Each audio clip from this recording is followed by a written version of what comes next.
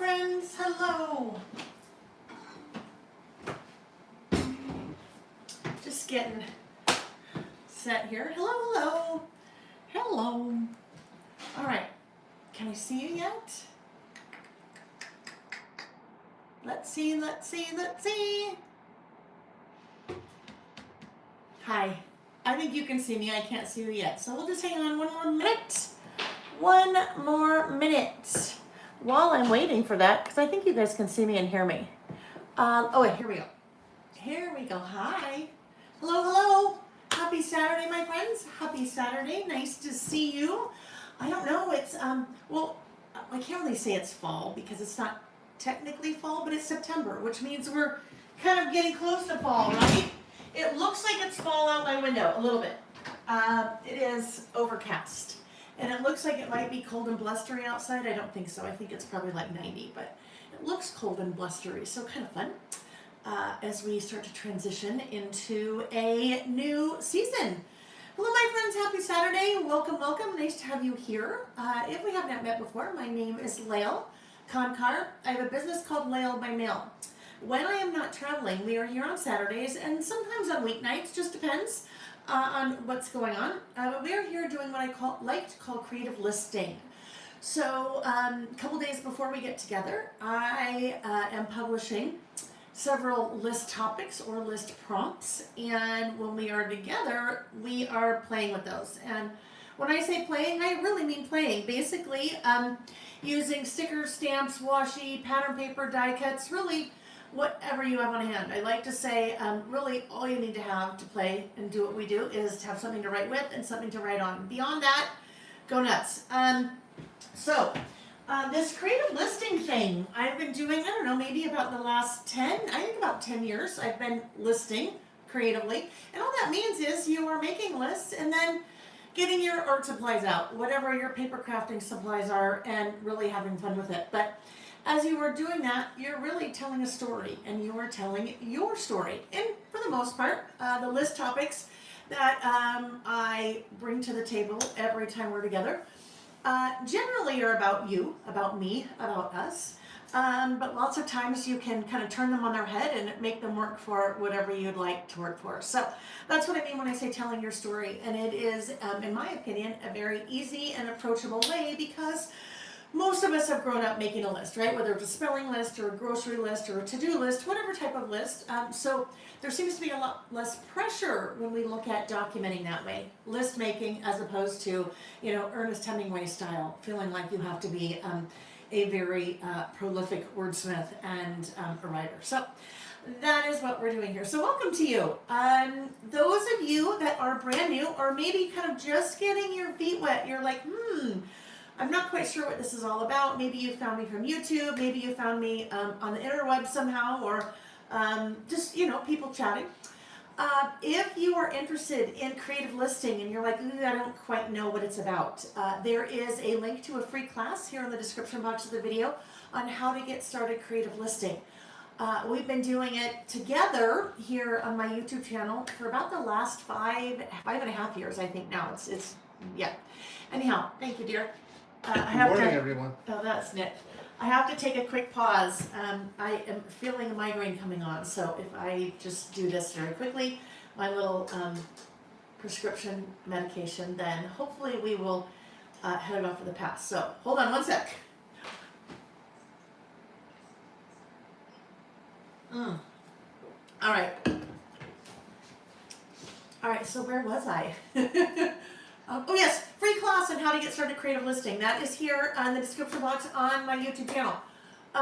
It just so happens that there are 3 of the lists that we are doing today I cover in that how to get started creative listing free class. So if you're new, some of these lists, 1 or 2, maybe all the lists will maybe spark kind of an idea and you'll be like, oh, okay, I can do this, I get it. And if you've been with me for a while, you know the drill, right? Some of the lists we have, we do on a frequent basis, maybe once a month. So we'll just jump into that in a sec. Before we get going, let me double check, quick check the chat. We'll see who's here. If you're watching live, there's a live chat that takes place. So if you want to, pop in and say hello. I would love to know that you're here. And if you're watching the replay, welcome to you as well. And if you want to pop in, if you're watching the replay, just pop into the comments and say hello, because I'd also love to know you're here. Before I check out the chat, thumbs up. If you, I always say if you're watching, but if you're not watching, then that doesn't, yeah, whatever. Thumbs up. Thumbs up, super helpful. So if you give me a thumbs up while you were here, that'd be awesome. All right, let me kind of look over here for a second. That's where I can see the chat. We'll take a quick minute or two to see who's here, and then we'll dive right in. Okay, lots of fun things to talk about before we get to our listing. So let's look. Jolene said she's looking forward to today. She placed an order last night. Could you please add it to my order that's on hold, Christmas collection? Jolene, more than happy to do that for you. Will you do me a favor though? Will you please send an email to lailbymail.com? And let's try that again. lailbymail@gmail.com. If you could please send an email. Although I just read that and I heard that and it went into this brain, this afternoon it will be completely out of this brain. So if you would do that, I'd appreciate it.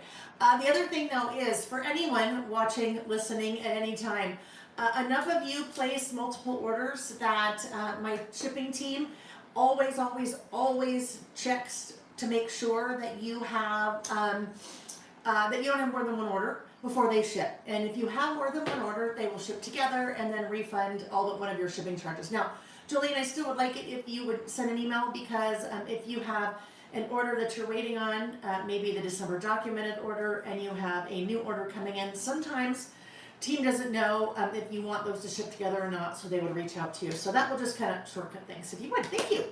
Oh, what just happened to my chat here? There we go. Hello, Amy. Hi. Oh, I think Amy also covered that. Thank you. I should have read down one comment. Amy, if you don't know Amy is my right hand. She helps with all the things, a lot of sourcing, new product development. Couldn't do all of it, any of it, without her. So I have an amazing team that I work with. So thank you for joining us, Amy. Amy will be here to check in and chat with us, but also as I'm using products, she will be dropping links in the chat. So if you see something that I use, you'll see that link in the chat. Super easy, just click that link in the chat and it'll take you right to whatever I'm using on my website.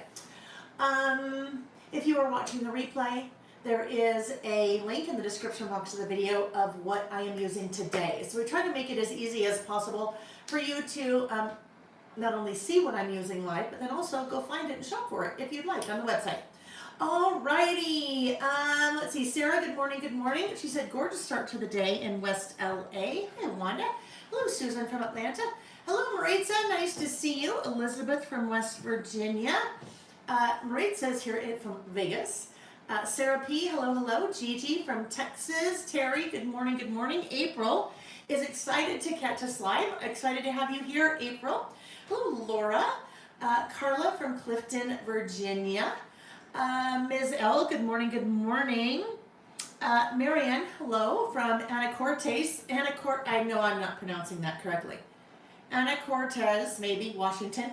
The gateway to the San Juan Islands. I know that, Marianne, I know that. Hello, Patricia Harvey, Karen Haynes, good morning. Sarah Foss, Louisa, hello. From Southern California, Amanda, good morning. Kathy, good morning from Southern California. Debbie from Boise, Idaho.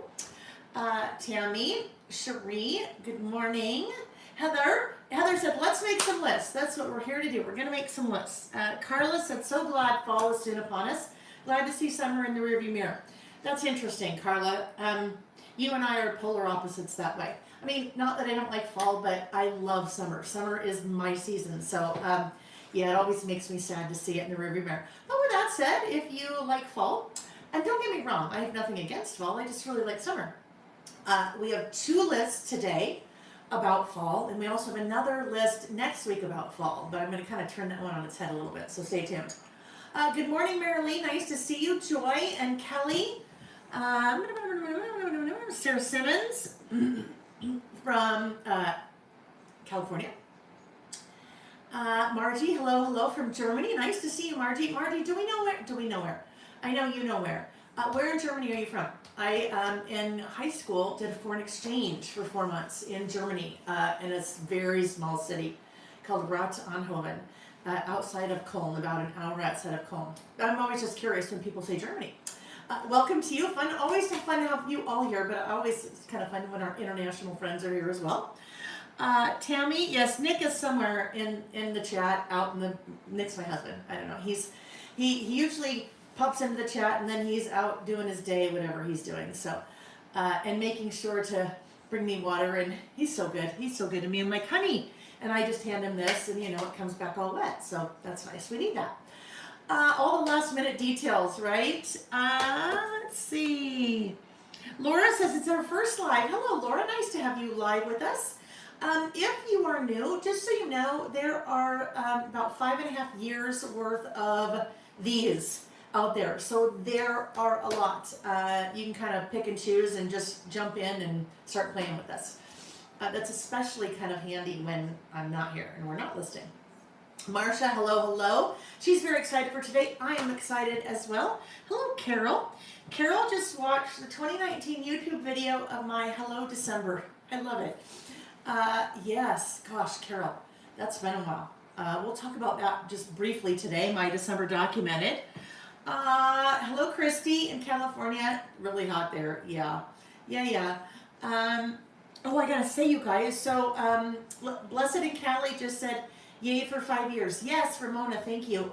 Those of you, if you're not in the Lael by Mail Facebook group, it's a private group. You just go to Facebook and you need to say, can I be in? And then I see it and say, sure. But this week we just hit 4,000 members in the Facebook group. So that is a lot of fun, kind of a fun thing to celebrate. But that's a fun group. I share things in there, but mostly it's you guys sharing things, which I love. You guys sharing lists that you're working on and lots of squirrel memes and things like that. So if you're on Facebook, you should go check that out. Hello, Janelle from Wildwood, Missouri on a beautiful end of summer day. Justine, good morning. Tabitha, hi Tabitha. Yes, CG, hydrate, I know. I've got my big old thing here. This is very interesting. I'm noticing something brand new that I haven't seen before. My ads keep popping up in the chat, which is very annoying. I don't think it's done that before, so I have to keep kind of doing this. Apologies, and grabbing water, and there's going to be a lot of movement today. All right. I just want to make sure I don't miss anybody, and then you guys, we will get going. Hello, Susan. Nice to see you. One of my Texas friends, right? Tracy, hello. Marsha from Cincinnati. Elizabeth's from Eastern Panhandle. Tracy's excited. Summer is on its way for her. Tracy's one of our South African friends. So yes, Southern Hemisphere. So as we are heading into fall, winter, they are heading into spring, summer. So nice to see you, Tracy. Kelly Martin from Massachusetts. Margie Tackett, and you're an hour from Cole. Oh, I love it. That's so fun. That is so fun. Jolene's in Missouri, and it was 54 degrees this morning. It's still only 66. I already missed summer. Yeah, you know what?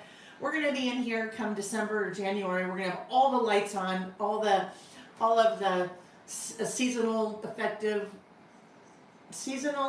disorder, right? SAD. All those bright lights, just trying to give us as much light as we can, right? Scrapbook Sister, welcome. Hello, Mother. My mom is in the house. She said, I miss seeing her every day. Let's go on a trip again. Yes, so you guys will see a lot about a trip that Nick and I took with my mom and her best friend in last month in August, because that is a huge part of my About Last Month for August, which is one of our lists today. Let's see. All right, friends. So here, I could keep reading the chat, like the whole time. We could just be sitting here chatting. So I'm going to kind of fast forward to the end. Joy, Joy is going to see James Taylor tonight. Oh, this is a really funny story. I'm just going to tell this really quick story and then we'll jump in. I love James Taylor. I'm in my 50s, somewhere in my 50s. So when I was younger, James Taylor, my parents listened to James Taylor a lot. And I loved it. I love James Taylor, and I still love James Taylor. So I don't know, maybe 10 or 15, probably more like 15 years ago, honestly. I was in Canada visiting my friend Vicki Booten, and we were at her house, and lots of late nights and lots of laughing and things, and I don't know, we were doing whatever we were doing. And Vicky said, I'm going to put on some music. And I said, great, I love music, because I really do. And she said, I'm going to put on some JT. And I'm like, oh, JT, I love James Taylor. And she almost peed her pants. She was laughing so hard. And I'm like, what? I love James Taylor. And she's like, Lael, JT, Justin Timberlake. And I'm like, oh yeah, well. So Justin Timberlake I like. James Taylor I like, but that's kind of a little JT fun story.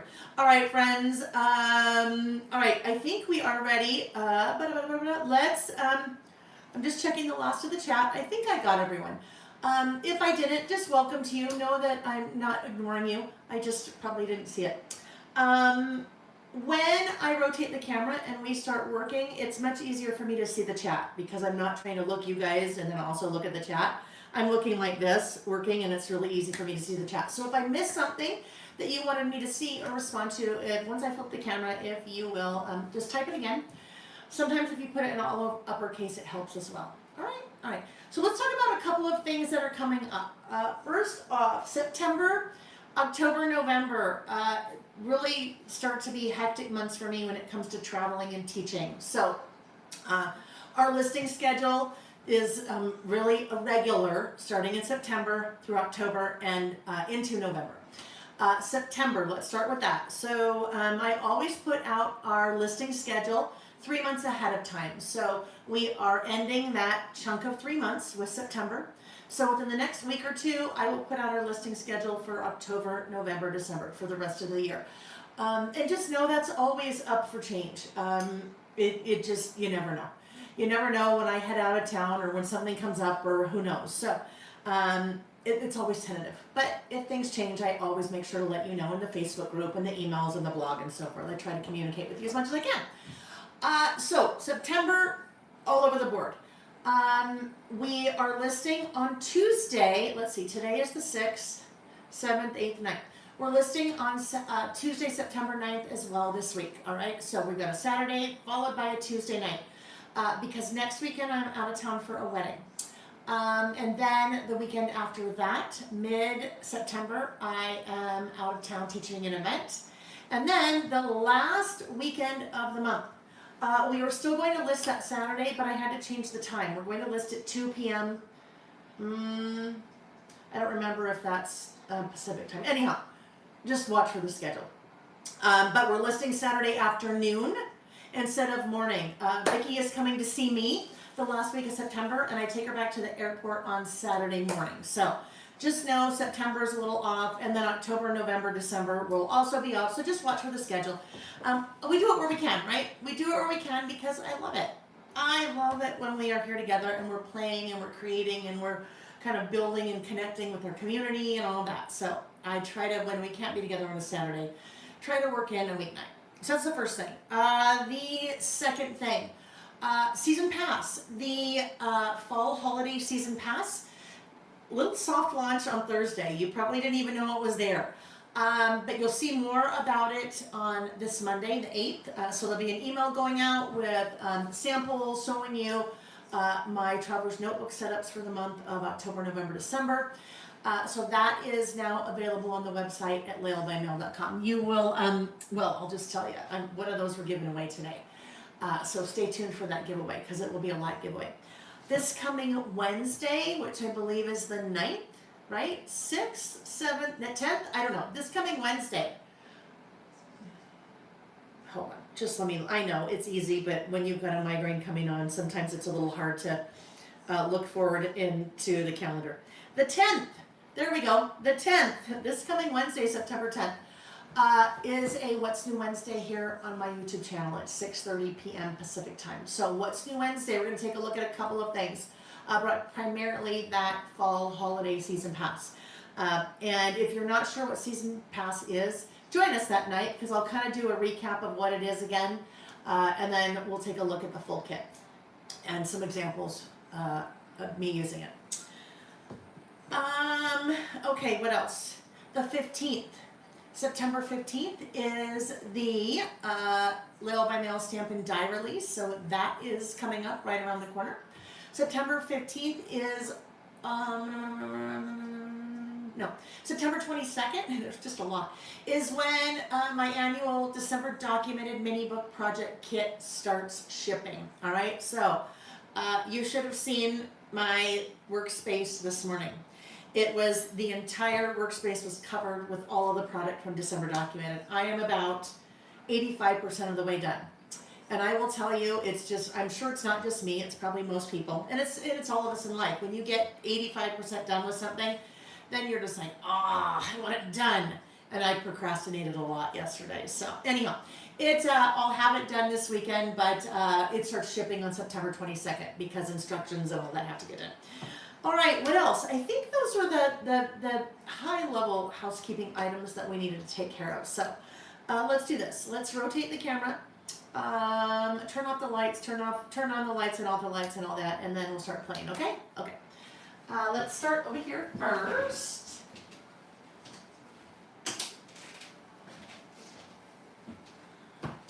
And I may be a little bit slow caffeine.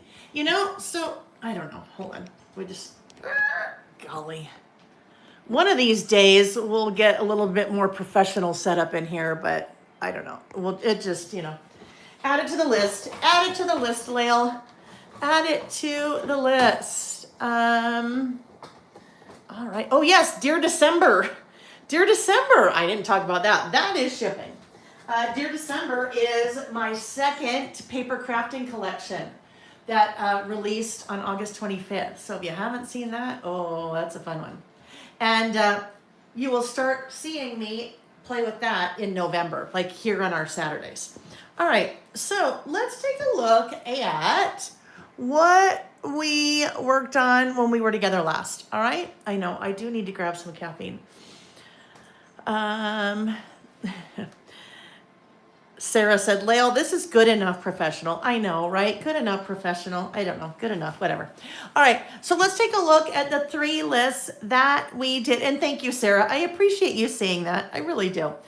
Let's take a look at the 3 lists when we were together last. There are no narcotics in my migraine medication, just so you know. I mean, nothing wrong with that, but that's not why this is going to be a little bit loopy today. All right, so the list that we did when we were together last, let's see. Oh, we just finished up. I just finished up thank you, Jolene. We just finished up another insert. And Colleen's right there too. Thank you for the reminder to plug in. I definitely would have forgotten that. We just finished up another insert. And I finish an insert probably about every 3 months. Usually takes me about 3 months to do an insert. So I am usually 4+ inserts a year. And I'm just talking about our listing inserts. Now, I use my Traveler's Notebooks for lots of different things. This is specifically my insert with all of our lists. So one of the lists that we did when we were together last is what I love about going on vacation. Now, I have not finished this yet. I still need to add photos. So this is a pocket. And if we just take a look at like this little guy, you can see it's a pocket. So I will do photo strips, like photo booth strips in that pocket. Some of the photos from our most recent vacation, which is the one you'll hear me talk about today when I do about last month. So we did that. And we used products from my Postcards and Passports travel collection. That was the first collection, my first ever Lael by Mail paper crafting collection. So we did some pattern paper from that, and then also the little mini icon stamps. This guy right here was one of the new stamp and die sets from the July release called I don't even know. Oh my gosh. Yeah, just know it's the headache. So I'm gonna stop saying that right now because I don't want to just keep harping on that. But what is it called? I don't remember. Amy will pop it in the chat and tell me. Okay. All right. Anyhow, I'll just keep going. All right, so that was our first list. What I love about going on vacation. And here's the thing. Thank you, Carol. Destination Unknown. Yes, and Marion. Thank you, thank you. Kind of a fun like travel sticker looking if you travel and go to like gift shops at national parks or really in a lot of different places these days, the Destination Unknown. So with that stamp and die set, and there's another part of that. You can make kind of your own fun travel stickers. You guys, I love it. I love that you're here for me. What we talked about when we did this list, and this is always really important to me. I never want to have one of our list topics that might exclude someone or make you feel like you can't do what we do. So some people don't like to travel, right? Some people just don't like to travel, and that's okay, right? We're all different. So on a list like this, if you're like, well, I can't do that list, Lil, because I don't go on vacation or I don't travel, so there's nothing for me to love about that. Then I say, you know what? What do you do? Do you like to knit? Do you like to read? Are you a movie buff? Do you like to watch Broadway plays? Like, what do you like to do? So you can flip this topic on its head. It doesn't have to be vacation. It can be what I love about fill in the blank. It could be a pet. It could be a sister. It could be a child. It could be your job, whatever it is. All right. So that was the first one. The second one that we did, this one I called deaf ears. So, you know, when people say on deaf ears, this is advice I wish our boys, Jack and Sam, would follow. All right, deaf ears. So this was just kind of a fun one. And this for me was very specific to our adult children. But this could be a friend, a coworker, it could be a partner or a spouse, it could be your pets, right? Maybe deaf ears, advice you wish your pets would follow, or commands you wish your pets would follow. Like sit or stay, or Reggie, get in your bucket, or Reggie, stop waking me up in the middle of the night. Anyhow, so on deaf ears. The last one is the first one that we are going to start with today because we didn't get it quite finished.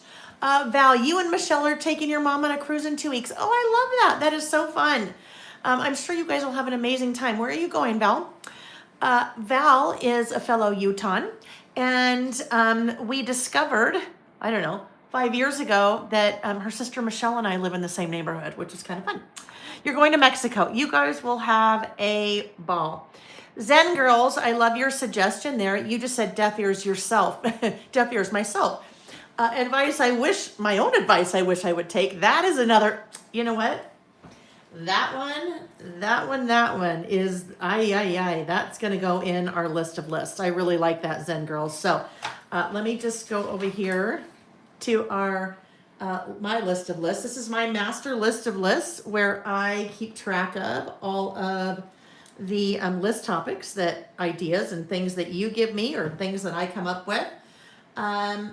Advice, deaf ears, myself. Zen girls, thank you. All right.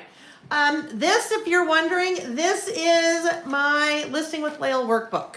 My version is a little bit different than the one that you have available on the website, but this is what I use for all of the planning of our listing sessions. So you'll see me work in this quite a bit. I have to ahead of time. Obviously, I know the list topics here and what I'm using, but then this is where I write all the things going on my list that we're going to do. So always get questions about that one. Okay, so Zen girls, I'm not even the boss of myself, rarely. That's funny. Oh, you guys are good. You're too good. All right, so this list we started when we were together last, and this one is one of the lists that we do on a monthly basis, and it is called What a Day.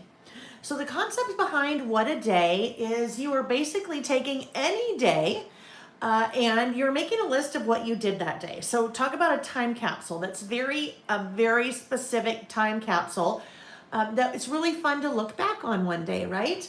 I wish I was doing a What a Day type list when I was in high school or when I was in college or when I was just starting my career or when I was a new mom, right? So kind of the different phases in your life all take on different kind of daily routines. My days now are different than maybe 10 years ago because now I am a small business owner and I'm also an empty nester, right? So different maybe than things looked like 10 years ago. But what I really wish when we talk about a list like this, what a day, I wish my mom, hello, mom, if you're still here, I wish my mom had been doing a list like this, maybe in the 70s. So, how cool would it be to take a look at just what a day was like in my mom's life in the 70s or my grandma back in the 50s, right? So, things change a lot from generation to generation, decade to decade, for not only you, but for other people in your lives. So you could do something like this if you're like, man, my days are really boring. Well, that's kind of part of it. Doesn't have to be exciting, right? But you might do something like this. Maybe what a day for someone in your life. Maybe a child or a grandchild, a pet, right? So it might be kind of fun. When we started, I started with this page, the right-hand side. And we did this on a weeknight, and it started getting a little bit late. So I'm like, okay, we're gonna, come back and finish later. So I did add in a few more things on my right page here. So this is very much collage junk journal style, right? And I used products from, all my photos, stickers, and things over here. I used products from this guy, this Even More Extraordinary Things to Cut Out and Collage. So I carry 2 versions of this on the website. There's extraordinary things to cut out and collage, and even more extraordinary things to cut out and collage. So if you kind of like the look, and I'll even say, to me, freedom of just kind of cutting things out and gluing them down and having fun with it, this junk journal style, this type of book is really handy because it's all in one place. This one has over 1,500 images. Now, you can find things like this out of magazines and out of brochures, but sometimes it's just kind of fun to have it all together. So that is what I did here. I cut out all of those little pictures, and then I also went to a couple of my travel brochures and cut things out like little titles. There is always a story. Find out everything you need to know here. I even did a little speech bubble out of, cut it out of that little collage book there. So, and then for this side, that was a piece of pattern paper that actually even came from the back of this book where you have some larger pieces. So that is the start of my list. Let me grab the What a Day stamp set. I forgot to grab that back out. So my back is turned to you for a minute while I go through my stamps here. Where is it? Da, da, da, da, da. Oh, I bet I know where it is. I bet it is. All right, hold on. Oh, please. Oh, please. Oh, yes, there it is. It's in my little basket from when we were together last that I put away so nicely. All right, What a Day. So What a Day is a 6x8 stamp set. This is typically the stamp set that I use when I am doing the What a Day list. My What a Day lists pretty much always look the same, at least for the last year. So if we go into last year's idea book, so it came out this year, but for 2024, let's see, here we go, What a Day. So this will just kind of give you an idea. Really quickly, I should point out about the idea book. If you're like, wait a minute, hold on, what is this? The idea books are a compilation of our lists for a period of time. So we just did volume 3 this year for our list from 2024. Volume 2 is our list from 2023. And then volume 1 is our list from 2020 to 2022. They are not bound like this, all right? That's something that I started doing after a couple of you guys talked about it. But they are kind of bound like that. So they're in magazine format. And then I do that just because it makes it a little bit easier for me to flip through things and show things when we're together. So What a Day. What a Day, you can see, using that stamp set. Sometimes they're single page lists. Sometimes they're double page lists. Some of you I know really like a double page spread as opposed to a single page spread. So a lot of times I don't really have any content for the second page of the spread because there's only so much you can do in a day, right? So that's where we kind of have fun and decorate or do a quote or, like we did in this case, do a collage. All right, so let's grab this stamp set out. I store all of my stamps in my stamp storage sleeves. So that they come packed, or they come, that's not how they come. They come in a little bag like this. Well, with a stamp in it, right? But I then take them out and put them all in stamp storage sleeves. Even stamps that aren't my own. In my personal stash, every single one of my stamps, that's a Carrie Bradford stamp. Every single one of my stamps is they're all in stamp storage sleeves because they kind of help to kind of give a little bit of consistency, and they just look nice together and they kind of protect them. So that is a 6x8. All right, so what a day. This was, oh golly, let me go back to what a day would have been here. So this was August 22nd. So let's grab the 2 for the 22nd. Let me just grab this guy. I'm going to put this guy right there to put my stamps on. So I need the 2. So you have numbers 1, or actually 0 through 9. The 6 and the 9 are the same number. You just flip it, rotate it for whatever you need. So you have full numbers. You have all of the months of the year. You have some handwritten prompts there, not prompts, just little phrases. What a day, best day ever, good enough. I've got this, forgettable, because some days are forgettable, right? And then some other things like great day, this happened, blah, and then little kind of word strip stamps. So this is August. And then I am going to also grab the ND because it's August 22nd. And then I'm also going to grab this little days of the week stamp. And then I think this time I am also going to grab the rating stamp so I can rate the day, little star rating. And then what else might we like? We might go with forgettable. We'll see, because really it was like, just a day. It was just a day. Some days are, some days have more going on. Some days are more exciting than others. All right, now we need to pick an ink color for our stamping. So let's look. Let me pull out my ink swatches here. Jolene, I'm so glad. Jolene said, I love your books. Very helpful. Marianne said, the idealists are wonderful and beautiful. Love it, love it, love it. Okay. Sarah said, I love that feel of a junk journal. I'm going to lean towards that for my About Last Month next year. It's just kind of a fun, like I said, really freeing, at least for me, way to, kind of do a little bit of documenting. I do that style a lot in my traveler's notebook. All right, so let's look. What colors are popping here? I mean, obviously the blue, but I don't want to go all blue. That's a lot of blue. We could pull in a yellow. We've got a couple of different pinks. We could pull in a green. We could pull in a yellow. Yellow is hard. Yellow, like that color yellow, is really hard sometimes to see. So what might we want to go with? Maybe this guy. Let's look at that. Abandoned coral. That could be fun. Or maybe a green. We kind of have a green in a couple places there. Worn lipstick could be fun too. I tend to be drawn towards the pinks always. Dried marigold. That's a little bit in there, but meh. Wild honey. We could certainly pull in. All right, so I like that we've got yellow here, but then this yellow, if we pull that there, then I think that's just way too... It's too much. I don't think I'm going to do a yellow because of that light yellow. I'd love to use that light yellow, but I know from experience, it's just really hard to see. That squeezed lemonade.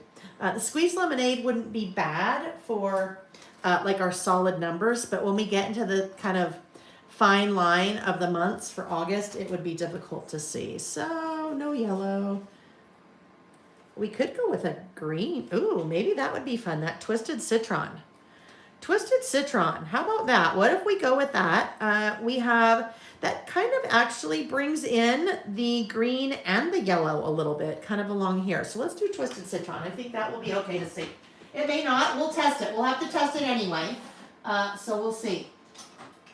This right here is a prime example, at least for me, of why I think it's important to swatch your ink colors. So that's what I've done here using my Swatch This Inks stamp set. This is why. So when I look at this, this is like hello Halloween, right? Like glow in the dark Halloween. When you look at that color on the top of the little, your little tin. But this is what it really looks like stamped. So sometimes you might see something like this and go, oh yeah, I would never use that. But when I look at it like there to what it looks like stamped, I'm like, yeah, that's a good one. I think I like that. All right, so now we need some stamping blocks. Now something is happening over here. You may see I have used just a little, cheapo dollar store acrylic frame just to hold the stamps that I need to use. And some of these guys are not sticking on there. And if they're not sticking on that means they're not going to stick very well to my my stamping block. And this is what's happening. Your stamps over time will get like dust, lint on the back side of them, right? We know we need to clean off the front side of our stamps when we use them, but a lot of times we don't ever think about cleaning off the back. So I'm just taking my little stamp chamois here and cleaning off that dust and lint that's on the back. Now that will stick. I've got the same thing going on here. Clean that off and then it won't have any problem sticking. That happens a lot with your really larger, at least for me, with your larger stamps. Also your little teeny stamps, maybe like your bullet stamps or your little small number stamps or letter stamps. That will happen just because there's so little surface area that you get a few specks of dust or lint on them and then things aren't really going to want to stick. All right, let's grab a couple stamping blocks here. Let's see what we need. Maybe that one.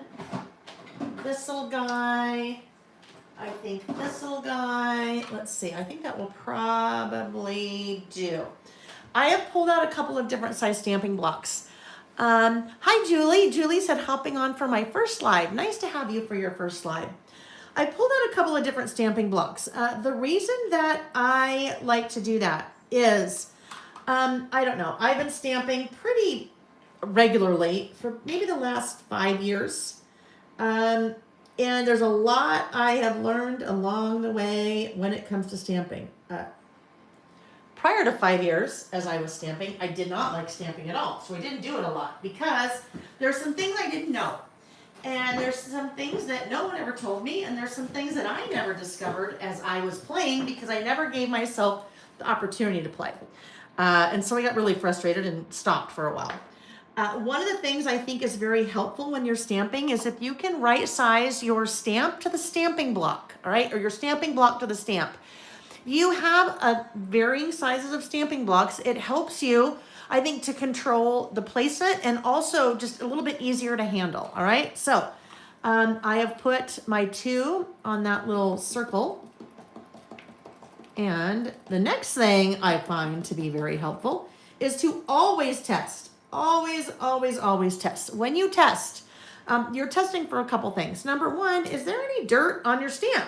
No dirt or lint, right? I can see that. That gave me a really nice stamped solid impression. So that's the first thing that I am testing for. Is my stamp clean? If it's not clean, then wherever it's not clean, the ink will not really adhere. And then when I go to stamp, then I don't have a good solid stamped impression. So let's see, my August, sorry, needs to go, let's put it about right here. The other thing I'm testing for is color, right? So I may have picked a color and then I test it over here and I go, ooh, I don't really like the way that looked. But I certainly like the way that looks. It just, it's kind of bright. It just kind of lends to, I think, is this a word? Whimsicality? I don't think whimsicality is a word. The whimsicalness, the whimsical nature. How about that? That's really not the way I talk. But it just kind of lends to the funness of this spread, right? So that's what we're going with. Oop, that's a little bit crooked, Lael. Oh well, a little bit crooked. Not too bad, but I wasn't really paying well enough attention to what I was doing there. All right, now I am going to clean this off. Good idea to clean your stamps off right after you use them. Much easier to clean them that way. And then let's grab our ND for 22nd. So that stamp set has all of the things. NDSTTH RD, for 22nd, 23rd, 24th, whatever. All right, so this is my ND. Another nice thing when you're testing is if you've already done something like this, then you can kind of test placement. Where do you want that next stamp to go in relation to the first one? Or second one, I guess. All right, the 22nd.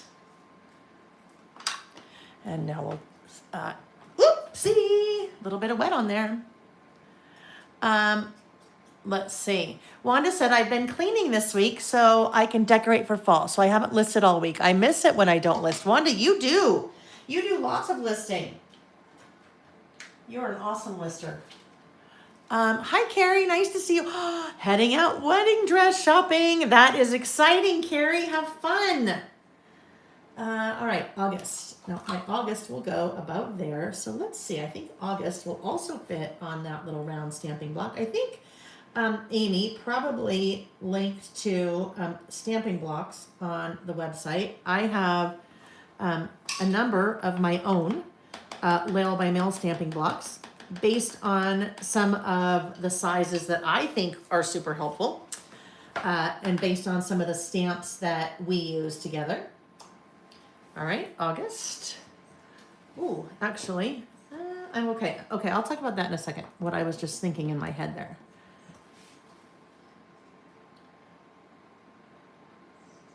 August.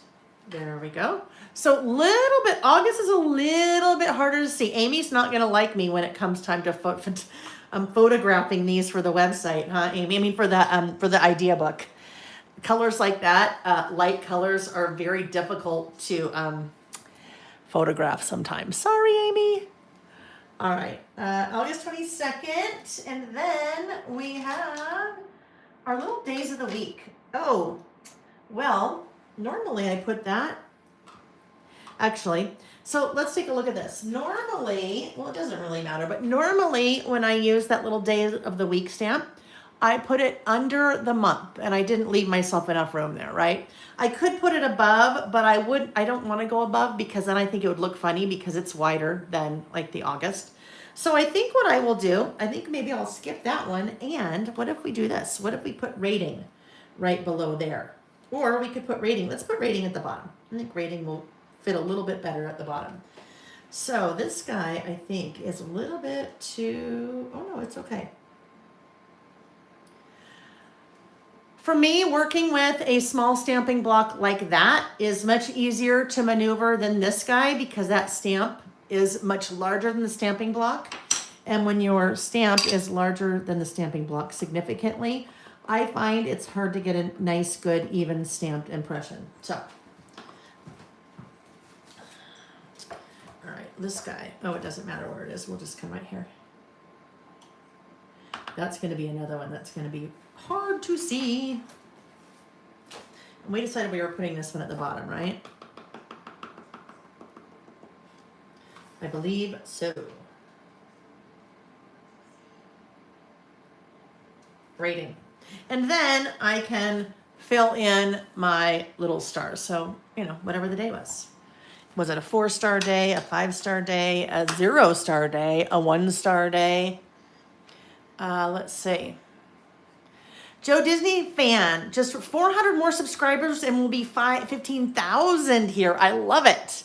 15,000 here. All right, we need 400 more people. Come on, tell all your friends. It's very interesting to me how people find me on YouTube. Now, a lot of you have been with me for a long time and you know me from the years I've been in the paper crafting world, the scrapbooking world. But some of you have found me from YouTube. YouTube, their little algorithm, a lot of times the algorithm is very favorable to me here on YouTube. Now, algorithm is like a 4-letter word in my book, but it's longer than 4 letters. And if you're like, algorithm, what is that? Algorithm is the fancy name for the for what technology companies do to try to show you what they think you want to see, right? So they've got these very complicated, complex formulas. And then they also throw in who spent more on advertising to put things in front of your eyes and things like that. So algorithm, sometimes it's a battle. Well, typically all the time it's a battle because you just want people to see your stuff. When you're a content creator, you just want people to see your stuff, right? If you use Instagram or even Facebook, you know that you rarely see what you want to see, like what your friends and the people that you follow are doing. Instead, you see all kinds of ads and then what the algorithm thinks you want to see. So one time, heaven help you, if you happen to click on a man tap dancing. No, nothing wrong with that. I shouldn't say heaven help you there. But if you happen to see a funny video of a man tap dancing with a cheetah on its head, well, now the algorithm thinks that you want to see tap dancers with animals. And so that is all that fills your feed, right? So anyhow, but the YouTube algorithm is fairly favorable to me. So I like that in that there's lots of interaction that goes on here and lots of things about Traveler's Notebook. So sometimes if you go to YouTube and you say Traveler's Notebooks, it shows you me, which is awesome. And that's a lot of times how people find us here. But we need more people to find us so we can get to 15,000. Let's see. YouTube loves your content. It is high quality with lots of engagement. Thank you, Carrie. All right. So let's see. Yes, the engagement, that's another thing.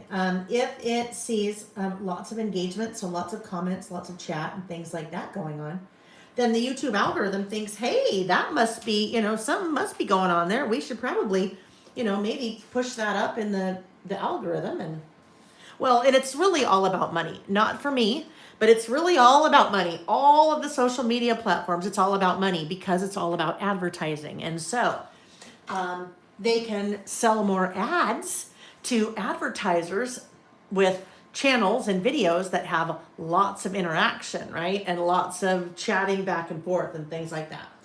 All right, so before we get too much further, this is going to be very plain compared to this. So we just need some little something to kind of shove in over here a little bit. So let's do that, and then we'll be ready to write our list.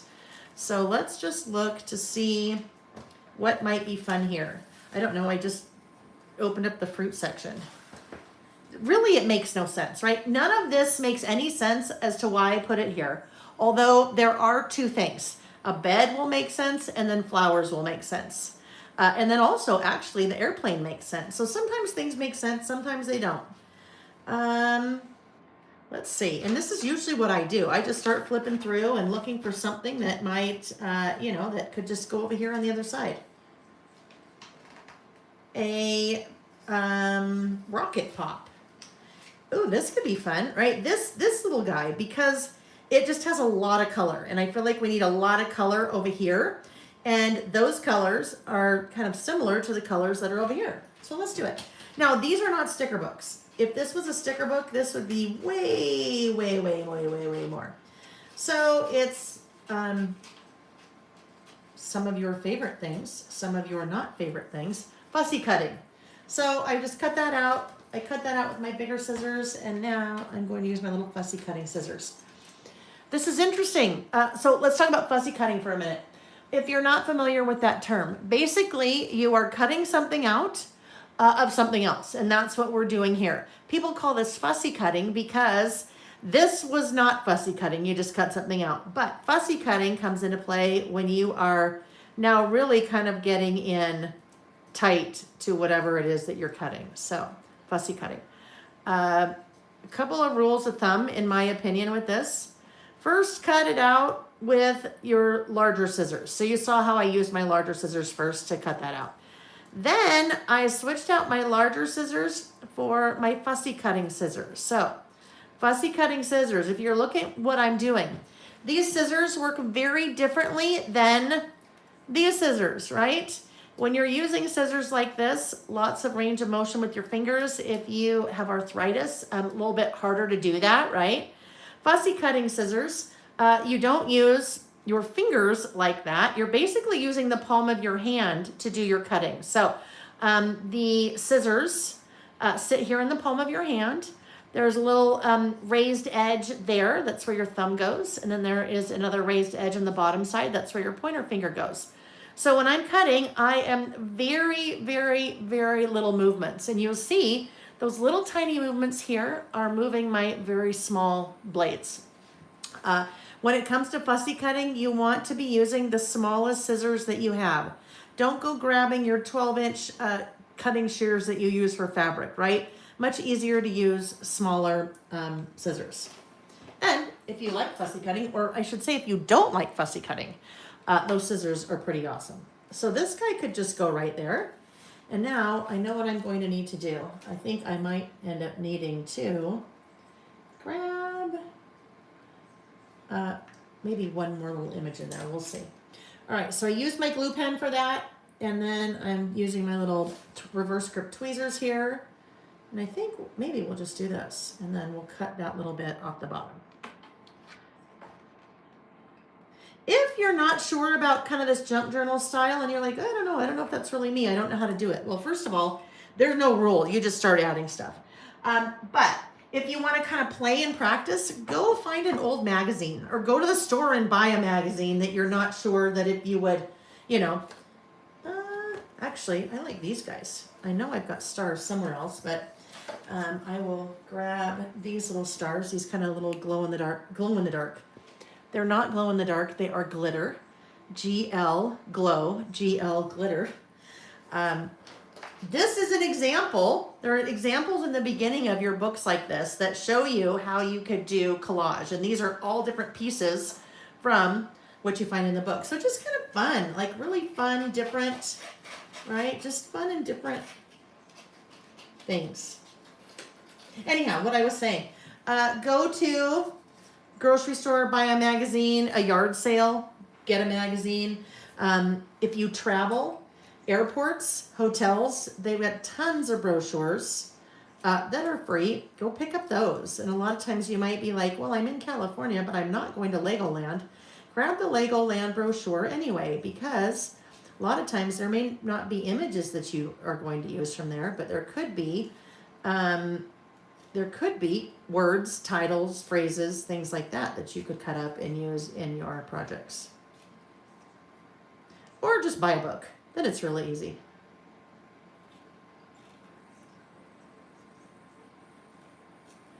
Alrighty. Let's see. Maybe this just goes right there. Yeah. This I could do. Well, sometimes when I travel, especially when Nick and I go in our RV, like if he's fishing or something and I'm just kind of hanging out, I will bring a whole bunch of my old magazines and brochures and things like that and just start, where did that go? Where did my tweezers go? And just start cutting things out. And then I just put them in little pouches according to, I might have a little pouch of flowers. I might have a pouch of fun travel titles and things like that. So that if I just want a junk journal, maybe I don't have a lot of time, then I can just, pull some of those things out and go. All right, so let's look at, we need a bullet stamp over here because I'll have a bullet stamp next to basically the things that I did that day on August 22nd. So let's see. Ooh. 1, 2, 3, 4, 5, 6, 7, 8, 9, 10, 11, 12. I don't know if I have 12 spaces here. Let's look. Where did my pencil go?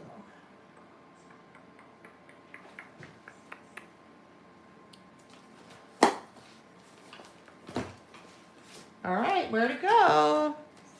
I would really like to have my pencil here. Oh, here it is. I put it away. How about that?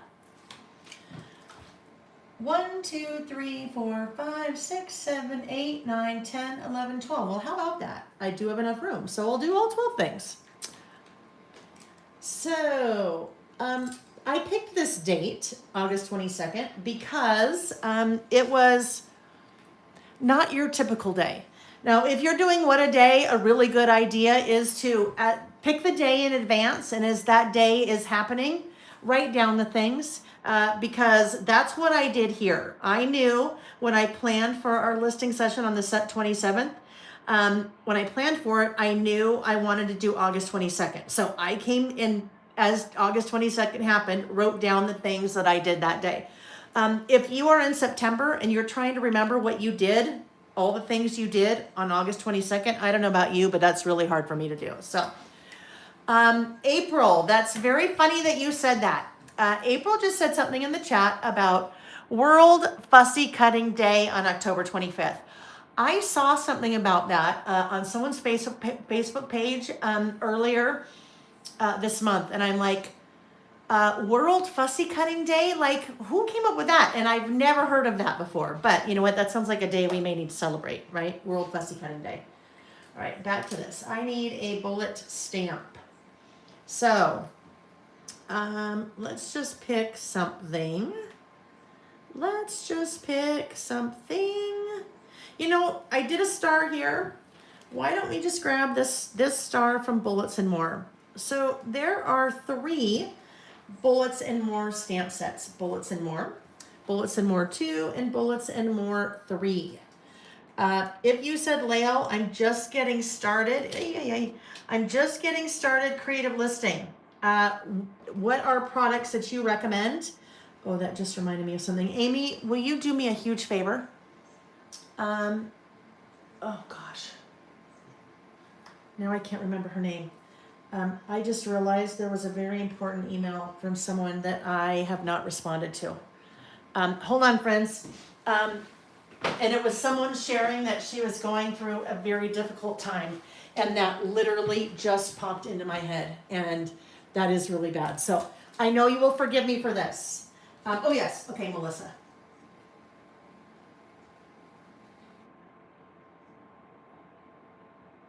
Melissa, I don't know if you are here. If by chance you are, please know I did not mean to ignore you. And I just wrote a sticky and put it on my computer there. I will remember, actually. I'm going to put this on my wall so I can't forget it. Oh, I hate it when I do that. Just know if you email me and I don't respond to you, just know that it's not you. It's me. Then I feel like a horrible person. Especially when someone, anyhow. All right, it's good. It's all good. I will do that as soon as we're done. All right, so anyhow, that's weird that she popped into my head all of a sudden. I am grabbing the star. Oh, I know why. Anyhow, it doesn't matter. I know why she popped into my head. All right. Bullet stamps. There are 3 sets of bullet stamps. Bullets and More 2, Bullets and More 3. Someone that's just starting out and saying, Lael, I would like to start listing and I would like to start, using some stamps. What stamps would you recommend for someone that's just getting started listing? And I would say a bullet stamp. Right off the bat, a bullet stamp, because I use a bullet stamp on almost every list that I make. What I have done is I have put that star stamp here on the stamping stylus. All right, stamping stylus, when we talked about right sizing your stamping block to your stamp, that's where the stamping stylus comes into play. This is one of my products. It is a long cylindrical stamping block. This has been around, I don't know, three and a half years. I'd have to go back and look. But the idea behind this, when you have your little teeny tiny stamps, you have a little teeny tiny stamping block to put your little teeny tiny bullet stamps on. Just makes it a lot more manageable to handle. And when you saw me do that, so easy. This is a very common shape for your hand. This is familiar to us, right? Because it is similar to, like a pen. So it's not a foreign shape. It's not little teeny tiny that we're trying to, hold on to for our stamp. When you have a stamp that has a direction to it, right? My star has a direction to it. It looks different if I kind of rotate that stamping block or that stylus. I like my stamps that have an orientation when I am stamping them, the bullet stamps, I like them to all be in the same position. And because this is really long and little tiny on the end, it's hard to see what that position is. So there is a little label on your stamping stylus. If you align your stamp to that label, you can't see the stamp when you're stamping, but you can see the label. And the label is your orientation. That's your point of reference. So if you're always paying attention to where the squirrel on the label is, then you're always stamping. So that label is not necessarily there for branding. It's there to help you. So leave that label on there. it is, from what I understand, I've been told, very difficult to etch on a cylindrical shape like this. So we asked them, could you put a mark there so it makes it really easy? They said, no, we can't do that. It won't work all the time and it won't look right. And I'm like, okay, then we will just, then we'll just add a little label. So I know I have 12 of these. So I am just going to do this. Make my little list of 12 here.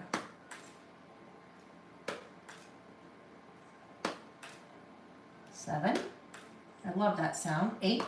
Very satisfying when 9. Oh, that was 10. 11. 12. All right, here we go. The list of things that I did on August 22nd. That happened to be the first full day that we were back from our trip to South Africa. Our travel time home from when we left the safari lodge to when we got home, 32 hours. So it was a very long travel day. So we got home on the 21st. On the 22nd, guess what happened? I woke up at 3 a.m.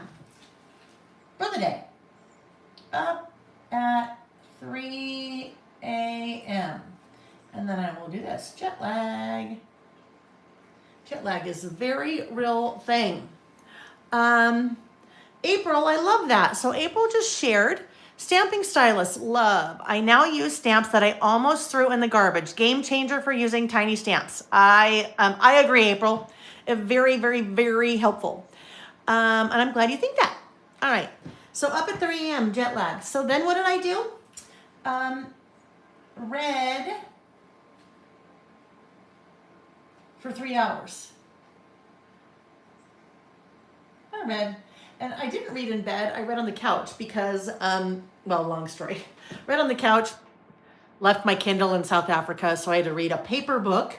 And then if I had the light on, it would keep Nick up, so I read on the couch for 3 hours.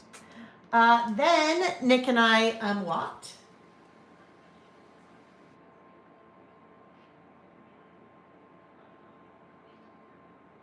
For an hour. And after sitting on airplanes, planes, trains, and automobiles for, 32 hours, that was good. Then I came back and showered, which felt very nice after all that travel. And walking. Hang on, I gotta do this. 1, 2, 3. All right, so then showered. Then I did product orders. I'll say product ordering because I did not fill product orders. I ordered new product. And then unpacked. I hate that. I hate unpacking. I hate packing. I hate unpacking. And then lots of laundry, which is also not my favorite chore. My favorite chore is vacuuming. I love to vacuum. And then I read some more.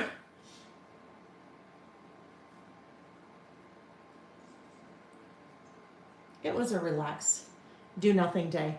And then I napped. Bad idea.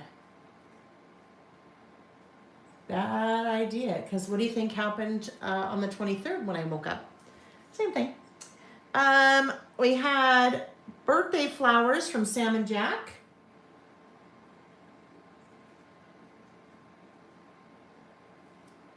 From the boys. My birthday took place while I was gone. Then Nick and I watched The Biggest Loser documentary on Netflix.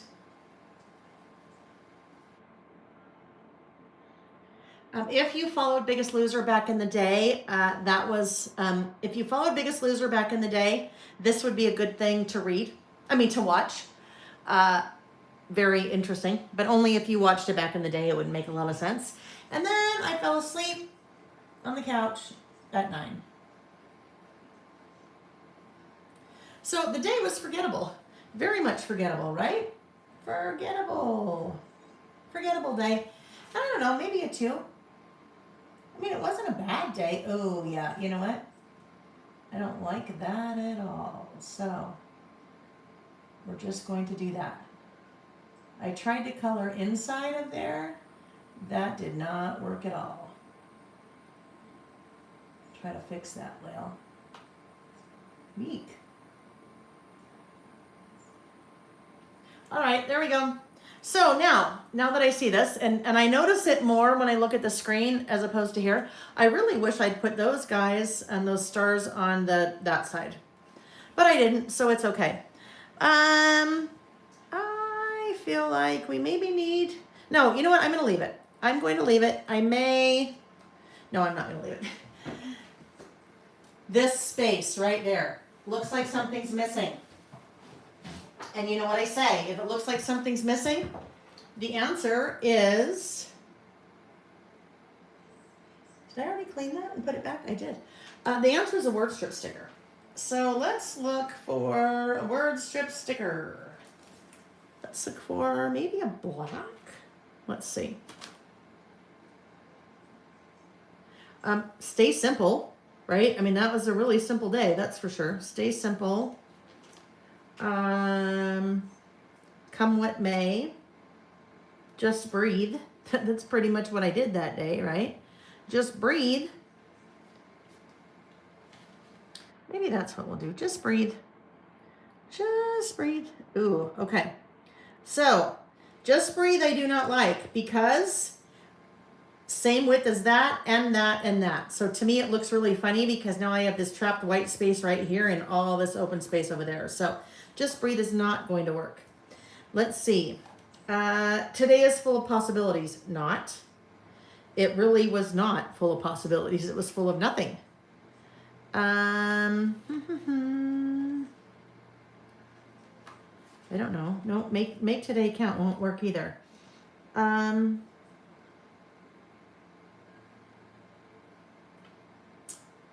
Well, this is a misprint, so don't worry if you think that yours looks like this. But you see how it's kind of going off the side of the page.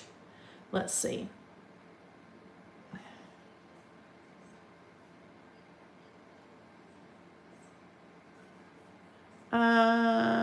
Let me stay with grace and authenticity. Well,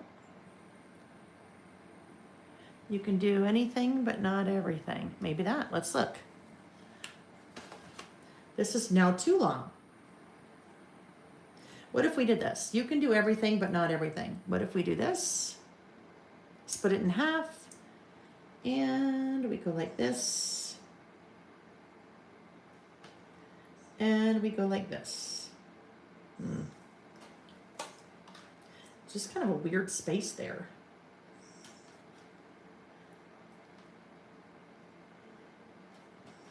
Nope.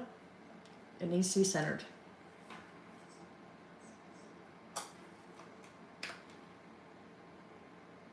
Now, the other thing I could do, but I won't do that now because I'd have to go pull all of my pre-cut word strips out. I could have looked for another little word strip like this that I cut from a magazine and put that there. I will need to do something more. I'll need to do something, I don't know, maybe up here. But I'm going to stop us now because I want to be able to we've got 3 lists to do still. We just wanted to finish that one up. So I will,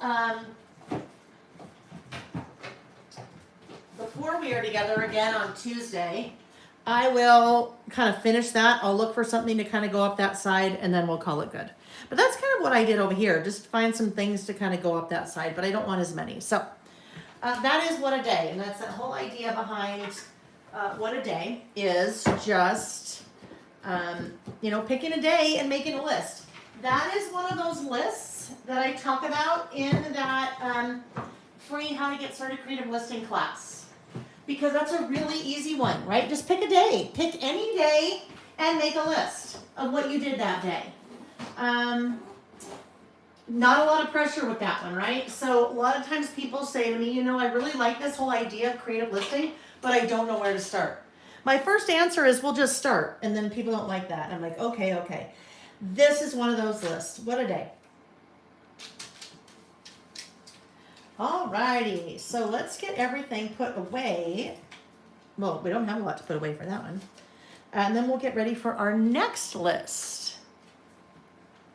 Next list. What did Ms. L say that we're saying get out? I don't know. All right. Yeah, April, I know. It's my Kindle, it was a bummer. And then because I left it at a hotel in South Africa, they were more than happy to send it back, but it was going to be rather expensive to send it back. And I'm like, well, my Kindle's a little bit older anyway, and maybe I'll get it. And I just got a new one because, you know. All right, because it was going to be expensive to send it back. All right, our second list. Our second list is, let's do the one that I have all the product out for. All right. This one is what I'm looking forward to this fall. So what I'm looking forward to this fall, that is another list that I say if you're just getting started creative listing and you're not sure where you want, like not sure where to start, what I'm looking forward to list is a really easy one. What I'm looking forward to this year, what I'm looking forward to next year, what I'm looking forward to this Christmas, what I'm looking forward to this spring, summer, winter, fall. Those are all lists that we do every year. Seasonal, looking forward in a year, and then Christmas. So we usually do 6 of those a year. But this is another one that's super easy to start with because you don't need to really, I mean, you could start this today. You're like, well, I don't want to start in the middle of the year. And I say, well, why? Like, when else would you start? You don't have to start at the beginning of the year. That's certainly not how I do things. When I started listing, I just, started. So, things I'm looking forward to. And before you say, Lael, you know what? I'm really not looking forward to anything. And I say, all right, let's chat. Let's chat about, do you like football in the fall? Do you like the leaves? Some of you have said you're so happy to see summer in the rearview mirror. If you're happy to see summer in the rearview mirror, then what is it about fall that you like? Is it cozy sweaters? Is it football? Is it soups and stews and chilies? Is it pumpkin spice season? Is it the shorter days? Is it cozying up by the fire? Do you have a favorite author that's maybe coming out with a new book? Do you have a favorite TV show that is starting up again? So lots of things that if you just step back a minute and kind of really maybe pull back the second layer of the onion to say, okay, yes, there's some things I think I can find to look forward to. Maybe there are certain vegetables. Maybe you love butternut squash and you typically don't, I don't know if you find butternut squash in the winter, but maybe butternut squash you find a lot in the fall. Maybe you like candied apples. Maybe you love trick-or-treaters coming to your door. So sometimes we just have to step back and think a little bit longer about maybe something that we're looking forward to, especially if maybe you're going through something. Maybe you're kind of having a little bit of a difficult time going through something, and so it feels like you don't have a lot to look forward to. That's when I encourage you to step back and say, okay, let me think about it a little bit more. There are things that I am looking forward to. Let's see. April said harvest mixed candy corn, right? It can be food related.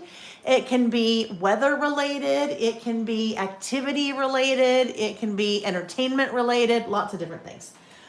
Going back to the idea book for a second, you also have always a chapter in there that says looking forward. All right. So if I turn to chapter 18, things I'm looking forward to this year, things I'm looking forward to this winter, spring, summer, fall, Christmas, right? So just some different examples of different kind of ways that you might lay out your lists. To start, we are using the All the Things stamp set. All the Things, I call it kind of a Garanimals stamp set. If you're familiar with that term, that was something when I was a kid. They had clothes that were Garanimals, and they made it really easy for to match the top with the pants and the dress with the shirt or whatever. So what I mean by that, it is a mix and match stamp set. So you have some prompts my favorite things about, things I'm, things I'd like to, things I. So you have those 4 different prompts. And then you mix and match those with all the handwritten words. So things I'm looking forward to this fall. Things I'd like to do over. Things I'd like to forget. Things I learned. Things I'd like to do again. My favorite things about this year. Things I'd like to do over next year. So really you can use that stamp set to really create a whole bunch of different types of titles for your lists, Garanimal style. All right, so this one, we have things I'm looking forward to this fall. What did I do with my little, oh, here we go. All right, let's put this here again. I'm just gonna put a piece of paper down because that thing tends to move around and make a noise that hurts my head. Like nails on a chalkboard. Things I'd like to, which by the way is a list that we've done in the past. I think noises that I don't like. I just took the wrong one. Things I'd like to.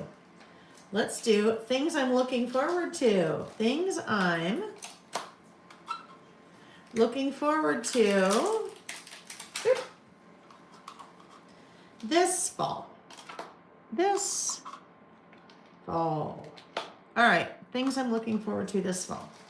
Now, the paper, the product that is on my desk here, is product from Kelly Bang's new Autumn Archives collection with Spellbinders. I love this collection. It makes me just so happy. It's such a fun fall collection, but I love the color palette. I love, like, look at these. These pieces together, that really pretty rust and oranges, kind of some classic fall colors that you would expect. Then you have this really bright pops of mint. And then the pink in here, it just, lots of flowers. And then you have some fun plaids to mix in like that. You have this fun plaid to mix in as well. Some checkered, wood grain, all different kinds of things. So on Wednesday night, I will, for What's New Wednesday night, we'll be taking a look at the fall holiday season pass and also Autumn Archives in detail. So I'll kind of do an unboxing and we'll look at all the different products in there.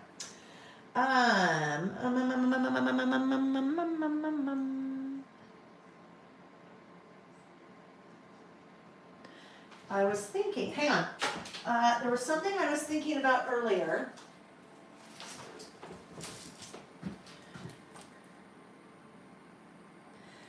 In the die cuts, so they're die cuts, there's paper. These are chipboard die cuts, so which is something a little bit different than I think we're used to seeing. Usually you're used to die cuts or you're used to chipboard. They call these chipboard die cuts, but what I want to show you about them is that they are very thin. So normally if you stay away from things like chipboard in any of your projects, these guys are super thin. So if you see that, they're almost like almost like a little bit of a thicker, almost like a little bit of a thicker sticker as opposed to chipboard. But the die cuts did not have the word fall in them. So I'm thinking that fall I could use for part of my title instead of saying this fall, things I'm looking forward to, and then maybe I do fall. So I kind of need to get that figured out. If I'm using those pieces, I am going to do a background for this list, and then I'll do my list on white cardstock. So let's look and see here what we might like to do. Other thing I should point out about this collection, when you look at the paper, there is nothing there that says fall, right? I mean, the colors there make it a little bit more fall, but I always like it when manufacturers do collections that have a lot of icons that are maybe specific to the theme, but then the papers can be super neutral and used for lots of different things. Like this little guy, like that typewriter is darling, could be used for anything. All right, so let's see what we want to do for our background.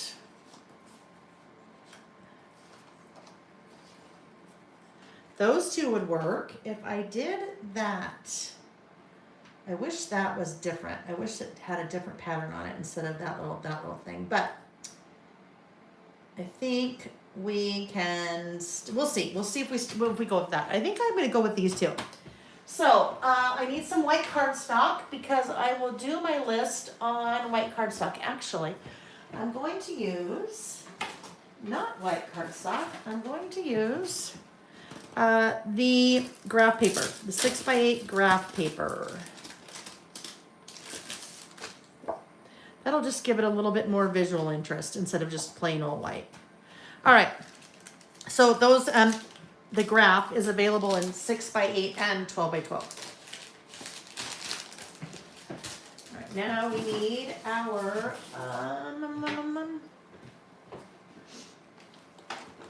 trimmer.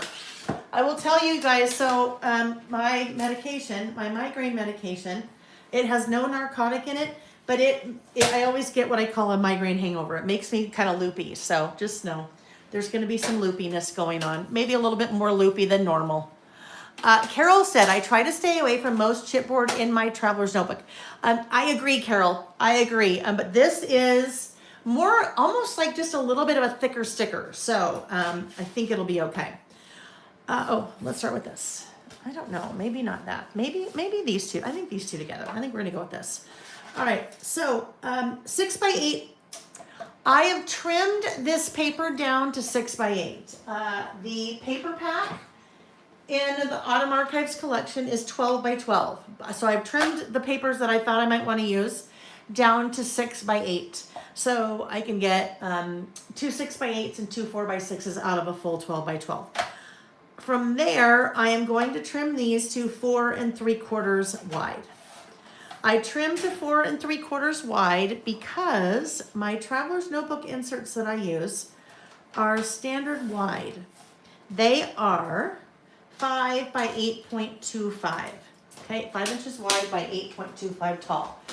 So if I would like to have a nice white border around my pages or around my kind of base of my list here, trimming to 4 3/4 by 6 gives me kind of that nice white border. Now, there are 2 sheets each of 12 different papers in this collection. So if I did not want to do where's my paper, quarter hour. If I did not want to do 2 different papers, if I didn't want to do 2 different papers, I could, well, I already cut down to 12x12, so never mind. Zen Girls. So Zen Girls brought up a good point. She said, if you're working with chipboard, you can just peel off a couple of layers from the back of the chipboard. And that's traditional chipboard. I don't know if you could do that. I don't know that I would do that with this particular chipboard, Zen Girls. The Spellbinders chipboard, because it's already pretty thin. But we have done that in the past with some other chipboard. I think some of Vicky's chipboard. Maybe within the last month we did something like that where we peeled off some of the paper layers to make it, not as thick. But that's a great suggestion. Carol said the same thing. Marion, there is not a bundle for this collection. I didn't do a bundle for this. There are basically 3 main pieces in the collection. The chipboard. Oh, there's actually 4. Chipboard alphas. Oh, hey now. That just reminded me. Well, look it. I could. Are those the same size? Ooh, they are. Okay, so if I didn't like this guy, I don't know. We'll see. Chipboard icons, chipboard alphas, the paper, and the die cuts. The paper die cuts. And then there are also stamps and dies too. All right, so starting there. Now for this, the base of my list. Let's trim this to...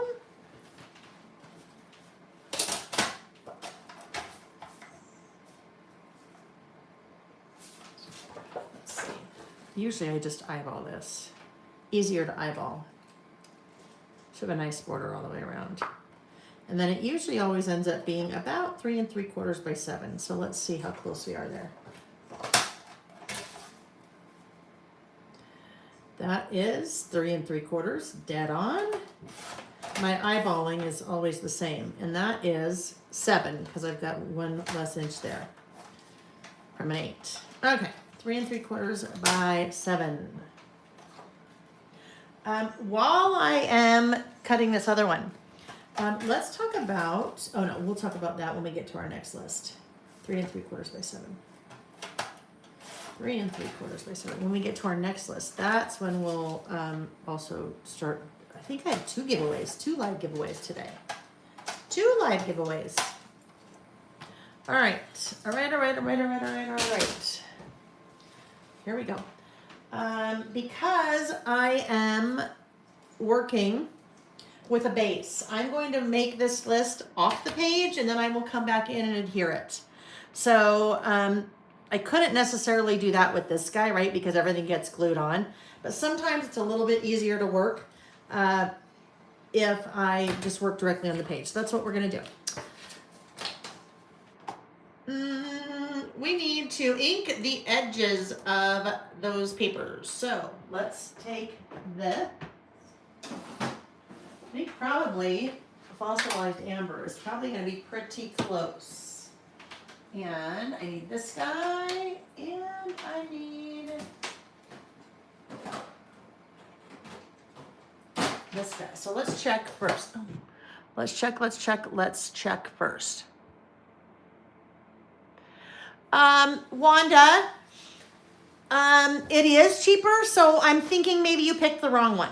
Maybe. So shoot me an email, and we'll switch it for you, okay? Because there are 2.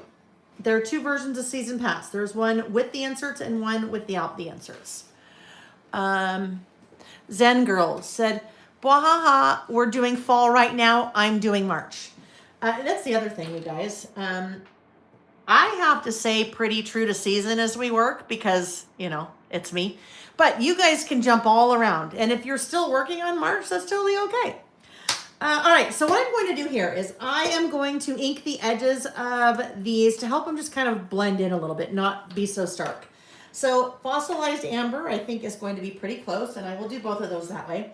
I have pulled out my little blending tool, my little handle.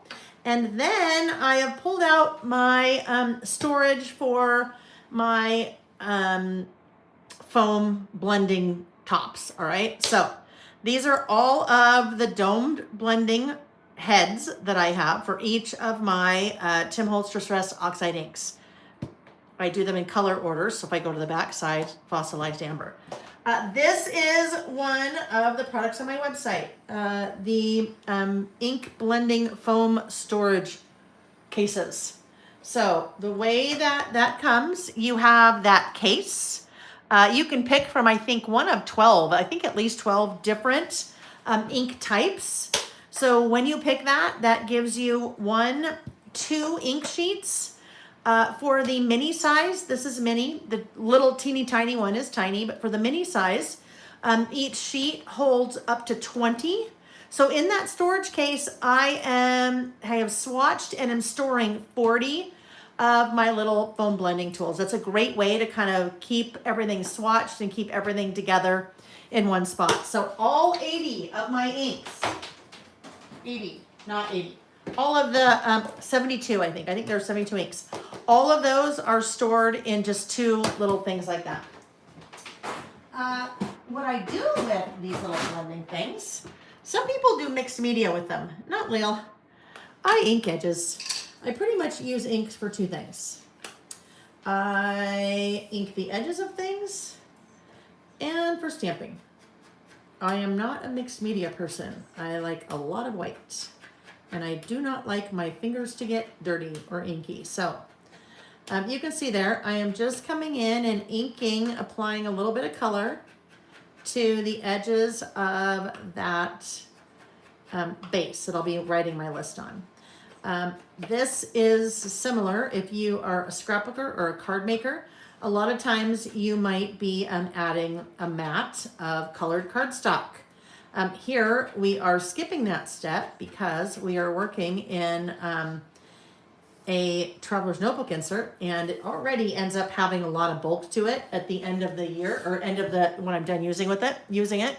If I added mats for everything I did, that would make that guy, twice as thick. So this is a nice way to apply a little bit of color without having the bulk.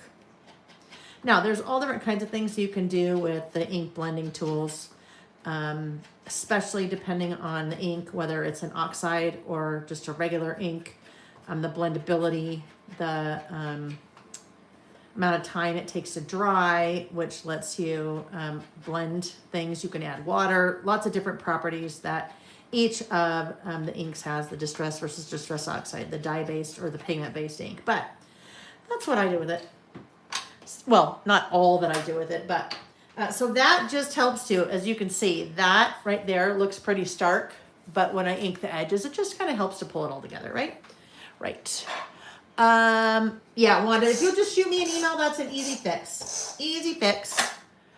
Wanda said, love that case, and even I can do it. So that is something when Amy and I first started working together. I don't know, Amy, how long has it been? 3 years? 4 years? That is a product idea she brought to me, and I'm like, oh my gosh, that's genius, because I have a whole bunch of those little foam heads, and they're just everywhere, and I don't know what color is what, and so it makes it a really nice, easy way to organize it and swatch your things as well. Oh yeah, the other things that come with that, 40 pre-punched circles, so that you can then swatch your inks. We don't do the ink swatching for you, but 40 pre-punched circles. And then you also have 40 of your little Velcro pieces, and that is what kind of holds those little heads in place. So Amy also has a wonderful video that she has put together, and you'll see it with that product that shows you how to, kind of the tips and tricks for going about this process to get them all swatched. And labeled. Okay, so we put those on. Now let's grab our pen. April said, I got to get mine set up. Next time I go up to the cabin, I need to take my inks and just sit and set it all up. So here's the thing, you guys, what April just said, kind of going back to things you're looking forward to this fall. Depending on where you live, the weather may change quite a bit in the fall. Might start to get really cold and blustery. And so maybe you're spending more time in the house as opposed to outside. Something you may be looking forward to doing this fall is organizing your craft supplies, or swatching your inks, or purging your craft area, or taking stock of all the Lail by Mail stamps you have, right? Anything like that, maybe cleaning out your closet, maybe cleaning out the pantry. Sometimes when the weather gets not as nice and we're not spending as much time outside, those are maybe activities that you're doing. So those could be things on your things I'm looking forward to this fall list. Zen Girls, I do own all 72 colors. Absolutely I do. And we have, I'm going to say on the website, I think I sell maybe like 60 of them. Yeah. Gigi said, love the 4 topics. Finished mine. Just need to craft the topics. Need to prep. Look at you, Gigi. I'm so impressed. Look at you. You're done with all your lists. Well, you're not talking as much as I am, huh? Right? You're not talking. That's what takes half the time, right? We chit-chat it up and, All right. So now I really feel like we need some of these cute trees, right? These trees are just so cute. Maybe we just put the trees at the bottom. 3 trees. That works. They fit very well. They could go there.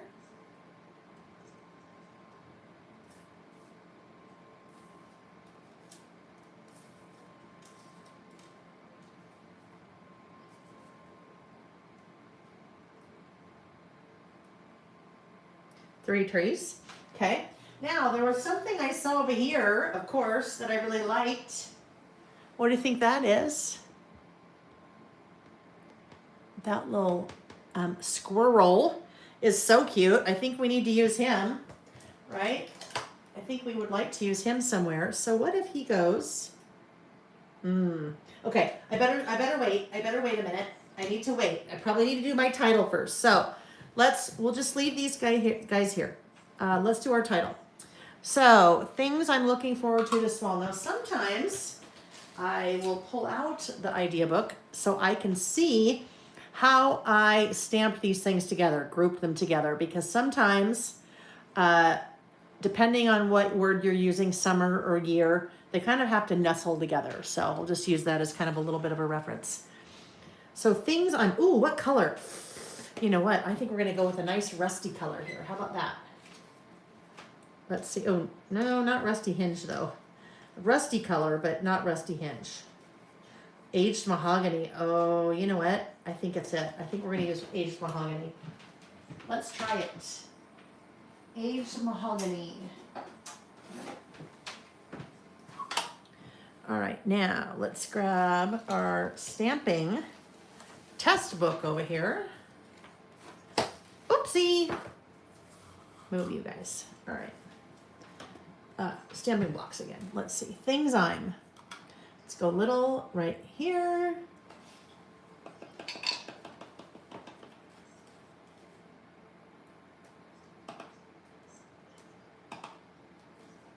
Sometimes you are testing, especially if it's a new to use stamp. We're testing because you want to make sure you have a really good feel for the amount of pressure that you need to apply. And I just really over exaggerated something here. But do you see that first things I'm? And then you see that second one, and it's not too bad, but it's blurry. I pressed down really, really, really hard. So sometimes you may be test stamping, you know you want the color, you know you've got the right size stamping block, you know it's clean, but you may be test stamping to see how much pressure you need to apply, because more pressure isn't always better. Sometimes more pressure, especially on really fine stamps like that, sometimes more pressure is not a good thing, because what it's doing, all that pressure is flattening out the stamp, the polymer, and making it kind of spread so you get a little bit of blur, which I don't like. Things I'm. Okay. Clean this guy, put it back right away. Zen Girl said, I'm afraid they dry up because I don't use them too often. I bought the OG mini Tim Holtz and they were dry from the start. So I will tell you, Zen Girls, like I said, I have all 72. I have never replaced one in my stash, and I have never re-inked one in my stash. And I've been using these for about 5 years. Now, some colors I use more often than others, for sure. I will tell you, one like this, aged mahogany, I don't use very often, maybe in the fall, maybe once or twice in the fall. But as long as you're storing them, well, of course you're storing them. I've never had any problems with them drying out. Now, some people like to use the re-inkers, and a re-inker is a liquid of the same color that you can apply to the pad to re-ink it. This is my personal opinion. I have never had luck with that. I tried with black for years, and I'm like, you know what? I don't know if I'm just weird and I can't make it work, but so I don't use a re-inker. At some point, I will get to the point where I need to buy another pad of the same color, but I haven't had to yet. And that's just in my experience. All right, I need another stamping block. Let's go with this guy, maybe. I need something that's longer, right? This guy. Let me clean up the back of that.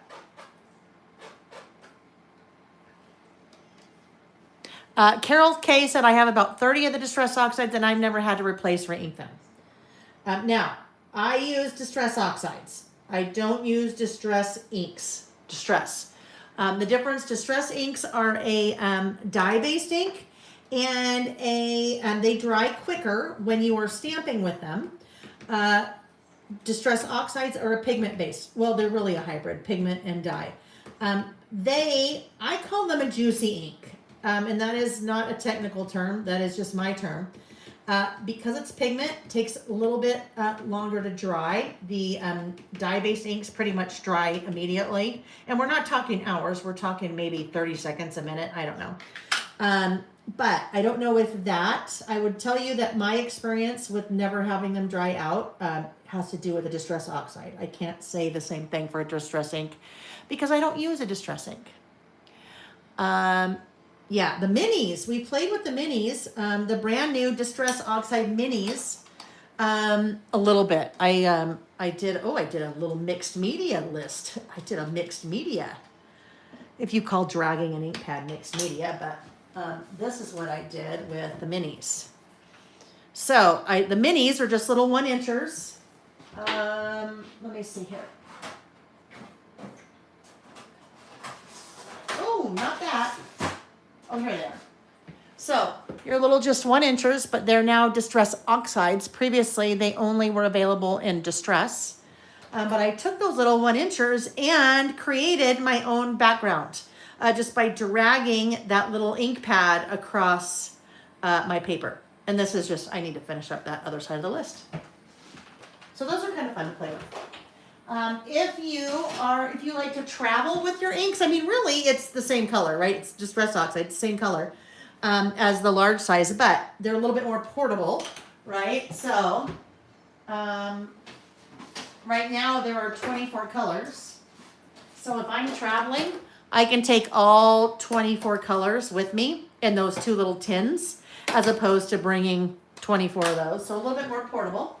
But if you don't do a lot of stamping, or maybe they're the color range that you don't think you'll use a lot, those aren't sold individually. They're sold in kind of color ways of 4. But you'll see those on my website too if you're more interested in those. Let's see. Amy said the Distress Oxides definitely last longer before you have to re-ink them. I've had mine since they first came out and have never had to re-ink them. And I don't know, I mean, at least 6 years or longer, right? I don't know exactly how long the Distress Oxides have been out. And Amy said, yes, there are re-inkers for Distress Oxides. So here's the deal. If you want to try a re-inker, I recommend buying one and playing with it. Don't go buy all the colors. At least in my experience, I just have not, I haven't had a lot of success, but that's probably user error. I don't know. Things I'm looking forward to. Now, we were trying to decide if we wanted to do these letters. I think these letters just might be kind of fun, you know?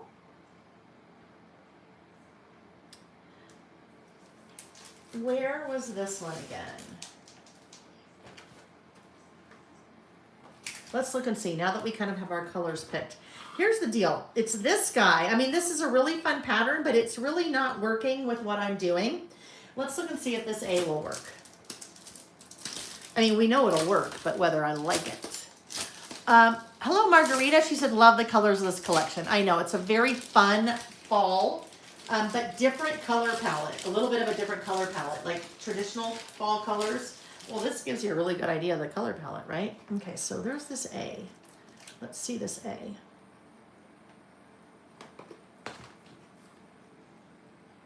I bet that would work in there, right?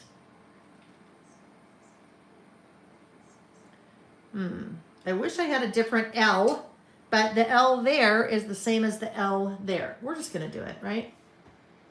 We're just going to do it. Now, any of you that did the summer fall season pass, there is a fall stamp in a word that says fall in that kit. So if you have that, you could just pull that out. Right, I am lining these letters up on my ruler. Usually I do that for 2 reasons. One is so it is straight. Now, I don't necessarily have to worry about it being straight because I could maybe line it up with a little grid there. But there's another reason why I do that. And I'll show you the other reason here in a second. I don't know. This guy might stand out like a sore thumb. We're going to have to find a little bit more of that to use.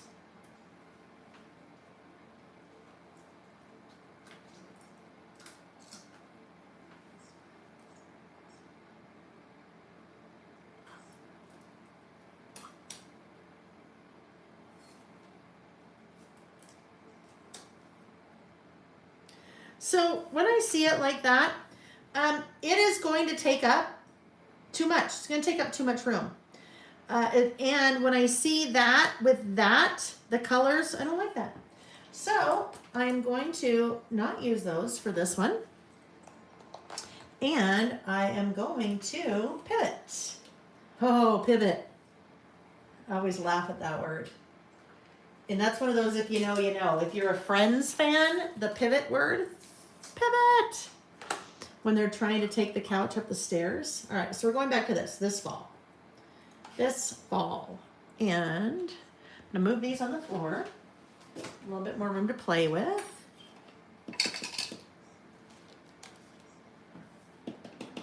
Oh, I haven't been testing. Let's test that over there.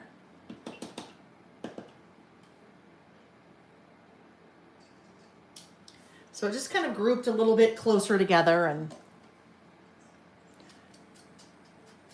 oh, look at Amy is she's very knowledgeable when it comes to inking and stamping. She just gave some tips for if you are re-inking. Oh, I like that. Who said thumbs up, Buttercup? Kelly, that's good. Thumbs up, Buttercups. Yeah, she's saying, compared to the people watching and the thumbs up, there's room for opportunity. There's opportunity for growth there, friends, for thumbs upping. Things I'm looking forward to this fall. All right, now do you understand what I mean when I say it's kind of a Garanimal? You can build your titles based on just combining those things. Oh, there we go. Good. So yeah, I know. Sometimes you forget, right? Sometimes you just forget. We forget to thumbs up. We get so caught up in what we're doing or watching, or some of you are, you know, driving or whatever it is you're doing. That is a thumbs up or a like or a comment or a share. Easiest things that you can do to support the content creators you follow, really on any channel, whether it's YouTube or any, you know, platform, YouTube or Facebook or Instagram or Reels or TikTok or Blip Blop or Ring Ring Ding Dong. I don't know. There's so many I can't keep track. I'm sure there's a lot I didn't mention too. All right, things I'm looking forward to this fall. Now, there were a couple things that I really liked in this collection. There were a couple things that really drew me in. These little Polaroid looking things I thought were so fun. So I'm thinking if I maybe did one of those here, I don't know, one of those here. If we do our little trees here, we're still thinking maybe the trees, and then we need some more things here. Oh yes, our squirrel. Where's our squirrel gonna live? He needs a place to live. Maybe, what if he lives here? And what if one of these guys lives over here? That could work. Or this guy here. This guy here. Okay, now I don't like that as much. I mean, I do like it, but there's trees and trees, although there's trees everywhere. But I like him over here, so we're going to put him over here. Like that. And then, maybe we like this more over here. Down here. Yes, I do. And these are just little die cuts. Here. And then this little guy over here.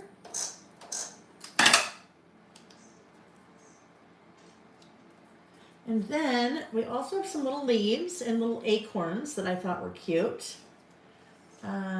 This floral, that's like, hello, Kelly Bangs, we know that, right? That's very much her signature style. All right, let's look and see if maybe we would like to do maybe some little acorns in here.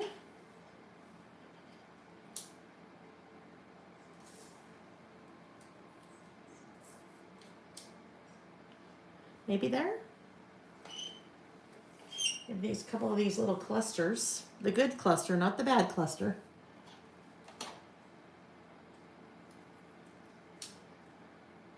Maybe right there. Well, that would have been a way I could have pulled the red in on the letter before, right? I was a little bit worried about that.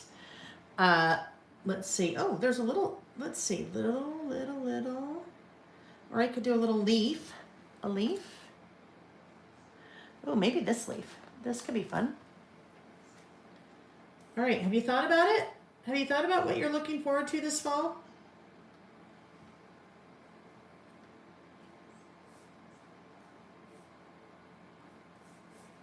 I don't know, we probably don't need him. What are you looking forward to? Terry, this is the new Autumn Archives from Kelly Bangs and Spellbinders. I love it. Love it, love it, love it. All right, now I had these differently. I think I liked them better when I had them like this. All right. I am going to grab out some highlighter tape. This is so funny. Normally, well, I usually use the blue, okay? I mean, this is all the same. Highlighter tape is highlighter tape is highlighter tape. Just different colors, same function. But Lily and Denise that do all the like order processing and check in all the new product and inventory and all that. Last week, they're like, hey, do you think you could use some of the pink? Because we have a lot of pink and we don't have very much blue left. So if you'd use the pink so people know that pink is there too. And I'm like, oh yeah, okay. Anyhow, highlighter tape. Highlighter tape is, it's intended for highlighting textbooks or magazines or journals or, I don't know, Bibles or whatever, anything that you would normally want to highlight. What makes it really cool for what we do is because it is meant to highlight in very thin types of paper, like a book or a magazine, it will not pull off any of your pattern if you're putting it on something. It's removable and repositionable. So this is how I use it. If I have a couple of die cuts like this, and I'm like, yes, I like how those are laid out. I would like all those to be right there in that same position. All I'm going to do is take that highlighter tape and put it across all three of them. So originally they were 3 die cuts, and by doing that, they're 1 die cut, and they're now in the exact position that I would like them to be. So I turn them over and do that. And then I am placing them again as 1 die cut. I did that when I was doing this last list, this guy. So I wanted to kind of got everything placed. And really, when you've got a lot of different pieces, or maybe you're spelling a word with die cuts, it's really easy to line things up, get them exactly where you want them to be. But then, well, sometimes it's not that easy. Sometimes I fuss, right? But you get them where you want them to be, and then you're like, oh shoot, now I've got to pick them each up individually and hope they get back in the right place. That highlighter tape is very nice for doing that. Grouping your die cuts together into one, and then there you go. They're in the position that you want them to be. And that's highlighter tape. I use that quite often when I'm working with die cuts, multiples. All right, then these two. I mean, I could even do it with those too, right? Let me just grab that one little piece. Do that. And then get my little glue pen here. All right, so this is funny. I ask you questions and then I forget to look at the answers. So I know I said, what are you looking forward to this fall? Did you tell me?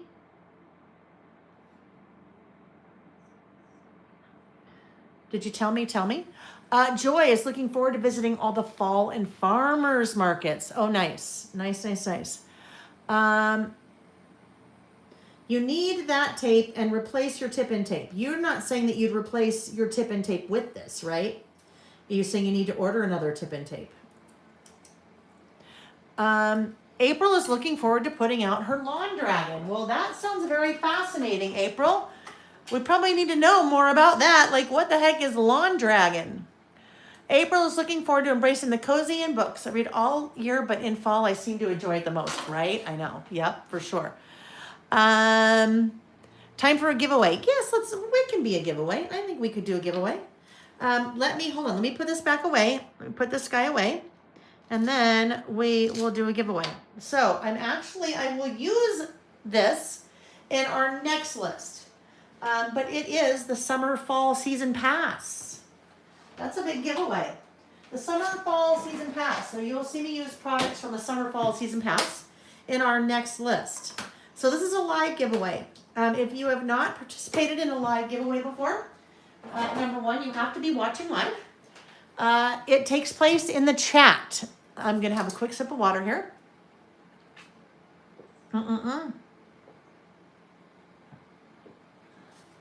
It takes place in the chat.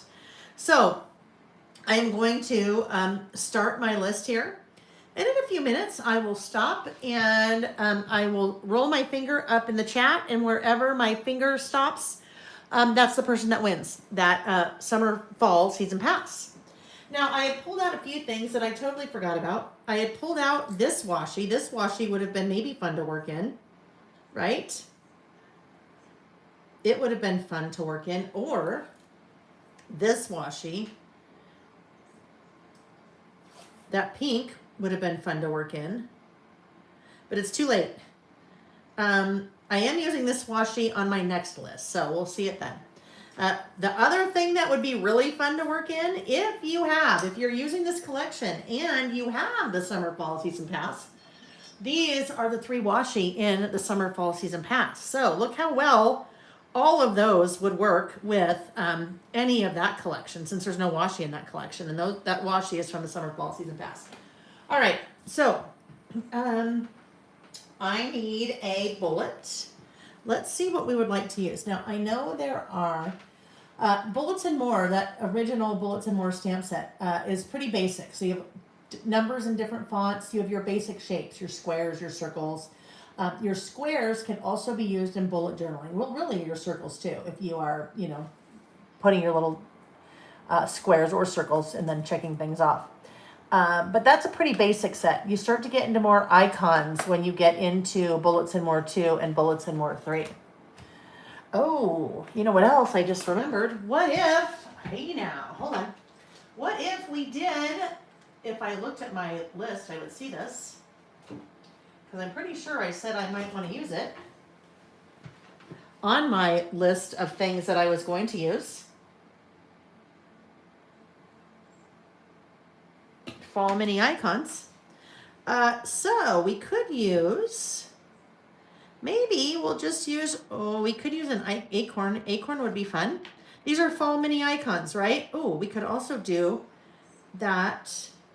What if we did maybe somewhere in here we could do maybe that definition. That might be fun to do. Let's do that right now. Fall, nature's way of showing us how beautiful change can be. That's not a change to be afraid of. Sometimes we're afraid of change, aren't we? But fall, lots of changes. Ooh, that's not quite wide enough. Let's do the sky. We'll go back to this one. Our aged mahogany.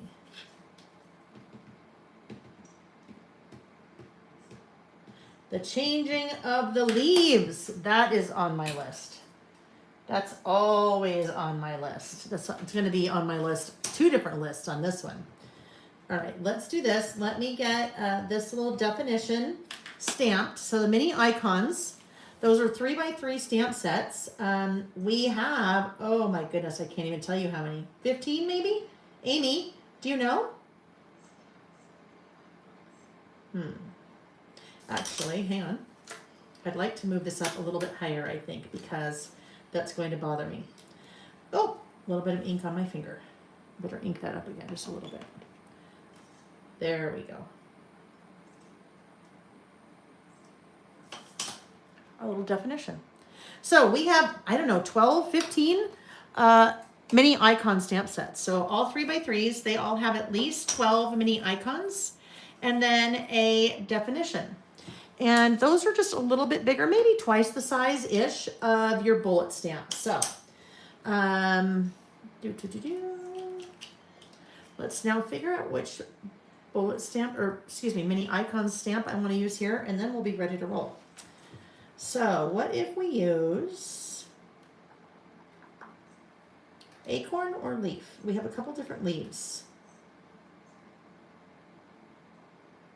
I think, oh, look it, that is like the same leaf. Let's use this leaf, but I am going to change something here.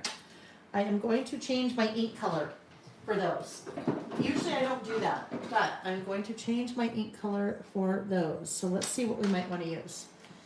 I think like this orangey color. Right persimmon maybe? Right persimmon? Okay, I'm going to pick the ink color and then we'll go, hello, Miss Vicky. Oh, Vicky, your timing is just impeccable, because one of the things on my list of things I'm looking forward to this fall, ooh, Rusty Hinge. Let's go with Rusty Hinge. Rusty Hinge? Come here. Rusty Hinge? Rusty Hinge? I think it's Rusty Hinge. I don't know. It's sixes. One of the things on my list has to do with Vicky. Vicky knows what it is, I bet. She should. Where is that? Do I already have it out? What am I looking for? Spiced marmalade. Where is spiced marmalade? That's weird. Hold please. Oh, there it is. Duh. Spiced marmalade. I guess it's going to be spiced marmalade because where's Rusty Hinge? Maybe it's in the brown. Hold on. Hold on. Oh yeah, it is. It's in the brown. Because again, this is the reason why it's helpful to swatch your inks. Rusty Hinge. I'm looking in my oranges. Look at what it looks like on that lid. Way different. So swatch your inks. Do yourself a favor. You'd probably might not use Rusty Hinge in this case because it wouldn't look like what you thought it would look like. All right. Rusty Hinge.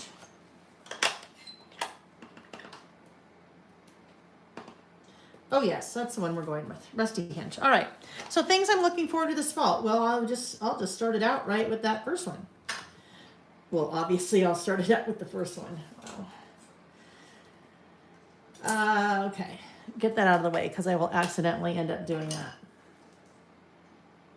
All right. Things I'm looking forward to this fall. I know I need to do a separator here because this will be odd if I don't.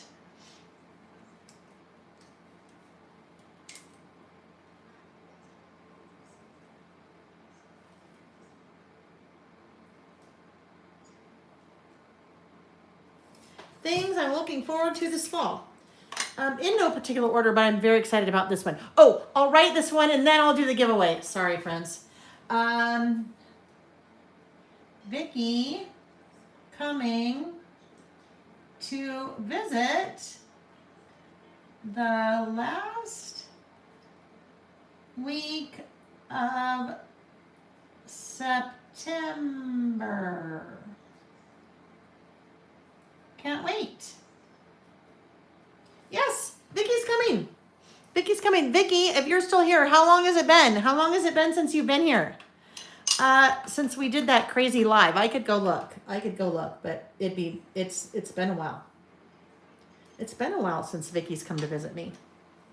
Oh, craziness ensues and lots of late nights and lots of shopping and yeah.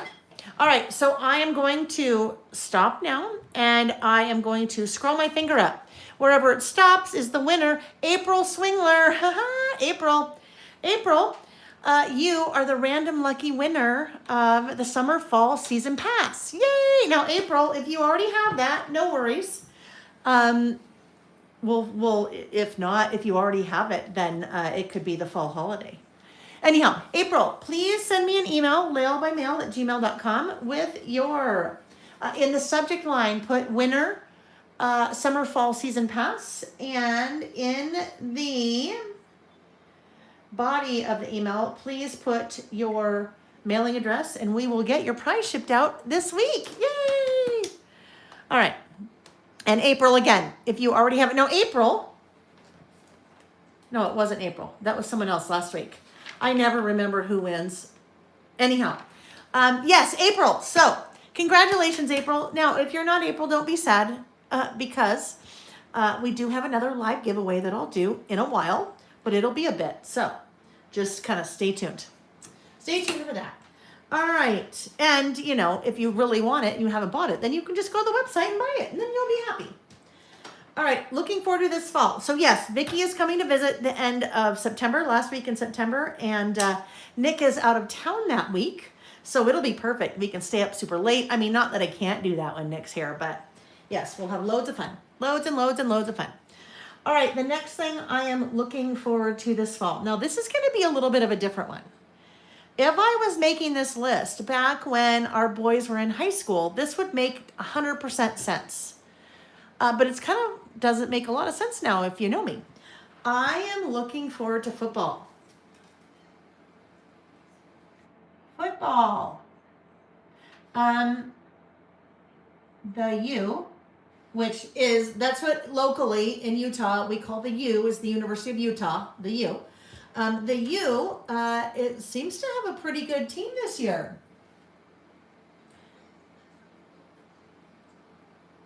That's what I'm writing. Seems to have a pretty good team this year. Finally. The other thing is Nick and I have been watching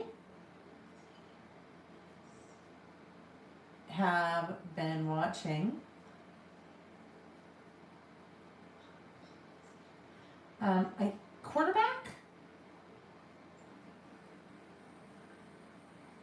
quarterback on Netflix,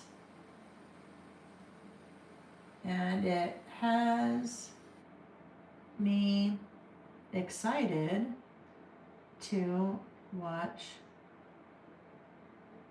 the NFL this year. So, when I was in college, we'd go to college football games.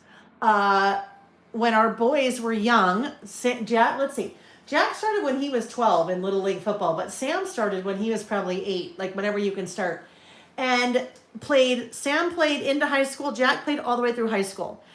So Friday Night Lights for our family was a huge deal. Like, I was on the football board for years at the high school, and Nick and I did all the volunteering at any home game. I mean, we were very, very, very involved in football in our boys' lives in high school. So such a big part of our lives. And when it was over, I really missed it. But, life goes on, and it's been a while since they've been in high school. But watching the U, they played their first game against UCLA, and sorry for any UCLA fans for that game, because the U just kind of played really well against UCLA. But then this quarterback. So Netflix has quite a few different documentary series on sports. If you like golf, even if you don't like golf, one is called Top Swing? No, can't remember what it's called. Something Swing about golf, and it follows all the top golfers, and I find it very interesting and entertaining. Nick and I last year, I think, watched one called Receiver, which was about NFL receivers. And just really interesting because it's part their lives and part the behind the scenes in the NFL. And now we've just started watching quarterback. Well, we finished the first season. So all of that has me kind of excited about football this year, which normally I'm not. So that's something I'm looking forward to.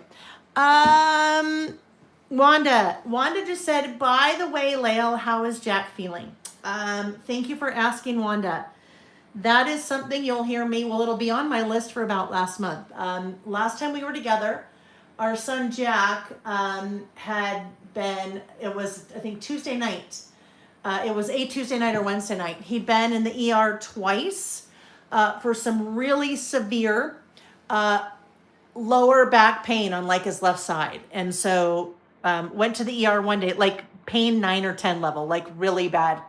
Went in, and anyhow, it was a whole saga, and it was all going on when I was doing my live, and Nick was coming in giving me updates. So he'd gone to the ER 2 days in a row. Well, the next day, I think Thursday of last week, Thursday, the ER called him and said, you need to come back right now. We have one of your cultures back, and you have a blood infection. And so he went right back to the ER, and they in the ER started him in on IV antibiotics, 2 rounds, and then they admitted him. They admitted him that night, and so he was in the hospital for a day and a half as they are administering antibiotics IV and doing a bunch of tests and kind of treating his pain. And they never did figure out where the infection came from. But the general treatment of antibiotics, I guess that they put you on IV antibiotics for a blood infection like that, did the trick. They released him on Sunday, so a week ago tomorrow, with more over, antibiotics, pill form, and then with some more pain pills because it was pretty bad. And he took pain pills at home for a couple days, and he's like, you know what? I don't want to be on these anymore. I think I can manage the pain, and went back to work on Thursday. So much better. Thank you, Wanda. Yes, it was scary. And they're your kids. He's 20, he'll be 28 in January. Adult child, but still they're your kids and you worry. And, we're states away, 12 hours, 2-hour flight, but 12 hours, we wouldn't drive, but 2-hour flight. And so we just kind of played the waiting game. Like, do we need to be there? There's not really anything we can do. We'll probably cause more stress. And, it all worked out okay. But thank you, Wanda, for asking. Thank you. That's very kind of you. All right. So yes, looking forward to football. All right. Julie's looking forward to college football, decorating the house for autumn with candles and pumpkins. Oh, very good. Oh, Amy said Downton Abbey movie. Is a Downton Abbey movie coming out? So that could be something, right? Some of you are looking forward to that. Thank you, Vicki. Thank you. April is looking forward to wearing her purple black cat shirt, her Hocus Pocus t-shirt, and book club fuzzy sweatshirt. I love that. See? So you guys, we've talked about a lot of different things that you can look forward to. And people are saying everybody's different, right? So if you, at the onset, were like, oh, I don't really know if I'm going to do this list because I don't have anything to look forward to. Maybe some things we've opened up your mind a little bit. Or just not opened up your mind, but giving you some different ideas. This is funny. I worked years ago at AT&T with a woman who, her birthday, Jane, her birthday is October 31st. And so during the month of October, and she still does this because I see it still on Facebook, and this was years ago. She wears something Halloween related every month or every day the month of October. Earrings or socks or sweater or whatever, which is kind of fun, right? All right, so next up on my list is football, Vicky's visit. Let's see, I don't have a lot of room here. So this will be the next one. The first snowfall. And only that one.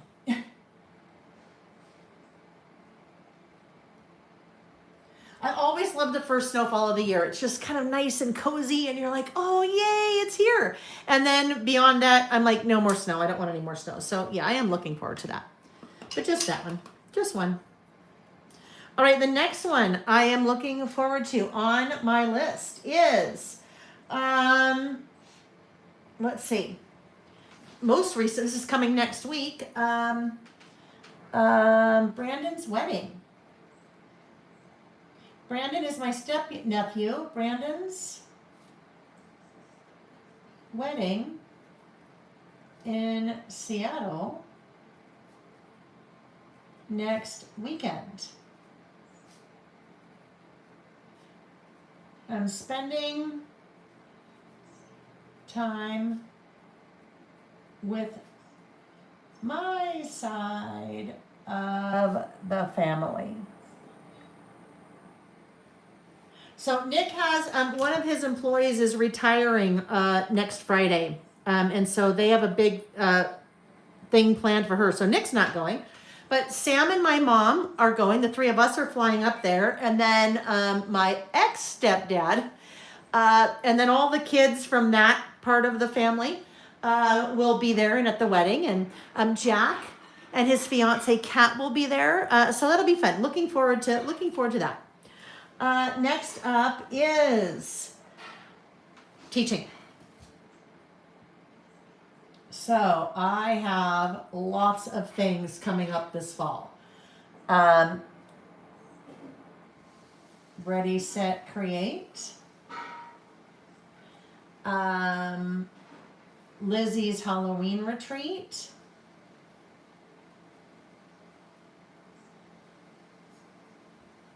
These are all in person.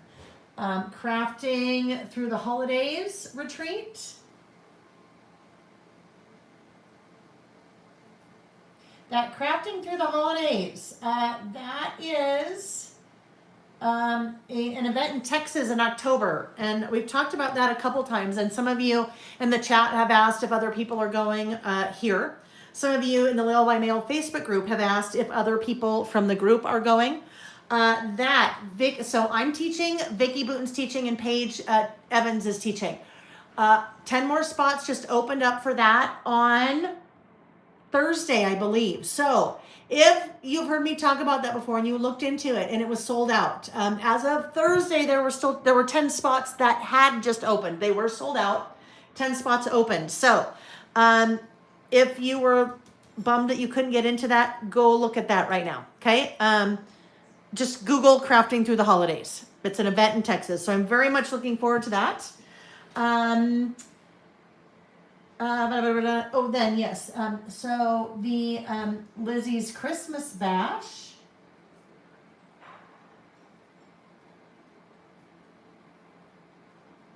And the 3 Craft Chicks virtual holiday retreat. All of those are sold out with the exception of, like I said, the 10 new spots that were added for the Crafting Through the Holidays and the 3 Craft Chicks virtual holiday retreat. Because that's virtual, there's a lot more room in that one. And that I'm teaching as part of that event. My December documented mini book project kit is part of that event. So yes, very much looking forward to those events. And over the last couple of years, I have really tried to consolidate my teaching into the fall, because it used to be all throughout the year. And as my Lail by Mail business really started to grow and take off, it got to become a little difficult in teaching throughout the year. So definitely looking forward to teaching this fall, because now that's where most of my in-person teaching is concentrated to the fall. All right. Then I have... Oh, Vicki said down to 7. So it sounds like there's 7 instead of 10. And that's, you can go, if you Google Crafting Through the Holidays, I'm not sure if that's their website or not, but you can kind of see everything that's involved in that retreat. I'm teaching a Thankful Themed Traveler's Notebook class. Vicki is teaching her Christmas flip album. And then Paige is teaching a Halloween. So it's kind of Crafting Through the Holidays. And then lots of make and takes and meet and greets, and there's a whole day of cropping and all different kinds of things. And shopping. All right, my last one here is planning for new Lail by Mail products for 2026. You guys, I can't even tell you how much is happening with this right now. I've hinted at this. I don't know if I've ever said this. In 2026, we are moving to monthly stamp and die releases. We are just about wrapped up with the 2026, the year in review. Oh, you guys are gonna, the year in review project kit, all Lail by Mail products, all, so stamps as I always do, but 2 packs of die cuts and paper. So that, it's gonna knock your socks off. Wait till you see it. And then, season pass with possibly some changes. I have some ideas that we're just starting to kind of really flesh out. Some things we may start doing different with season pass. So if you have purchased season pass in the past, watch for an email this week, hopefully this week, a survey where I'm going to ask you a bunch of questions. And I'll make it worth your while. Don't worry, I'll dangle a little carrot in front of you, but would love some feedback on what you like about it, what not necessarily dislike about it, but maybe what are your favorite things and then maybe your least favorite things. asking about price point, asking about types of products in the kit. We're still doing season pass. And the meat of it, the die cuts and the paper. We're just wrapping up design. There's some other things surrounding that may change. So watch for that survey, and if you would answer it, I would love it. And if you've never done season pass, I will also be sending out a survey to my entire email list asking about season pass. And if you're like, I don't even know what it is, then I'll kind of tell you what it is. But if you know what it is and haven't purchased it before, then I also want to know that. So that is coming. It hasn't come out yet, Terry. Hopefully this week. Hopefully this week. And Amy said the year in review is drool worthy. It really is drool worthy. It is. Okay. So this is interesting. I did have one more thing on my list. And I am not going to add it now because what has happened is it's turned into a list of its own. And let me look. Let me see next week. Oh, yes. Okay. This is shows looking forward to. So I had an item on my list, and then it got to be too many of them as I was figuring out what they were. So that'll be a list for next week. Basically, it is shows I'm looking forward to. Because when I Googled what shows, what streaming, what series on streaming services are coming back in fall, however I worded that. There's so many, and I'm like, oh my gosh, that's a list in of itself. So my list is going to be just about done here. I need just one other little thing to pop right here. So let's look.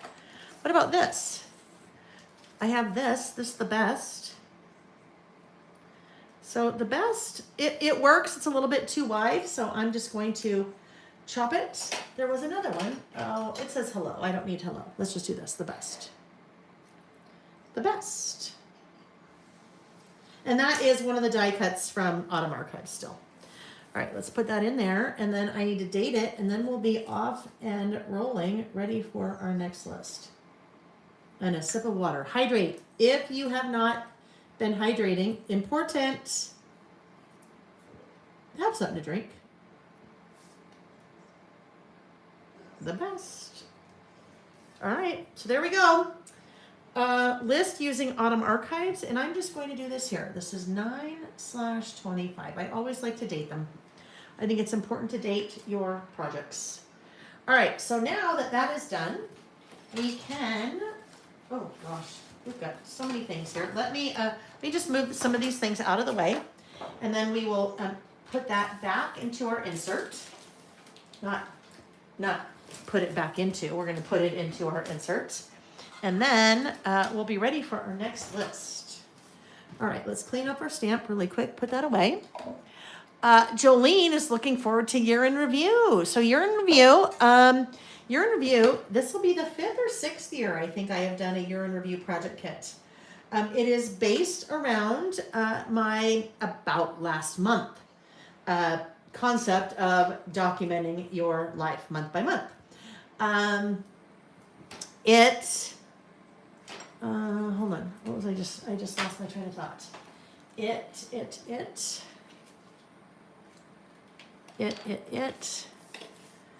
that's the migraine medication now stopping me in my tracks. I don't know. It'll come back to me in a minute. It will. It'll probably come back to me when I'm in the middle of the night, right? That's how things usually work. I'll wake up and go, oh yeah, that's what I was trying to say. That's what I was going to say. All right. Well, we'll talk about last month here shortly because that's our next list. All right. Let's go ahead and insert these or add them into our insert. There we go. This will go here.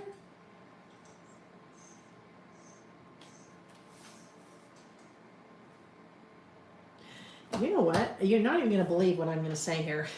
Do you know what I need right here? I think I need a stencil. I think I need a little stencil to just add a little bit of something right there. I think that's what I'm going to do. I mean, not right now, but you don't often hear Lael say, I know what I'll do there. I'll do some mixed media with ink and a stencil. So I think that's what that calls for right there.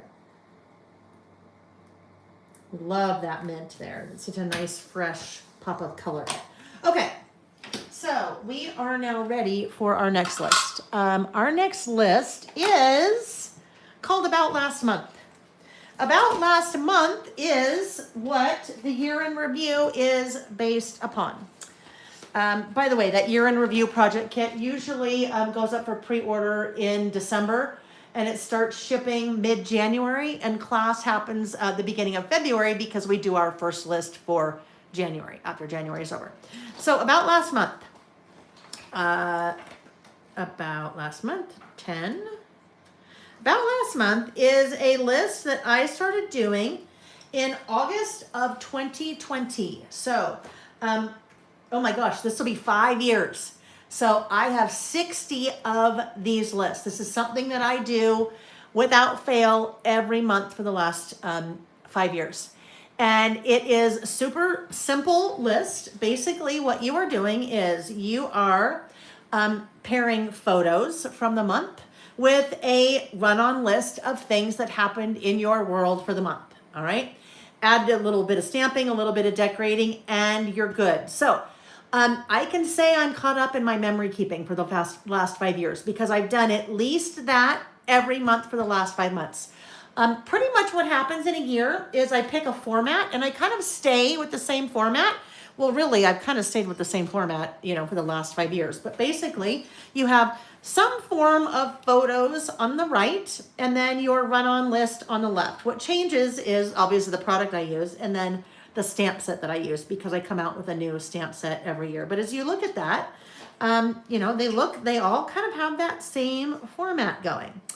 I introduced something a little bit different in class during this year's year in review, where I started doing some interactive designs in my Traveler's Notebook in order to just kind of mix things up a little bit. So I thought we'd take a look at 2 of these that I introduced. So this was this year's year in review project kit. So this was a couple things that we did in class, and you have all the product, to make the things. But I've been doing mini books. I've been making mini books for, oh my gosh, probably 25 years.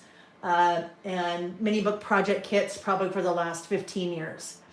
There are some interactive techniques that I have used for years in my mini books that I've never really used in my Traveler's Notebooks.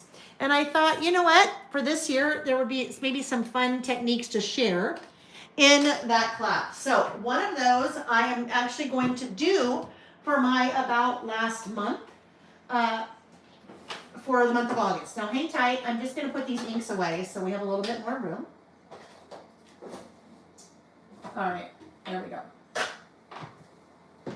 So this one, I call these are French doors. So if you think about a set of French doors, there are doors that are hinged on the outside. So this one is hinged, the right door is hinged on the right. The left door is hinged on the left, and they open in the center, right? So my doors here are photos. That was a 5x7 photo that I trimmed in half to create doors. So those are my French doors. And then they can open to the center, and that gives me room for more photos or maybe like a hero photo or something like that. Now, if I really wanted to kind of continue with this idea, I could have done the exact same thing on the back side of these doors that I did on the front side. So what I'll end up doing, I will end up, for what I'm doing today, I will come back and after the fact, add more photos on the back side of the doors. All right, so this is what I am going to do. This is what that kind of technique I am going to do for my About Last Month for this month because I have a lot of photos for August. So that was one example, and there is one particular product that makes this really easy to do, and we'll talk about that when we get there. That was one version, French doors. Another version is this guy. This guy is a combination oven door and dog door. So when you think about a dog door doesn't hinge on the right or left, it hinges at the top, right? So this is a dog door, hinges at the top, opens from the bottom. This is an oven door, hinges from the bottom, opens from the top. Again, to reveal a hero photo or more photos inside, all right? So, a couple of different techniques that we taught, or I taught, not we, I taught in this year's year in review. I'm going to do this one today. All right. So, hi, Lizzie. Lizzie, this is funny. Did you see this one? Did you just see this one? This is, so this photo, this photo, this photo, and this giant photo are from Lizzie, my friend Lizzie Lou, from her Halloween retreat that I teach at every year. Wanda, I'm not doing July. I'm just showing you this example. This is an example from this year's year in review project, okay? So that's just an example. I'm showing you this as an example of what I covered in class, and that is what I'm going to do.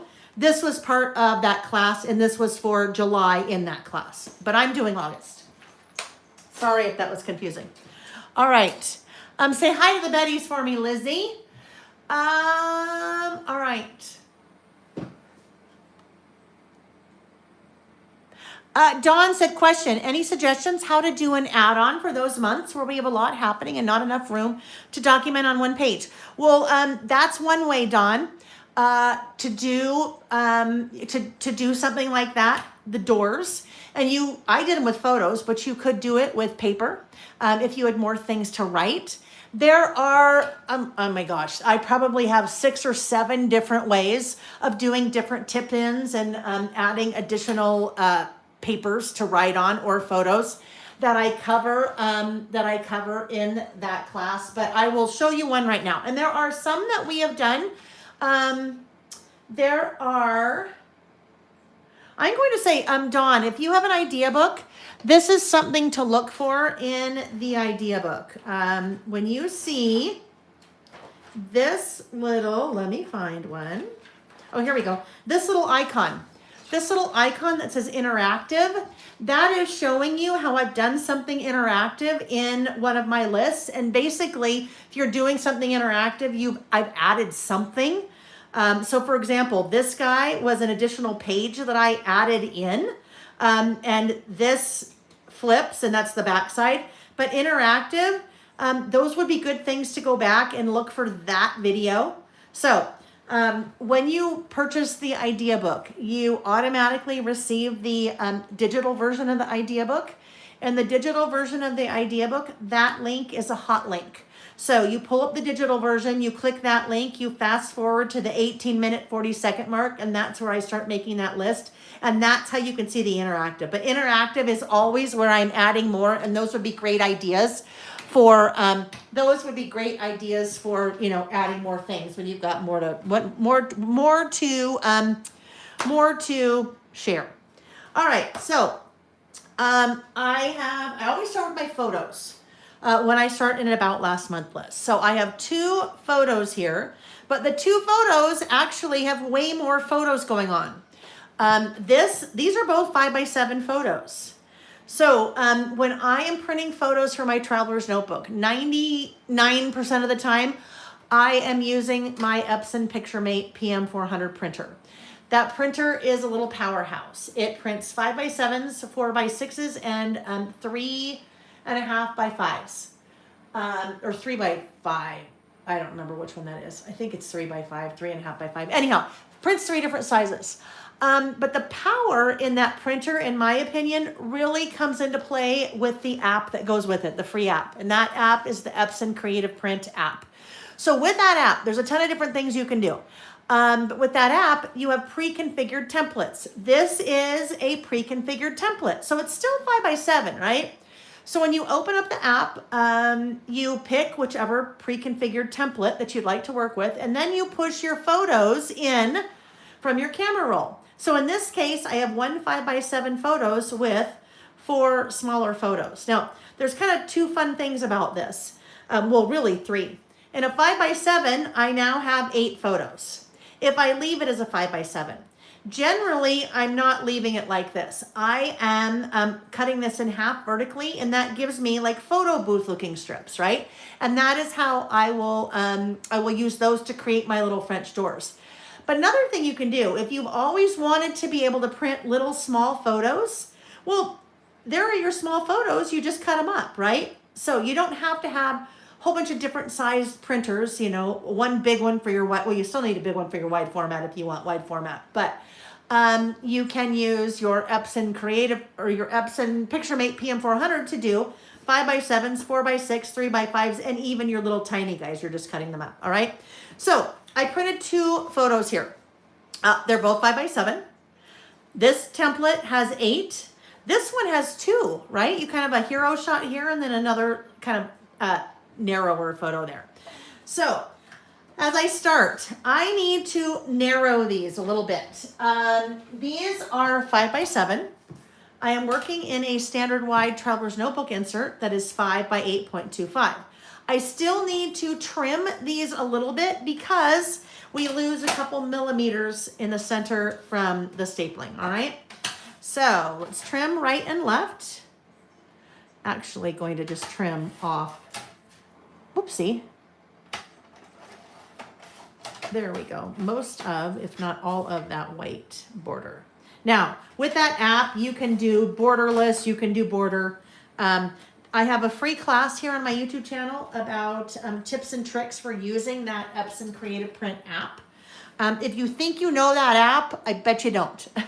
There are some amazing things you can do in it.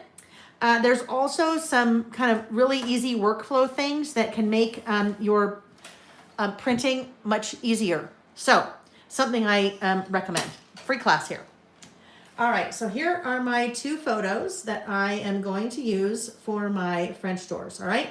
This guy is going to, whoopsie, where'd it go? Oh, here it is. This one's going to go in the center. So when we open the French doors, this is what you see. Kind of like this game when you were a little kid, right? Open the doors and look at all the people. Here's the church, here's the steeple. This is the inside. And this one I will narrow down a bit as well.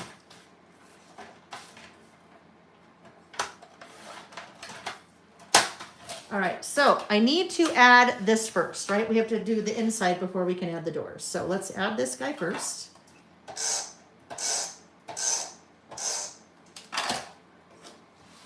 This is Cape Town. This top one is Cape Town. And oh my goodness, it is one of the most beautiful places that, yeah, spectacular. All right. Now, these are my French doors. So basically what I need to do, I need to be able to adhere just the edges so these open up in the center, right? This is what I'm going to use.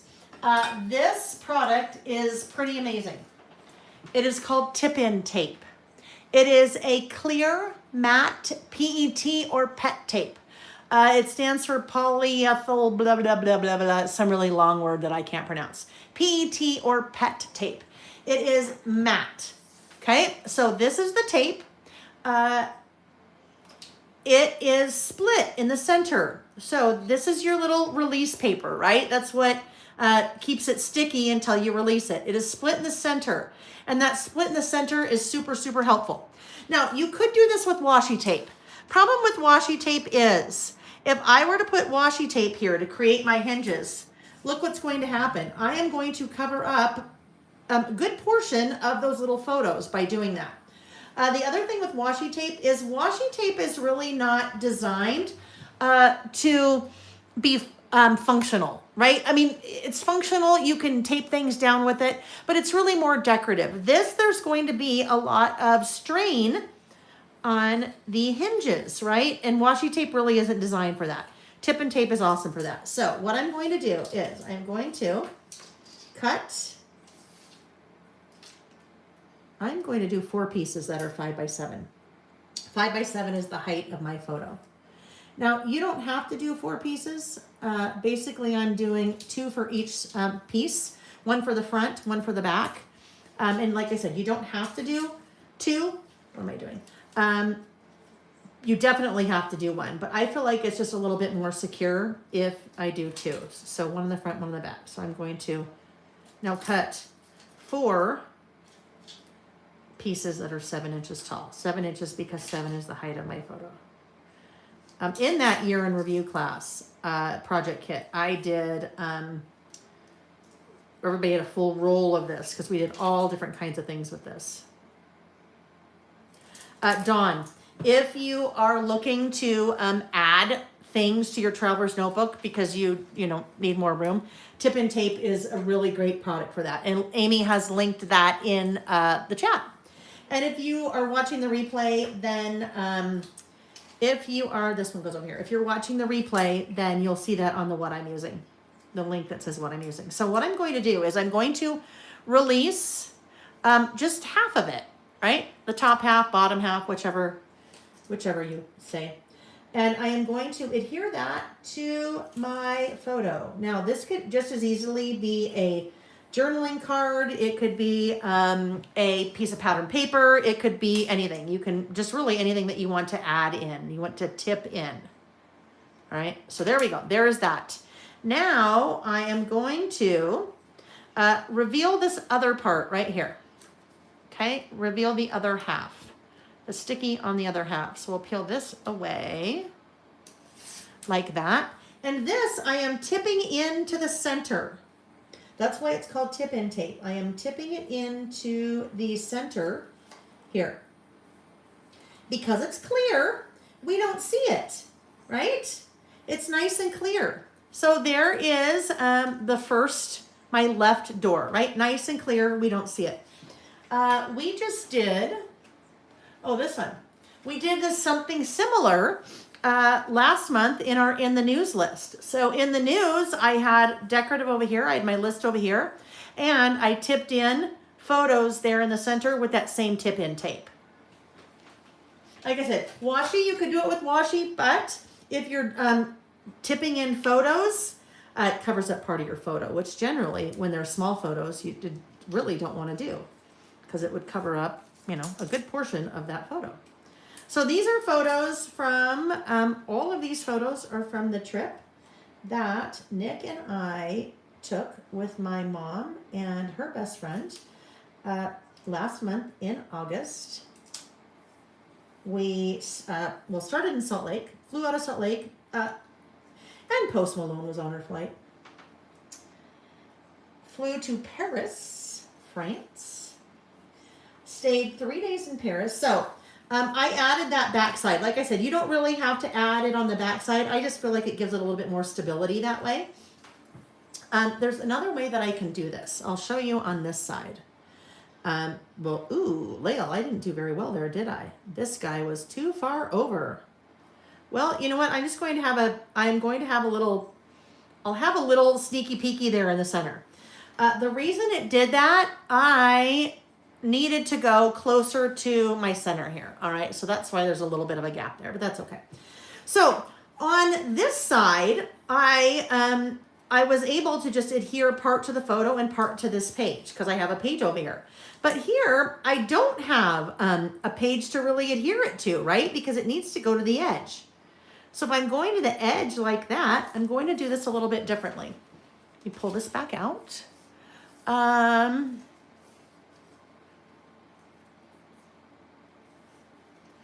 Kathy, has anyone tried tip and tape on page protectors? If so, how well does it hold up? Kathy, I would say it holds up. I haven't tried it, but I would say it probably holds up really well. Because usually page protectors, usually I'm using washi there, but I would assume it would hold up just as well. All right, so what I want to do here, I need to do a hinge a little bit differently. Whereas this one, I laid it flat. But I can't lay this flat because there's nothing over here for it to adhere to. So what I want to do here is I need to bend it or fold it. If I fold it like this, then I am going to have it hinged here. All right, and I could have done my hinge. I could have done it the exact same way here if I wanted. But this way I have to do here. I can't do it this way. All right, so if you're adhering to the edge of something or to the top or the bottom of something, you kind of have to do it this way. So I just want to reveal part of that. Actually, I have an idea here. I just want to do part of this. See how this happens, how this works here. If I just do part of it for a minute. This is going, hold on, let's think about this. this needs to come here and that can go there. Okay, so this goes here. I'm going to try a little technique that I normally do with, oh yeah, it probably won't work as well. Normally do with tip-in tape. With score tape. This little part, I'm just going to reveal a little bit of it and stick that out the edge, because what that lets me do is try to get it straight, right? If I do that, let's see if that works.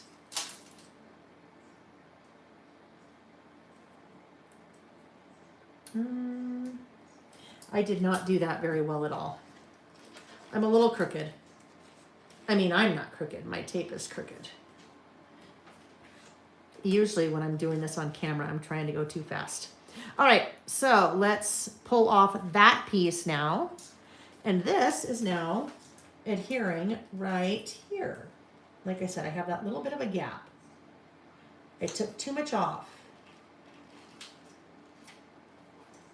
That's okay, I'll put something in the center, just kind of a little decorative. So there we go. Now I have 1, 2, 3, 4, 5, 6, 7, 8, 9, 10. And what I can still do, what I can even do is print more photos and add them to those sides. So if you've got something and you have a lot of photos, or maybe you need more words to add, that tip and tape works really well for that. All right, so there's the start, right? With my gap in the middle. That gap is gonna bother me. All right, so when I was thinking about product I wanted to use for this list, I'm like, I really don't have any product that would go really well with South Africa. So I decided I'm going totally rogue here. I do have some really fun washi that Amy sent me. And I don't know where this came from. I don't know. I don't have it. I can't tell you even where to get it. But I thought this would be fun to use. So I'm kind of stash busting a little bit on part of this list. That kind of cheetah washi I thought would be fun. And then I thought maybe it would be fun with this, that classic ruler washi of mine. So if we do this, need to tear some of this, hang on, tear some of this here. So this one isn't so, this washi isn't so much stash busting because I have that on the website, but the other one I do not have. Go like this to there. And then, this part could be interesting because I did not leave myself enough room for this. Maybe over here. Unless it comes really low. Like really low. I should have. All right, let's do this. Stop there. Get out our little, not that, our little craft knife. And I'm going to cut it right here because it has to stop there because my photo's in the way. And then we'll pick it up again right here.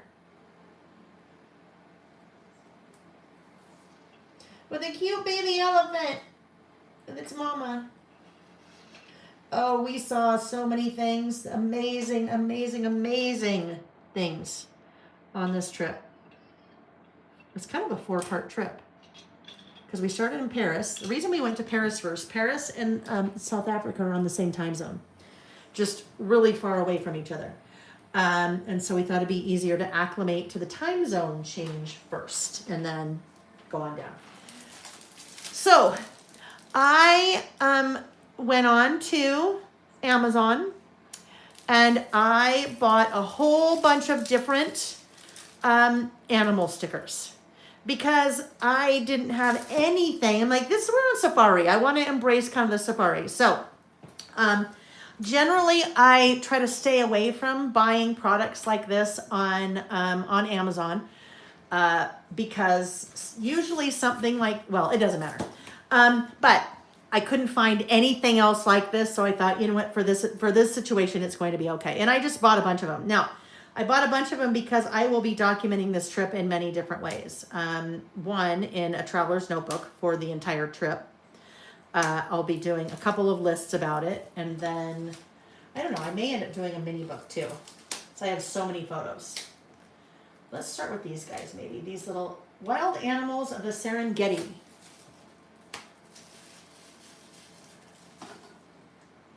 So let's do, how about a little, maybe this guy here.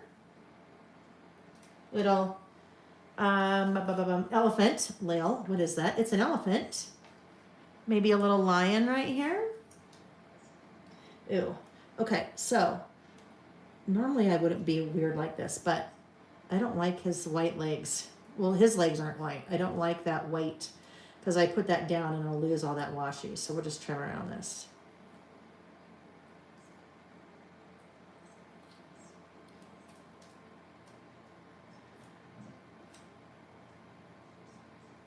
So this trip, Nick and I, well, let's see. I was in South Africa 11 years ago. 11 years ago in August. And it's when I was working for Simple Stories. And I flew down there to teach at an event. A class in Cape Town. And a class in, one in Cape Town and one in Johannesburg. And the woman that hosted the event took us on safari in between, and I was like hooked. It was the most incredible trip, and I loved South Africa. I loved Cape Town. I loved the safari. I just loved it all. And so I came back and I said, Nick, we're going back one day. And so maybe like 3 years ago, we started thinking, hey, you know what? For our 30th anniversary, that's kind of a big deal, and this is kind of a big trip. So maybe that's what we should do. So that's what we did. It was kind of a, ooh, where's this guy gonna go? I don't know. Maybe he'll just go in here somewhere. How about this? He'll go right there. It was a big trip, huge bucket list trip for our anniversary. And then when Nick and I 3 years ago started talking about it, we were telling my mom, and my mom was like, I want to go. And we're like, okay, sure. So my mom and her best friend came with us. All right. So, and I'll keep kind of talking about that trip as I do my list. But it was definitely a bucket list trip. It was definitely a big trip. And it was definitely a save for a long time trip. All right. So now I need to get this part ready. So for 2025, I'm using the 2025 About Last Month stamp set. There are 4 About Last Month stamp sets, 2022, 2023, 2024, and now 2025. So I come out with a new stamp set every year. And so this is 2025. And let's pull this out.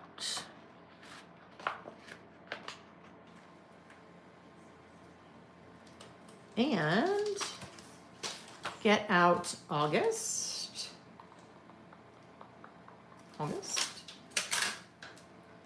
And let's get out month in review. So you have all the months. You have your 2-digit months, 2-digit numbers for your months, 01 through 12 for 12.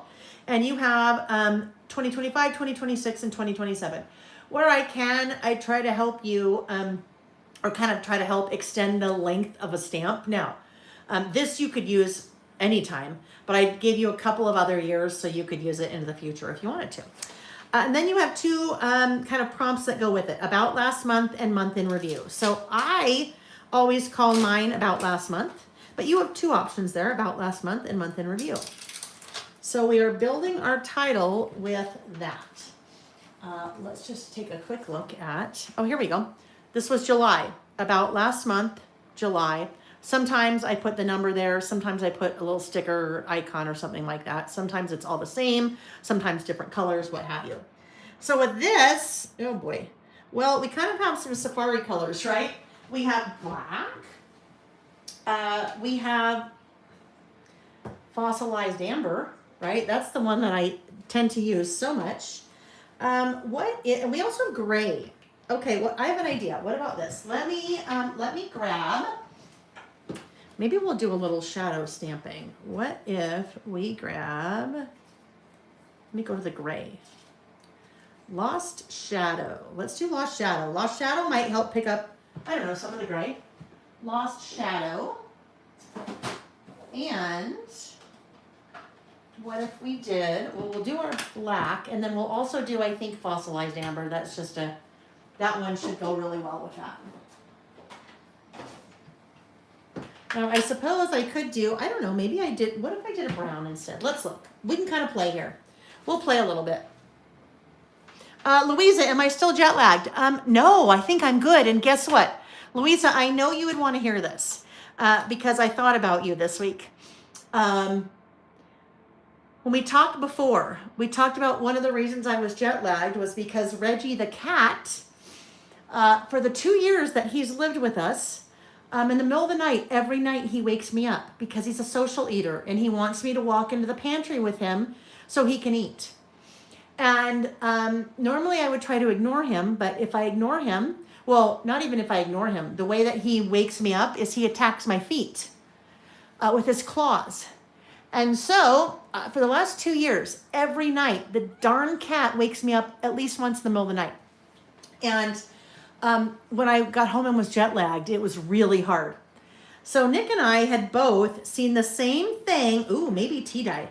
Had both seen the same thing on Instagram and sent it to each other unknowingly. And, hold on. I'm trying to talk and think and do all the things at once. Hang on, I need to find T-Dye. And my back is to you. Okay, T-Dye. Well, the thing that both of us saw was titled on Instagram, a guy, if your cat wakes you up in the middle of the night, this is what to do. We're like, oh, this will be great. And you know what it was? Ignore them. Ignore them. I'm like, well, okay, that's easier said than done when your cat is attacking you with his claws. So one night I ignored him. And the one night he attacked my feet. He kept bugging me. He did not want to stop. And I'm like, you know what? I am going to lay here for a half an hour until he leaves. And he left. And guess what? The last 4 nights in a row, he has not done it. Like, I think I trained him in one night. He has not woken me up in the middle of the night, which I am ecstatic about. Like, I can't even tell you how ecstatic I am about that. So no, I'm not still jet lagged. Let's see, Zen Girls. I put cardstock in my pocket protector with the stamps in it. They still keep sticking. So here's the deal. Let's talk about what Zen Girls is asking about right now. If you've watched me take stamps out of my storage sleeves, your storage sleeves are plastic like that, right? And your stamps are also plastic. So when you have your stamp in your storage sleeve, especially depending on how many stamps you have, and if there are a whole bunch of them stuck, one after the other, that plastic will tend to stick together. So I always cut a white piece of cardstock. It doesn't matter what you cut. And I store it in the back of my stamp storage sleeve like that. So it just sits there. When I'm ready to use the stamp, I pull that out of the back and into the front because the front is where it's sticking now. And I do that, move it around a little bit, and then that pulls out just like that. So Zen Girls, make sure you're pulling from the back to the front as you're doing that. And then that should work, no problem. All right. Put that there. Okay. So now we're figuring out what we're doing here. So I have about last month and I have August and I have a couple of different colors here. What if we tried, I'm going to try something. All right, we play. This is where we play. This sounded like I was going to say this is how we do it, right? You know that song. I won't sing it for you though. Da, da, da, da, da. All right. You really don't want me singing. Where is my long stamping block? I put it away. I know I did. Hold on while I find that. It can't be far. And it's clear. So that means I'll have a hard time finding it. Where is it? my 1x5 stamping block. Oh, here it is. It was just sitting right up there. You couldn't see it though. All right, so I am going to, this stamping block, if you have a longer stamp like this is why I came out with this guy, because you just really kind of needed something to make it really easy for a long, narrow stamp like that. Before I put my stamping block, before I put my stamp on the stamping block, I want to think about what I have going here. I think normally we would think, oh, let's put it in the center, right? Put it in the center and we'll be good. Clean the back of that off. Put it in the center and you'll be good. Well, if you were stamping on something on your work surface, yes, that would make sense. However, when you're stamping in something that you can't take a page out of, like this, you need to be thinking about what you're doing. And I'm okay here right now. Once I start to get deeper in a traveler's notebook insert, like here, if I was trying to stamp right here and I put my stamp in the center of that block, do you see what's happening right here? See all that extra space? Because there's so much that's happened on the left side. This is not a good stamping scenario. You want to create as much of a flat surface as you can for yourself to stamp on. And because this part right here, I'd end up doing that and trying to move it around to make sure that my stamp was over here. So you just want to think about before you place it. You can always, move it if you need. In this case, if I had that going on, I would bring this over so it was a little bit more right justified. So then I would be stamping here and not having anything hang over this side. All right. So what I'm thinking is I could try a little bit of shadow stamping. Shadow stamping is where I am going to use 2 different inks. And I will offset my stamped image a little bit, and so it will make it look like a shadow. So when I do this, you can try this a bunch of different ways. I usually start with light first. So my light would go right there for About Last Month. And then I would clean it. You want to clean in between colors for sure. You don't want to, well, I don't know, you may want to, but not what I'm trying to do here. You don't want to have those colors blend together. So you need to clean between color, and then this is a very important part of the process. You need to dry. If you're going to use that stamp again right away, you want to dry it. Your Distress Oxides are water reactive. And so if there's any moisture on that stamp, when you go to ink it again and stamp, your ink may be reacting to the moisture on there, and it may do something that you are not expecting. If you're doing mixed media, well, sometimes that's cool because you want to add water. All right, so I stamped with that second color. It is darker. And now I want to just offset this a little bit.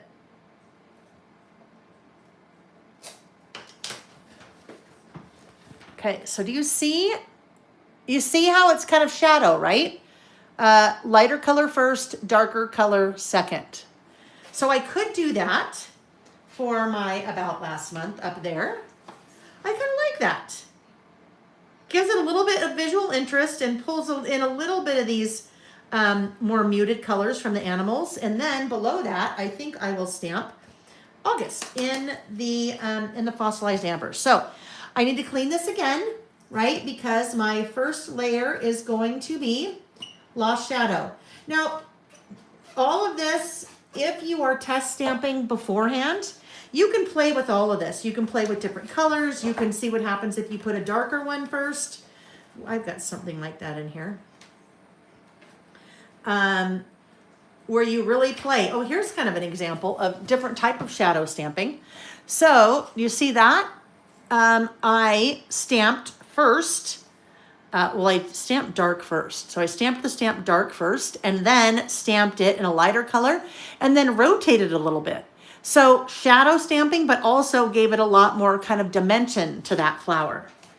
And I tried it here using different ink colors. So playing, you guys, sometimes play is where you really kind of discover some really fun things as you are working. That if you're not worried about messing something up, there's one thing I'm looking for. Maybe it's not in here. I think it's in another one, in my last one. Anyhow, playing is sometimes where you discover really cool things. Playing is also what gives you experience. If you, whoopsie, hang on. If you are a little bit more nervous when it comes to stamping, well, you know what? If you play first, and then you'll feel a little bit more comfortable with it. All right, I am putting a pencil board in between these pages. All right, so a pencil board is basically a fancy name for a flat surface to stamp on, right? Because I have some things going on here, like that little, even though it was narrow, that piece of chipboard. If I try to stamp right here, I'm probably going to have a little bit of a problem because of that raised edge. If I put a pencil board underneath that, that is going to eliminate that. And I have two sizes of pencil boards. An A5, which is this bigger one, that's a new one. And then kind of the standard wide size. So there's pencil board and then an A5 pencil board, but they both work just as well. All right, so we go right here, get that centered-ish. When it comes to stamping, another thing that, in my opinion, makes a huge difference is standing. I stand when I stamp. If you stand when you stamp, in my opinion, you get much better leverage and range of motion in your stamped, as you're stamping, all right? So if you sit, these are your little T-Rex arms. You don't have a lot of range of motion when you're sitting. If you're standing, gives you a lot more range of motion. Now, I work at a counter height desk. So I have a little bit less bending over to do when I'm at this. And if you don't have that wherever you work, do your crafting, go into the kitchen or go into the bathroom where you have a higher height.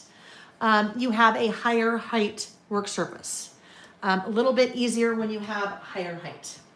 I find I get much better stamped impression. I have a bird's eye view when I'm doing that. Much better stamped impression than when I'm sitting. And again, if you don't normally stand when you stamp, pull out a piece of scratch paper and play. See what happens. Sit down and stamp it. Stand up and stamp it. See if you notice a difference. But it's all about playing. Now, I don't cook. I do not cook. But if I did, I would think that, hang on. If I thought I wanted to cook, I would, here we go. I'm just going to clip this.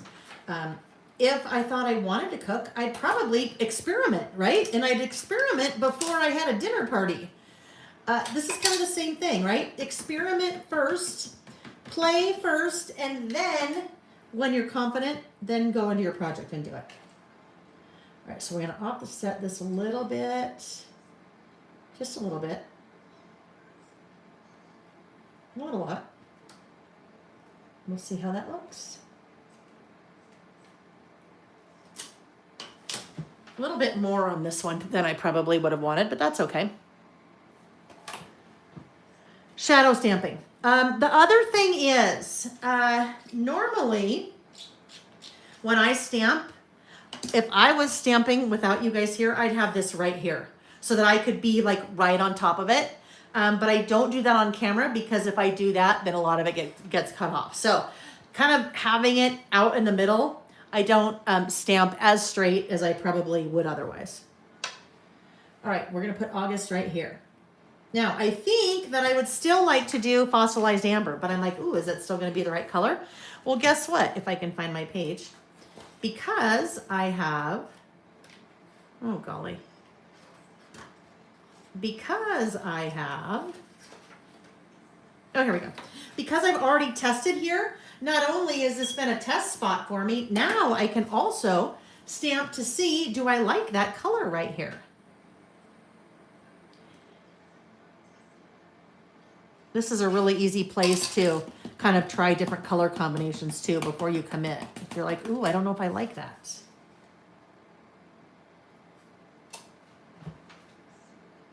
Well, I think it will work. I think it goes nicely. It looks like safari or zoo. So we're gonna do it. August.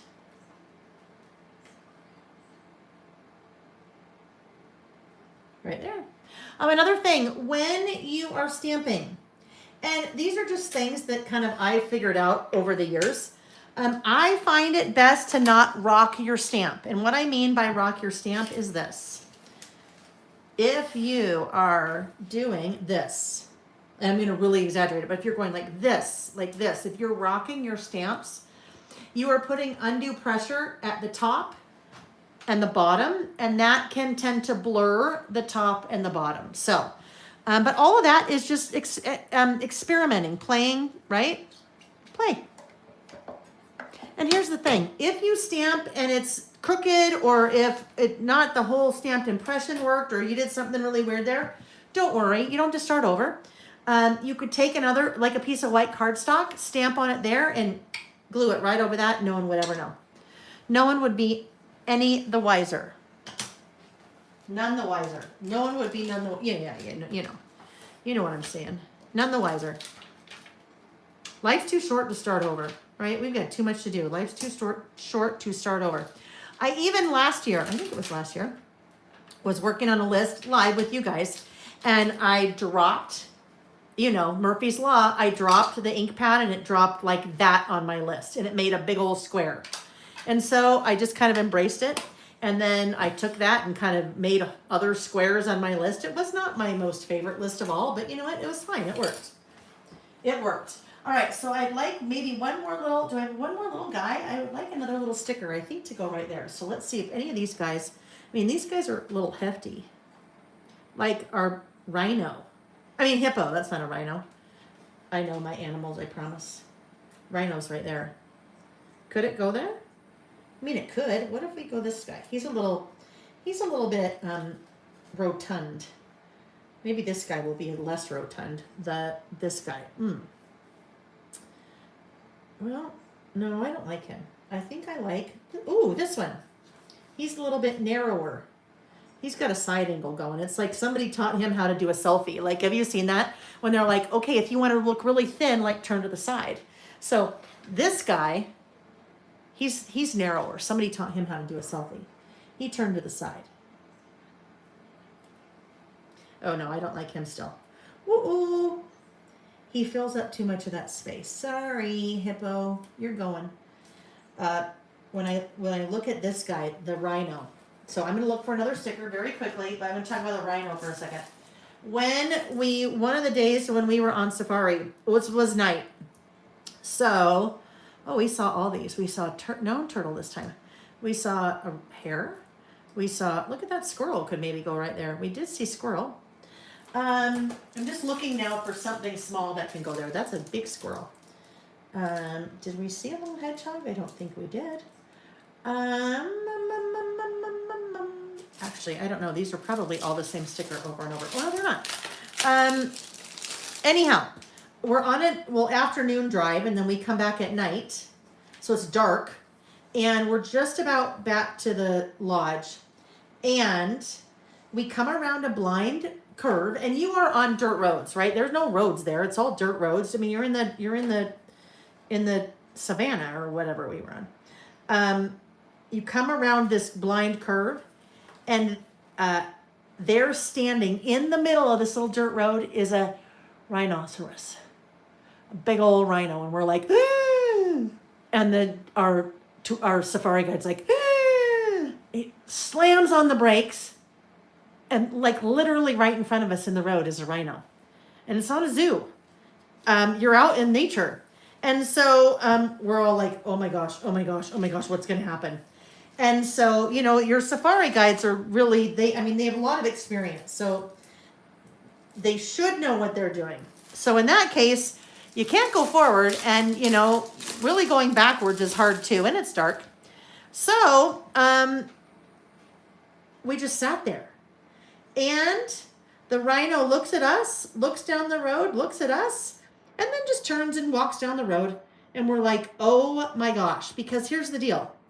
A rhino could do some serious damage, like could flip our Jeep in about 2 shakes of a tail. Well, not 2 shakes of his tail, because he wouldn't be shaking a tail. It would be scary. We did see squirrels, but I don't know. Squirrel doesn't really seem like the right kind of animal to go there, does it? Really doesn't. What if we do this bobcat? I don't know. We may come back to this guy in a minute. Oh, this guy. Maybe this guy. Sometimes. Too much, Lil. Too much. Yeah, no. I'm not, okay. I'm gonna wait. I'm going to wait. I'm not quite finding what I'd like, so we'll come back to that, or I'll come back to it later. But I have lots of stickers. Lots of stickers. Tracy, we did see a meerkat. We did. That was so fun. Like a little meerkat manor. That was a lot of fun to see him. It was just one though. He was guarding his whole. He was guarding the I don't know, the mound. I don't know where, but he was just one guy. Just one. All right, we'll come back to that. So now we're ready to start our list. We are ready to start our list. I think we'll do just a little underline here. I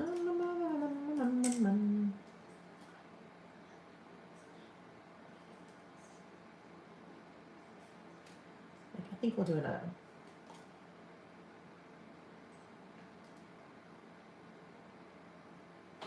All right. Oh, that's what's missing. So when it comes to this list, it's a run-on.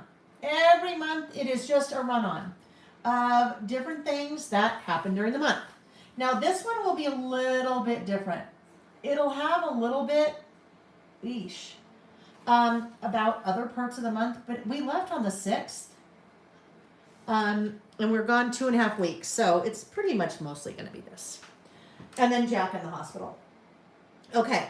So I need a bullet stamp. That's when the synapses are not quite firing, guys. They're just not quite firing right now. You can see I'm like, I need Oh, how about this? It is like a little cat or dog paw, but that would be cute. Yes. Okay, we're gonna do that one. Oh no, that's a dog. Gosh. Let's go one over. The paw. The puppy paw. Or if you are a football fan, that's like a Cincinnati Bengals guy. I just know that because the boys were the Brighton Bengals. And so we had lots of those paws over lots of things. Stickers for cars and sweatshirts and hats and socks. And it was all about that. All right. So now what do we want to do? Do we want to do tea-dye? Let's see, that could work for my little, I think we could do tea-dye. I think that would be a good one. Just carry it through, right? Sure, why not? All right, so.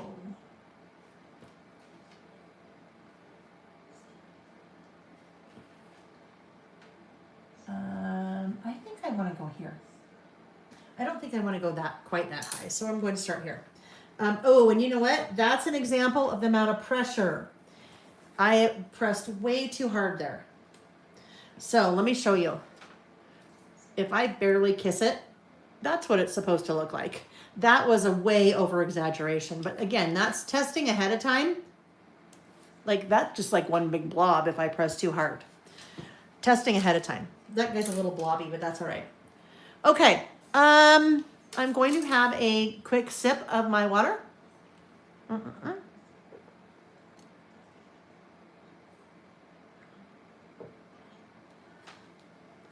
All right. And this is funny. Usually I write down my things for the month because usually I can't remember them all. Look at here. You want to see my sketch? There's our little guy. There's my little cluster of animals, my title. But I wrote nothing here because I just am going to ad hoc it. Because, so, we did early August, we headed out on our 30th anniversary trip. Okay.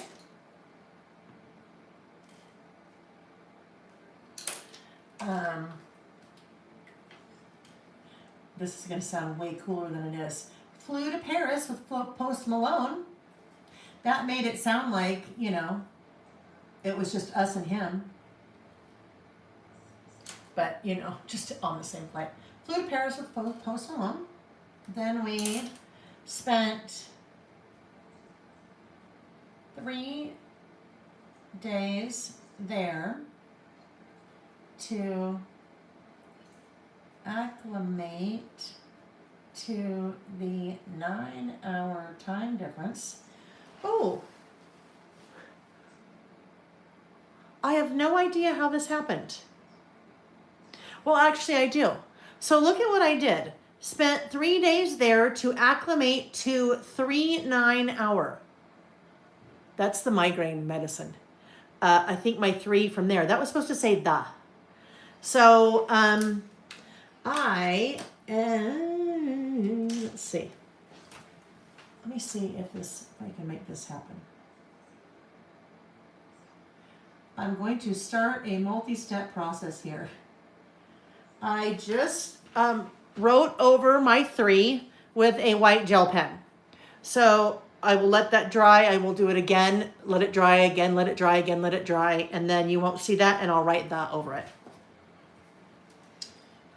It happens. Spent 3 days there to acclimate to the 9-hour time difference. And that's really 9-hour Paris, but also 9-hour South Africa. We, let's see,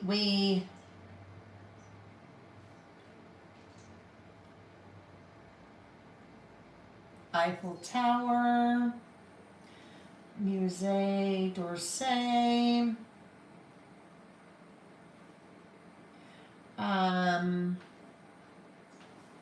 oh my gosh, totally drew a blank. The church. And I know there are a lot of churches there, but the big one, that burned down, and then they redid it. Someone help me. Someone help me. Notre Dame. There we go. I got it. Not church, cathedral.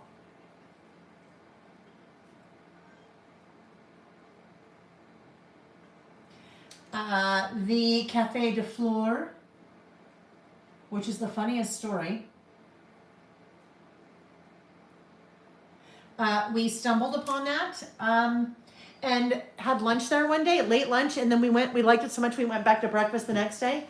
Well, in between those days, I Googled, and that is like a incredibly famous cafe in Paris. And we didn't even know it. We just stumbled upon it. So that worked out well. That was fun. Café de Flore. We did croissants, wine, champagne, and fun. We had a lot of fun. That little part of our trip. Then we flew to,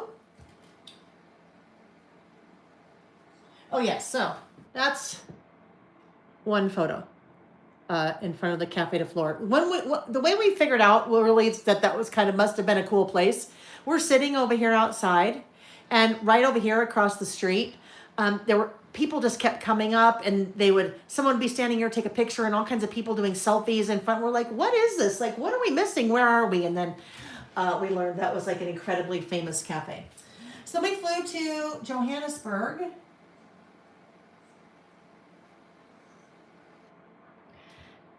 And toured for the day.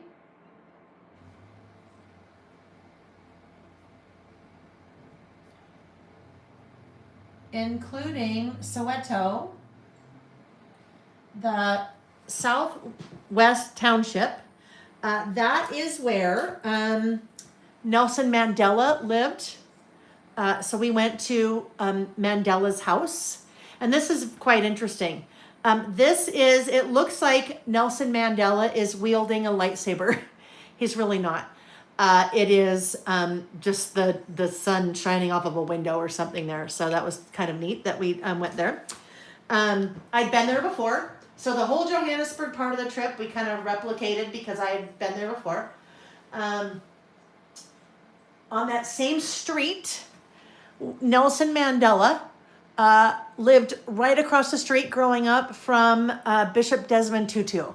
And they are both Nobel Peace Prize winners, which is fascinating when you consider that 2 Nobel Peace Prize winners grew up across the street from each other in a very poor part of South Africa.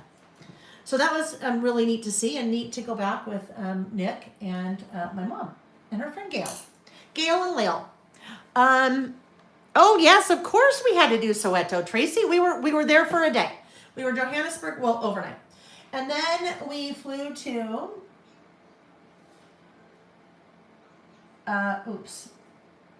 Port Elizabeth for our first safari. That was K-I. Oh boy, I think there's an I there. I'm gonna have to fix that. Kachaka, Lalibela, and that should say 3 days. Saw all but the leopard in the Big Five. So safari, Big Five. You have elephant, you have lion, you have leopard, you have Cape buffalo, and you have rhino. And they are called the Big Five because they're the most dangerous if you happen to run into one. I don't know, maybe in a safari jeep in the middle of nowhere on a dirt road at night. So we saw 4 of the 5, Big Five there. We did not see the leopard. So then we had a lovely time there, and I had been there before when I was there to teach. That is where the woman that hosted the 2 events, she took us there on safari. So that's how I knew of that place. Then we flew to Cape Town for 3 days. And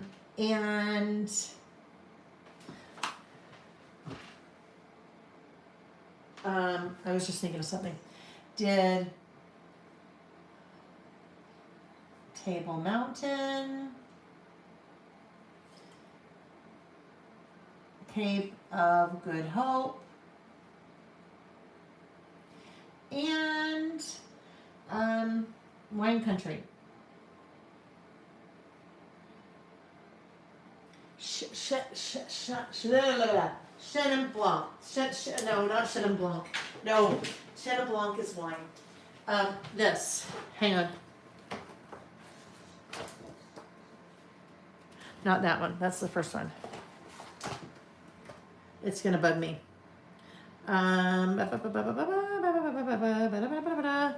It would be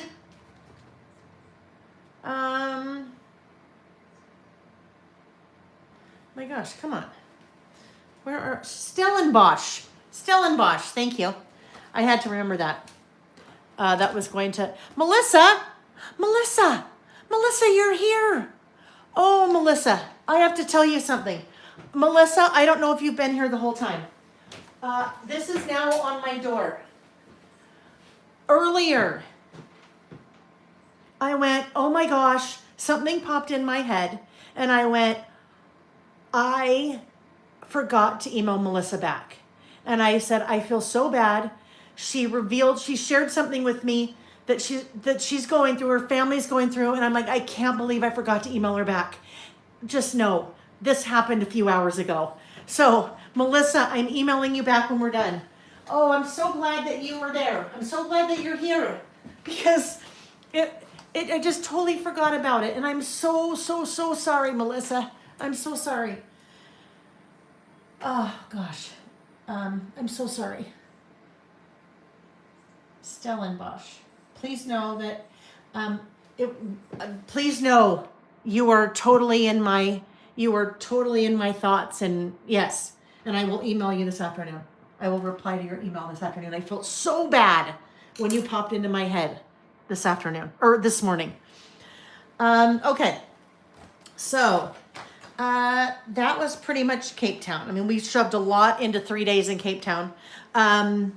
This is Cape, this is where Cape of Good Hope, or the Cape, that the point, I don't know. It's just kind of a cool, very, very, very, I think southwesternmost point of South Africa, I want to say. Anyhow. And then this was also Cape Town.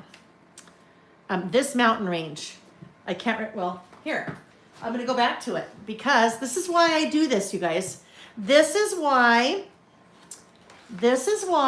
you document your travels when you are traveling. Hang on. Oh, that's the first part of the trip. Because I wrote all the details down in here. Hold on. This is called the 12 Apostles Mountain Range. This 12 Apostles Mountain Range is this. How cool is that? Those mountains. 12 Apostle Mountain Range. So, but that's why this is my brain. This is my brain on the trip, so that when I come back and I'm ready to document, I remember all those things. Well, I don't really remember. I have to cheat. All right. So from there, we flew to Suzuki. Okay, hang on. This little airport, smallest airport you have ever seen. I mean, seriously, so cute. But Skakuza. Flew to Skakuza.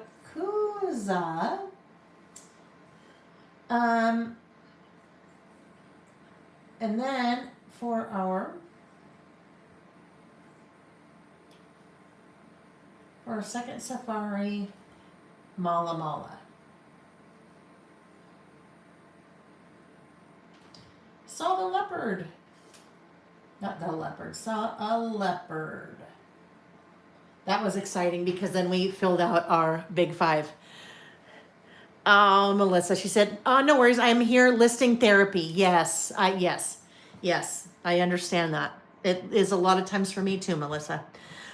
We saw the leopard. So we did see all big five and there are so many amazing things. These are all my photos. This was our first safari. This, our guide figured this was the matriarch of the elephant herd. And this, she thinks, was probably, she said it was a male. So this is probably a young male returning to like visit with matriarch. It was so cool. Their trunks were intertwining. It was one of the coolest things I've ever seen. This leopard, look at leopard, baby leopard. Like I could not have like photoshopped that as a better photo of those two together if I had tried. What was really cool, that was from a video I took. You can take a screenshot from a video. So it would have been really hard to capture that specific photo, but because it was a video I shot, then I just screenshot that part, which was kind of fun. Giraffe. There we are on our little safari vehicle. Lion, who'd had a run-in with something because he's got a big old something on his nose there. And then this is where we were staying. And then these are just two elephants just right in front of us, a mama and a baby just strolling one day. Anyhow, was an amazing experience, an absolutely amazing experience. So then we're going to say 32 hours of travel to get home. Jet lag. And then, now this is going to be totally weird because it happened in August too, and it's something that I want to document. Jack was in the hospital for 2 days with a blood infection. Now, that has nothing to do with our trip. It has nothing to do with anything else I talked about there. Jack was not on the trip with us, so that had nothing to do with any of that. But that was kind of a big thing that happened during the month of August that I wanted to make sure to document.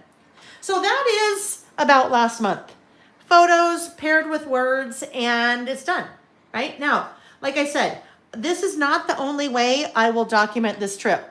I have all of this. I have 2 Traveler's Notebook inserts full of all of the things that we did on that trip, day by day, each day, so that whenever I am ready to now add more detail besides that little bit that I just added, it's here. Whether it's next week, next month, next year, I have it all in and I'm ready. Well, I'll be ready, right? But I've got all the details, so I don't forget.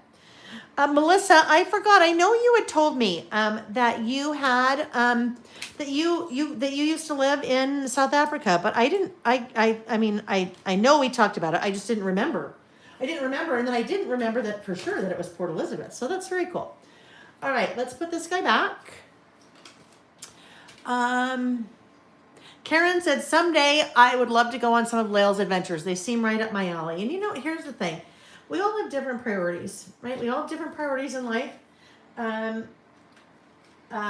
Nick, for both Nick and I, traveling and experiencing the world, very, very, very important to both of us. So we make it a priority, and we work really hard and save really hard, and we've done that our whole lives, knowing that when our kids got older and we were empty nesters, and you know, when Nick's kind of winding-ish down his career, he's got another 3 to 5 years, and then my business is crazy, but also I can pretty much do it from anywhere. That you've just gotta, you know, make time and save for things that are important to you. So yes, we do love to travel, and that's where we spend a good portion of our time and our dollars. All right, I'm putting these things away, and we will be ready for our next list. I think before we start our next list, I think we should do another live giveaway. What do you say?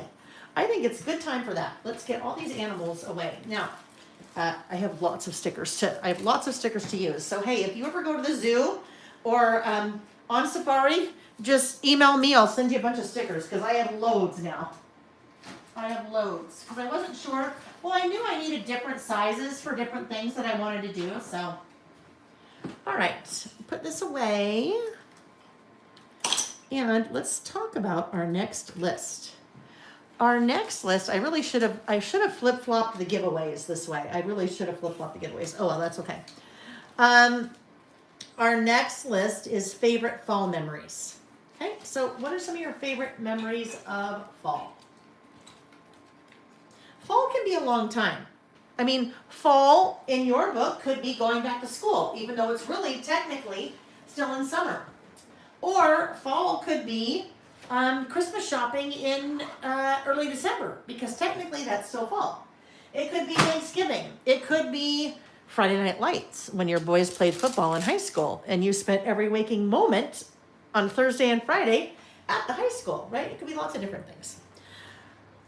All right, what do I need? Oh, hang on. I need to grab something from across the room. So let me do that. Reggie's over here sleeping, such a good boy. He's in his bucket. All right, I need to grab this from across the room. I think it's here. Oh, no, it's not across the room. It's behind me. It is behind me. Favorite fall memories. If you're not at fall and you're still maybe working in spring, then it could be favorite spring memories, favorite summer memories, favorite high school memories, favorite college memories, favorite memories as a mom or as a dad or as an uncle or an aunt or a niece or a nephew or, you know, grandma, whatever it is. Fill in the blank. Really favorite fill in the blank memories. It could be favorite memories as a new mom. It could be favorite memories from high school. Okay, hold on. I'm just trying to fill time while I find this. Not there. I know it's here. It's behind me somewhere.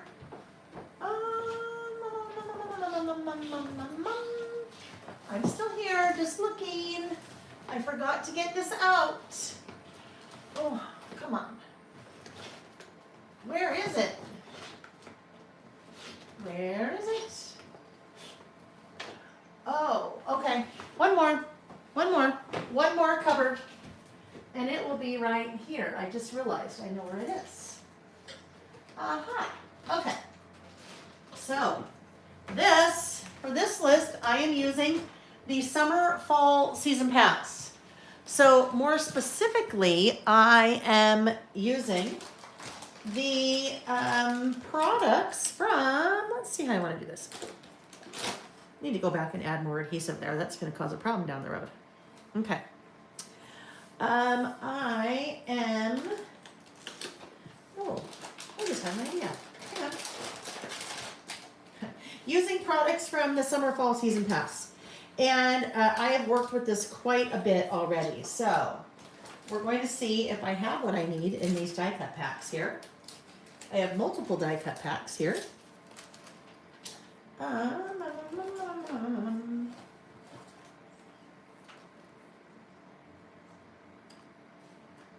So remember when I was saying I was going to put a little something right there? If I do that, I think I'm going to put that there just while we're here, while I'm still here. I mean, while we're still on this list. But I only want to put adhesive on one half of it. If I put it on both halves, then it would not open. So there we go. Just kind of a little, that helps with that little gap in the center I have a little bit. And then, like I said, I'll come back and do another photo like this, split it into photo strips and put those guys right there. So I might as well, that will give me 18 photos on that one little page. All right. We are now ready for this guy. So I pulled out the die cuts from the summer fall season pass. Season pass. If you are new to season pass is basically a small assortment of product for a season. So basically quarterly. So summer, fall would be the months of July, August, and September. You have 12 by 12 papers, you have die cuts, you have washi tape, you have word strip stickers, and you have stamps. So the idea behind that is you have enough product to do maybe 1 or 2 projects for each month. I'm always using some of the product to set my traveler's notebook up for the month, and this was my setup for the month of September. There's tons of inspiration on my website when it comes to season pass. I use it, some of the members of the design team use it. You always have some layout kind of sketches, but that use the product, and also traveler's notebook sketches that use the product. But I don't think I want to, do I want to put pattern paper down? I don't know, let's look. Let me see here. So this is what April won. I mean, not my partial one here, but this is for the month of September. This is part of the kit for the month of September.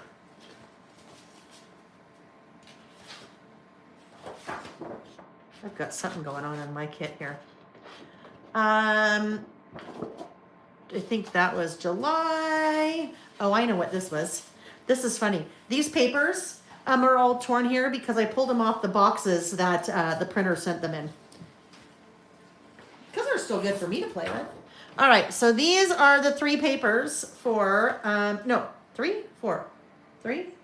There are 4 papers. What's the other one? For the month. Oh, I don't know. There's 4 for each month. Golly, Lale. Again, I apologize, migraine brain. Please don't judge me for my migraine brain right now. This is what I was looking for. This would show me what the other paper is that I'm looking for. Oh, this one. The blue butterflies. Anyhow. Doesn't matter. I won't use it. So you have an assortment of product for each month for 3 months. 4 12 by 12 papers, double-sided. One of the 4 will always have cut aparts on it. Word strip sticker sheet, die cuts, stamps, and they all come in one of the craft storage pouches. All right, so let's see. Let me pull out here the fall ones. Because I think what I'm going to do, I don't know, I'll have to decide if I want to do this on the pattern paper or not first. Let's just pull out a bunch of these guys. So, 68 die cuts in there. And with the die cuts, you have a mixture of die cuts for the month of or for each month. In this case, July, August, September. I just remembered. I brought on two new design team members recently that are focusing on season pass. So we have lots more inspiration and examples, ideas. And one is a card maker. So she's made the most incredible cards using season pass. And you can see all of the inspiration for the season passes with each season pass. All right, so I'm just pulling out things that I know are part of, well, actually any colors that would work with this month. That would work. We do 3 classes. There are 3 classes with season pass. Oh, I don't want to use that September because that doesn't really pertain to favorite fall memories. There are 3 classes that we do. We do 1 a month. And that class is setting up your traveler's notebook. But people use it for all different kinds of things. Like Terry is doing I think it's very cool. I haven't seen it, but I'm sure it's very cool. A mini book for her granddaughter, basically the 12 months of the year. So she is doing it for the whole year using season pass. All right, I think that will be, oh gosh, there's a lot here for fall. All right, there we go. That's a good start. So let's see now what we're going to do with that. I think that I am maybe not going to use pattern paper. I just might use die cuts. If I was going to use pattern paper, I would probably, now look. Oh, we're gonna do it. I think we need pattern paper. There are some great inspiration, great layouts that some of the design team does. Mini book projects. Tara does amazing interactive mini book projects with season pass. So if you're like, ooh, I don't really know a lot about season pass, but I think I should learn more about it, then join me on Wednesday for What's New Wednesday, where we'll be looking at the new fall holiday season pass. I'm gonna do this 4 3/4 by 8. This will be one of my backgrounds. Again, fun fall colors, but also a few non-traditional ones mixed in, like the kind of peachy pink and the mint. All right. The second giveaway. Should we talk about the second giveaway? Well, I think we should. Let's talk about it here in 1 second after I cut this one. 4 3/4 by 8. Shouldn't have put this away yet. Yes, let's do it. So the second giveaway, the first giveaway, the April one, is with this one, the summer fall season pass. Now, the giveaway I'm going to do right now is the brand new fall holiday season pass. The fall holiday season pass. I'll just show you one thing, which will really look like a whole bunch of things, but I'm going to show you the cover sheet.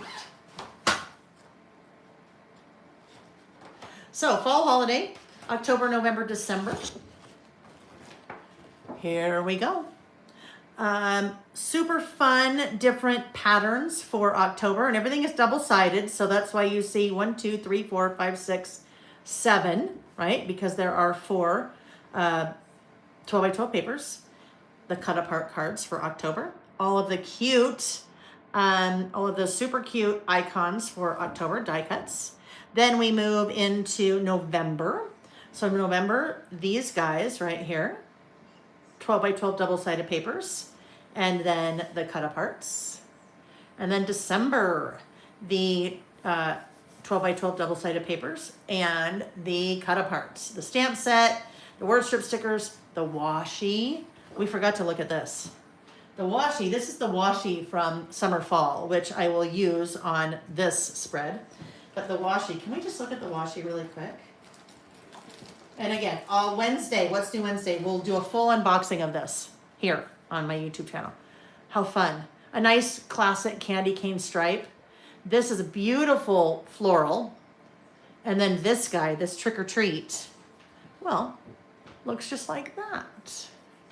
All right, so I'll put these things away, zip this pouch back up because it all does also come in a pouch.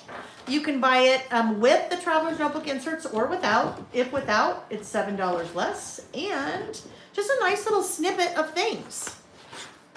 Word strip stickers, die cuts, all of that. For you to document just kind of, each month. All right, so winner of that one is going to Jen Ran. Jen Ran, woohoo, Jen Ran. Let me write that down. Jen Ran, send an email, please, to lailbymail@gmail.com. In the subject line, please put winner fall holiday season pass. I can't tell you guys how helpful it is if you tell me what you won in the subject line of the video. Because if you don't, that means I have to go back. If I didn't write it down, I've got to go back and watch the video to figure out what you won. So when you win, please, in the subject line of the email, winner, and then what you won. So for Jen Rand, she will say winner, fall holiday season pass. Yes, we'll put that there. And your mailing address, Jen, in the body of the email. And then we'll get that shipped out to you this week because those are already shipping. They started shipping. You probably didn't know it. We did kind of a little soft launch on Thursday, I think. So Monday's email will have loads of information about that too, if you want to know more. Okay. Congratulations, Jen Rand. Congratulations. Now, there will be one more giveaway, but it's an after party giveaway. So after party giveaways happen after we're done, and they happen in the They happen in the comments on the video when it's over. So not in the chat, in the comments of the video when it is over. So make yourself a quick note to this afternoon, come back and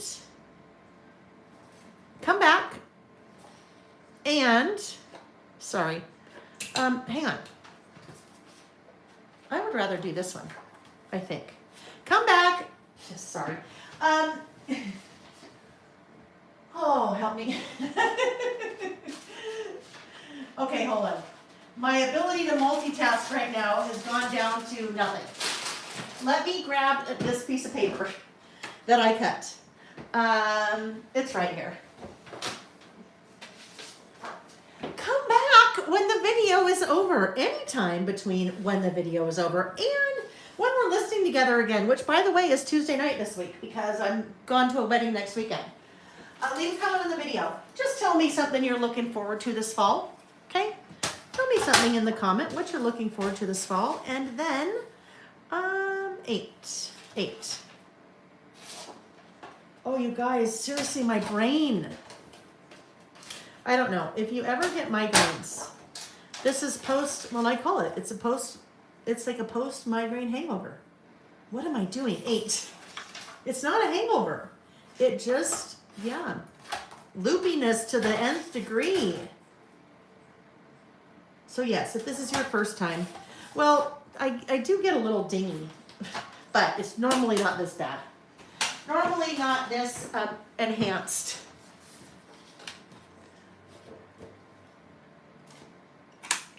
All right.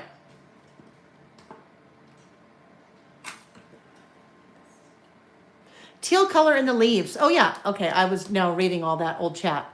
Oh, Karen, that's a great idea. Karen said the B-sides would be great for football stuff.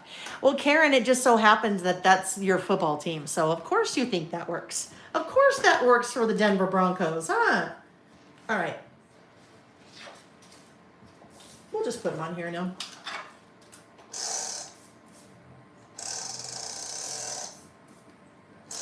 This list is favorite fall memories, right? Favorite fall memories. So what are your favorite fall memories? It could be from last year. It could be from when you were a little kid. Anything in between. Like I said, fall can mean different things to different people. Now, if you live in the southern hemisphere, then you just switch it up because I know your autumn. But also, your autumn is different than our fall in that, well, depending on where you are, you may not have leaves that change. Well, if you live in California, you may not have leaves that change, right? Certain parts of California certainly don't have leaves that change. You know, good thing I never go back and watch these, because this one I'm sure I'd be like, what the heck? I'd be like, what was I even talking about? I don't know. Yeah, no, not an all dayer. Not an all dayer, Karen. It just seems like it, because we've been going 4 hours, right? It just seems like it. I know. White card. We'll use white card stuff this time. So 3 3/4 by 7. 7. This is funny. This is probably going to be looking very much like my first list, the way that I'm setting it up, huh? So now I have an idea. No, I'm going to do it this way. Never mind my idea. We'll use my idea for another day.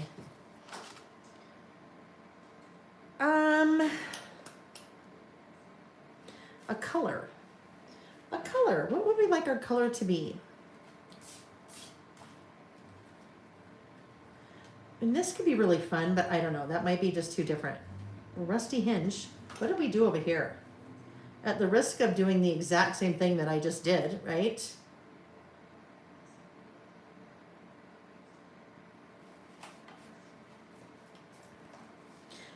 There may be something similar, but okay, so interesting. Abandoned coral. That is very similar, but I think that's just too much of a stretch. So let's go with the green. Let's find a green that we think would work. So teal. Teal is an interesting one, Jolene. Teal could be fun. I would love to find kind of that mint. I know that does not exist in the Tim Holtz range of colors.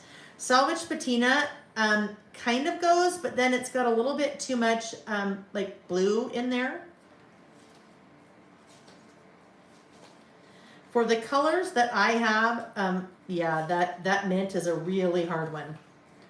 So I don't think we are going to find one that works. We could look.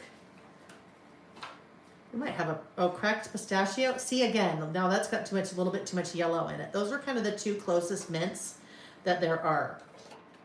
2 closest to mint. What about evergreen bough?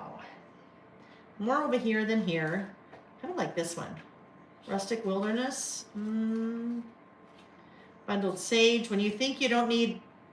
bundled sage, maybe. When you think you don't need all the greens and then you start doing this, you're like, oh, maybe I need more greens. Peeled paint. Bundled sage. I think bundled sage is probably going to work the best for us. So let's grab that. I'm going to end up doing the same thing. Bundled sage here. Or I'm going to really need to soften those edges, because especially since this is not white, it's kind of an off-white, doing bundled sage on the edges will help. Oh, but I forgot to get out the bundled sage. Bundled sage. All right. Now, interesting, we lose a lot. I mean, you can still see their leaves, but we'll bring in some more leaves in the die cuts.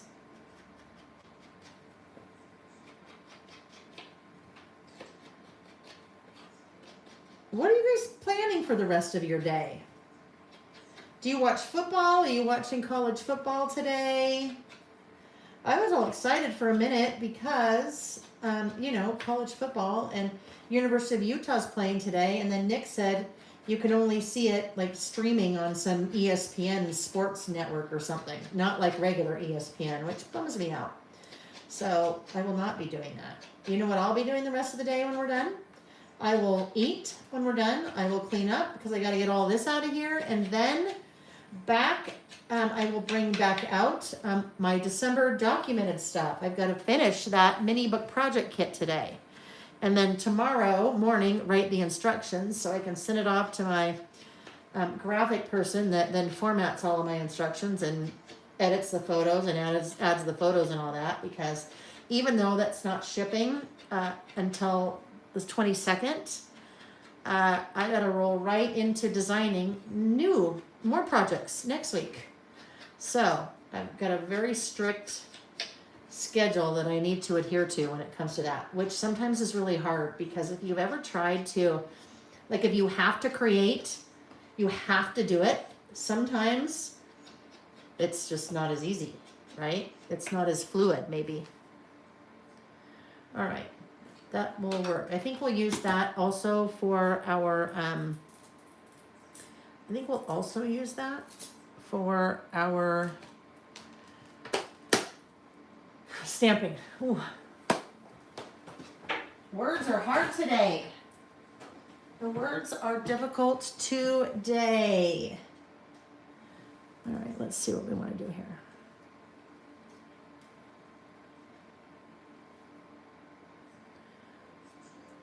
I feel like this is going to be very, oh, let's just put these down now. Normally I'd probably say, hey, let's finish this one next time we're together. But you know what? That's going to be on Tuesday night.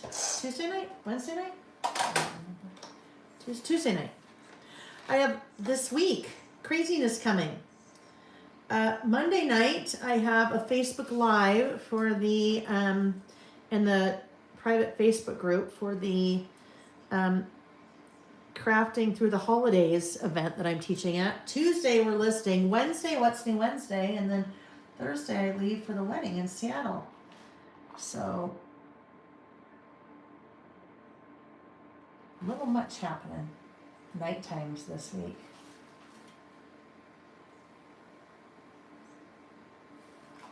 All right. Anyhow, all that to say is that our nighttime ones usually end up being about 3 or 3.5 hours, and then I cut them off because it just gets too late. I'm a night owl, but I'm not a nighttime crafter. I lose my mind at night. It just gets to be too much. All right, let's see what we're going to do here. There's a cute little guy in that tree. Cute little squirrel there. Those are fun. Those little mushrooms. We have a little fox, maybe, can come up here.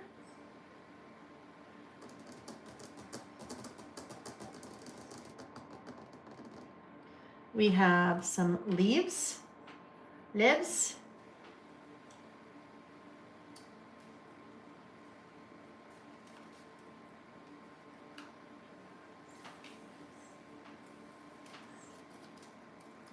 see if we do some little cluster here.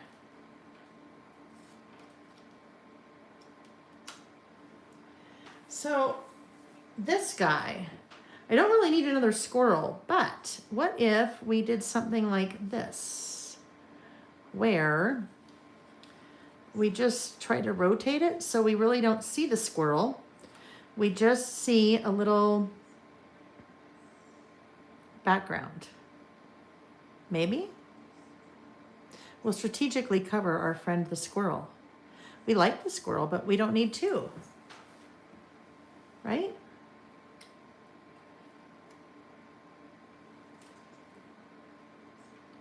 Maybe? I think that works. I think we're going to say it works, and we're going to keep going. So in that example where I have 1, 2, 3, 4, I have 4 die cuts that if I like the way they're placed, I will add one more in a minute. If I like the way they're placed, sometimes it's hard to pick them all up one by one and then get them back in the same place where you liked them all grouped together. If I use that highlighter tape, I just tape them all together. Ooh, that guy's not in there. If I tape them all together in one piece, and then I pick them up as one piece, they're in the shape that I want them in. And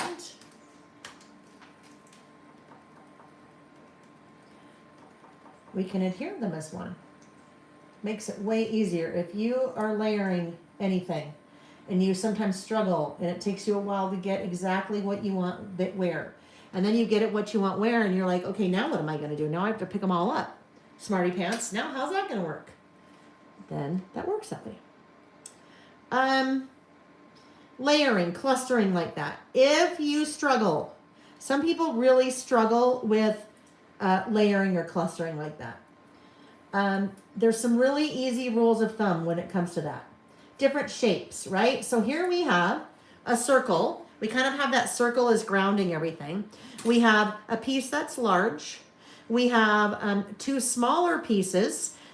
They're smaller than that big piece. So, and they also have a different shape to them, right? Different shapes, different colors, different sizes. That's kind of, those are the kind of the rules of thumb when you are clustering. Now, I have clustered 4 pieces. Usually, what you hear people say is in odd numbers, odds, right? That there's something about odds versus evens. So what if we put this little guy right here? I think he'd be cute there. Then it kind of covers up that foot that seems to just be hanging out there. So now we have 5. We have an odd number. There we go. Odds or evens. Or excuse me, not odds or evens, odds. Let's tack that little guy down there. Now, over here, we only have 2. We haven't set them down yet, but we have 2. What happens if we pull in maybe something like this to bring in a little bit more of that pink color? Like that. And then we could use one of our word strip stickers right there.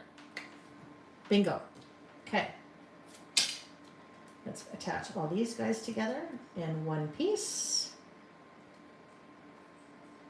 That guy's barely on there. Adhere them all together. That was not a me product. I mean, obviously I don't make that. Oopsie. Amy brought that to me when we started working together. She said, I think you need to carry this on your website. Now, what did I just do there? Somehow I lost that. It didn't stick. I think you should carry this on your website because it's a really easy way to do your layering, clustering, and so forth. And I'm like, oh yes, you are right, Amy. Oh, that's why it was barely in there. Oh, you know what? I was going to use a washi, wasn't I?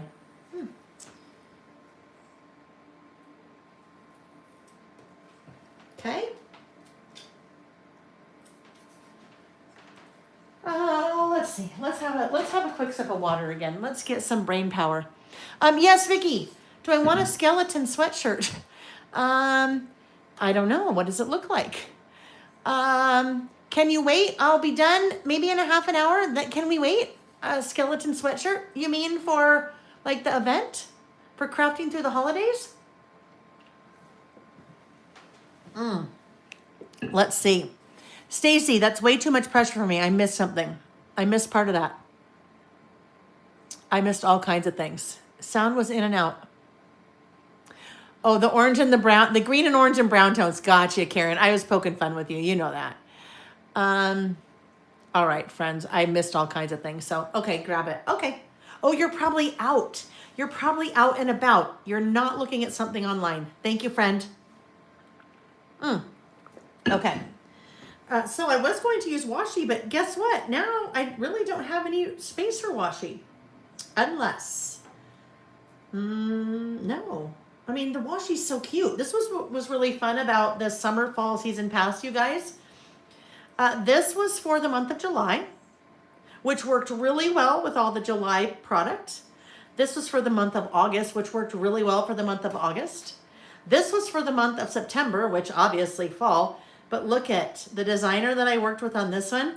She made them all work together, which is really fun. So when we can do that, it's a little bit harder to do for October, November, December. You know, it's really hard to work orange and black in with green and red for Christmas, right? All right, so let's see now. Let's figure out a word strip sticker here.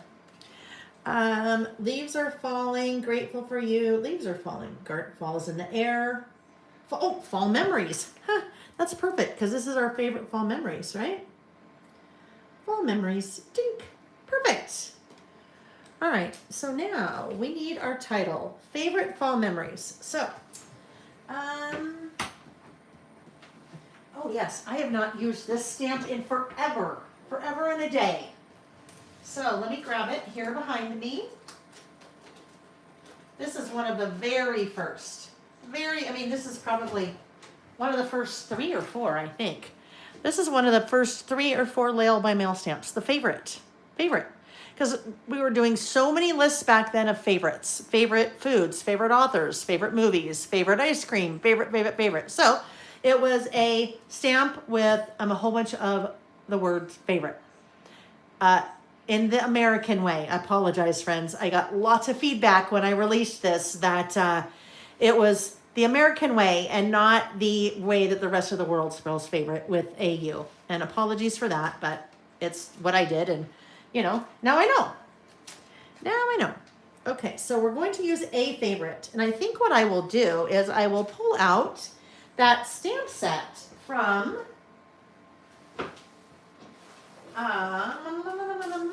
oh yes, I'm going to pull out the stamp set from the Summer Fall Season Pass.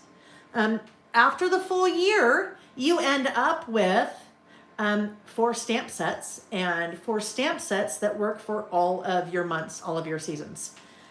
If you have bought all 4. But you don't have to buy them that way. Favorite, so favorite in different sizes. I think we need to go with the small. Favorite. Oh. Favorite. Which favorite? I think I'll go with this guy. This little favorite right here. Favorite. Do you ever look at how a word is spelled? And you look at it enough and you're like, that looks so weird. Like it looks like some weird foreign word. That's what it looks like when I look at those favorites. Here's a little peek into the weirdness of my brain, my friends. When I was in 3rd grade, we lived in Texas. I was born in Texas. When I was in 3rd grade, I was going to private school. The schools where I lived, at least my parents said, the public schools were not very good. We lived in a town where there's a naval base because my dad was in the Navy. So I went to a private school. And I got very interested in, I can't remember what it's called. Is it etymology? Is that the origin of words? Anyhow, I got very interested in that. And I went to, okay, hold on. Before I do this, do you suppose I have a stamp with the word memories on it? I probably don't. Okay, let me look at one more thing here very quickly. Maybe in the word strips? Maybe in the glimmers? Memories? No. So this is now going to bug me. Because I will want stamped memories in the same color. Words, highlights. I know I wouldn't do memories. I know that. So, now what am I going to do? Because memories will not be... Now, okay, I may totally pivot here, friends. So instead of using fall, I might look at fall memories. What happens if I were to do my title down here? Favorite. I'm going to do that. I'm going to totally shake it up. So we're going to do favorite right down here. Favorite fall memories. That's my title, which is a very different way to do it. But the reason I went that route is I do not have a stamp with the word memories on it.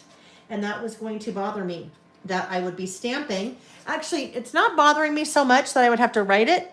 What was going to bother me was that it would be in a different color, right? It wouldn't be in that bundled sage color. Ms. L, I love that, Ms. L. It said the stamp sets are my favorite part of the Seasons Pass kit. So happy to have them in my collection. See, that's awesome because feedback like that is exactly what I'm looking for. As we are looking at the paper, we'll still do all the paper. We'll still do all the die cuts, but now I'm looking at some of the other components like the word strip stickers, the stamps, the washi, just to get a feel for what people like and what maybe should be changed for the second year. Now I feel like I really should have all over the board. I help me. I feel like I should have spiced marmalade. I'm going to do spiced marmalade for that word. I feel like I keep having to say this. So if you have just joined me within the last hour or so, I started this morning 4 hours ago at the onset of a migraine. And so I took my migraine medication and it just always makes me a little loopy. And that's why I don't know. That's why I'm sounding a little off today. Feeling a little off, sounding a little off. So just know. I wouldn't want you to be here for the first time and be like, wow, she's kind of a hot mess. Although you might think that anyway sometimes, huh? Sometimes you just might be like, wow, she's a bit of a hot mess. But it's a hot mess you love, right? A hot mess you love to love, I hope. Well, I hope, here's the deal. If you don't love to love me, then I hope you're not here anymore because life's too short to, be doing things that you don't like, right?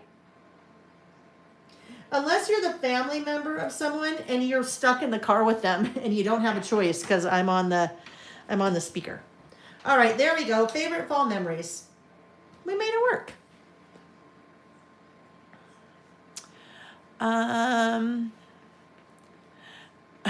Stop. I know. Stop. Yeah, it's just, that's part of my nature. Apologize. I'm so sorry. I apologize. I'm sorry. I'm one of those people. All right, now, one more thing I'm going to do, I think. I know Terry will like this. This little stamp isn't that fun? That little cluster of leaves. That fun little cluster of leaves. I will show you what I did with it when I used it in my traveler's notebook. Oh gosh darn it. I have two of these, right? Because I have my sample and then I have the one I make in class. And of course, this one is my sample and not what I did in class to play with it. Oh, here it is. Okay, it's here. It's here.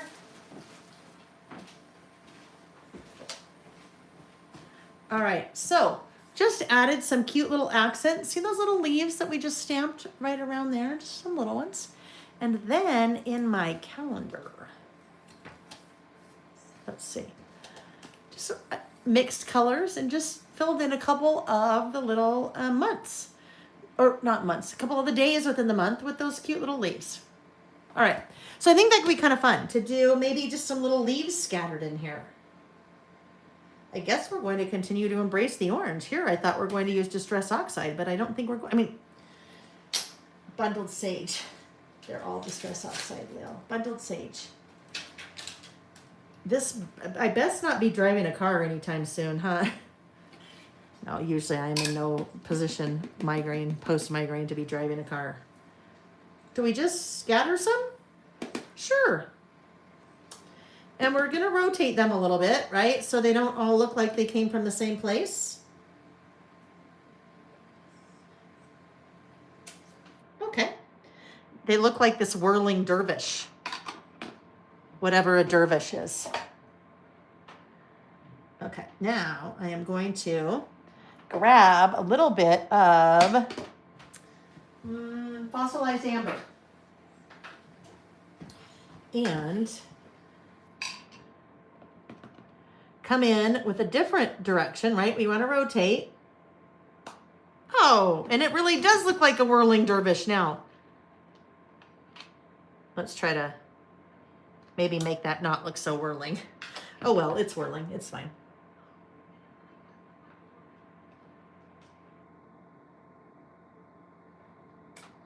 Okay, there's my little falling leaves. Okay. Now what? How many things are on my list here? 1, 2, 3, 4. What if 1, 2, 3. If I add one more of those and then I take, would you like to see my sketch for this layout? There it is. So yes, I'm just kind of going on the fly. So that's why I'm still kind of thinking outside the box, but in the box. What if we did, ooh, those are going to be a little bit tight.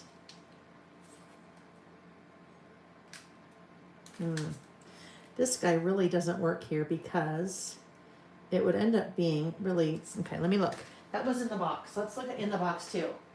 And if it doesn't work, I'll just draw my own boxes.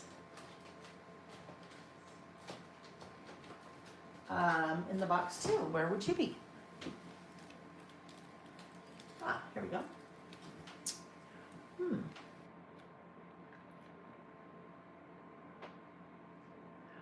All right. So if we did this guy instead, grab that out of there, pop that there so that releases. Have the dies in there too. I really should have thought about this before I did that.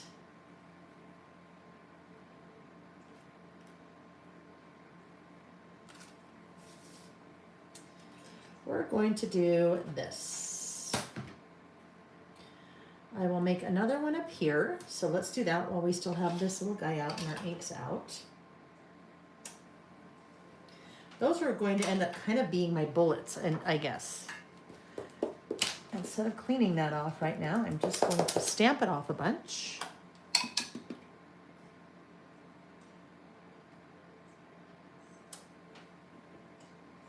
Those will be my little bullets. And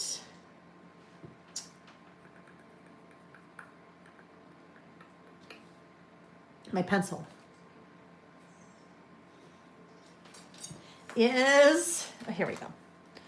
All right, so if we start here, it's funny, here's a little behind the scenes. This is how the in the box stamps came to be, because for a long time I was doing this on my list, and I'd draw a box and then I would draw another box, and then I would do them with my black pen after I drew the box, and I draw a double line, and I do all this just, you know, by hand. And one point somebody said on one of my lives, hey, do you think you could make us some stamps where the box is like that? And I'm like, well, you can just, oh yeah, I think I can do that. And that's where in the box came from. So 1, 2. This one is kind of, the placement of this guy is a little interesting, right? Because he is kind of at the bottom of the, oh, well, that's okay. We'll just make him go about right here, kind of in the bottom of the box. Maybe like that. So he extends out the bottom of the box a little bit. So I will not come back in while we're together with my black pen and then do all of that. I will do that later, but at least I'll have the box ready so I can write in the box. And then this guy will just sit right here, and then I'll finish the box later. But we'll at least be able to see where the box is.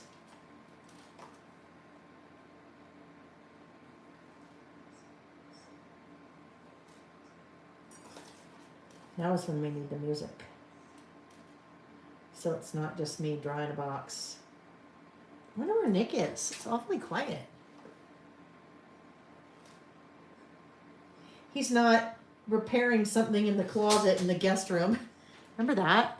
When he had the shop vac going, and then he was the Sawzall, and he was doing all kinds of stuff. And we could hear everything. We're like, Nick, seriously. All right. So there we go. Can you see that? You see where those lines are going to be? All right. Karen said, I just used fossilized amber on the page I literally just finished. I am not a fan of yellow in general. It's just hard for me to use in my project, but this worked well with the paper, right? There we go. There we go. Let's see. So we've got something going on that has happened before. Oh shoot, I left it on here. Let me write something right here. If you can hear me, then you can hear me. But if you can't hear me, then you'll be able to read this.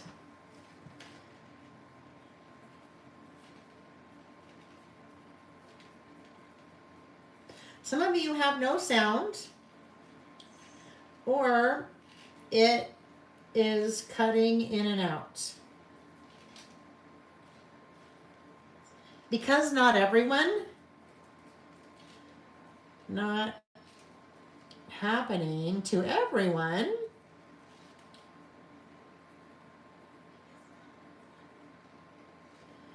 it is on your end. That's a nice way of saying it's you. Close the browser and open again. Or press pause. I should just leave this on here. Or press pause for 1 minute and then press play.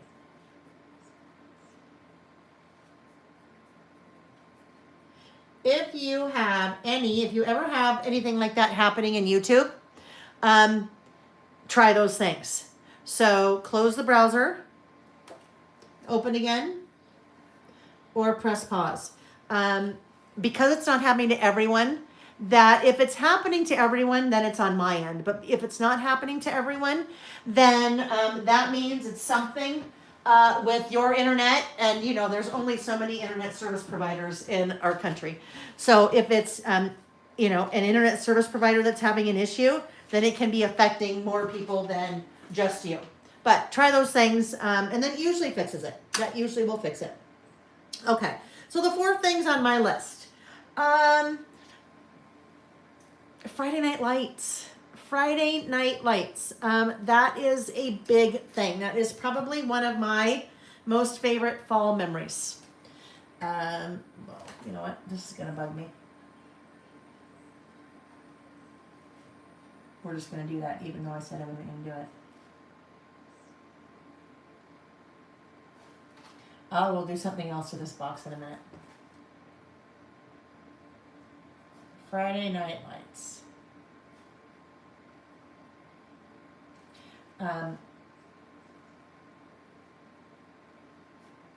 When the boys were in high school,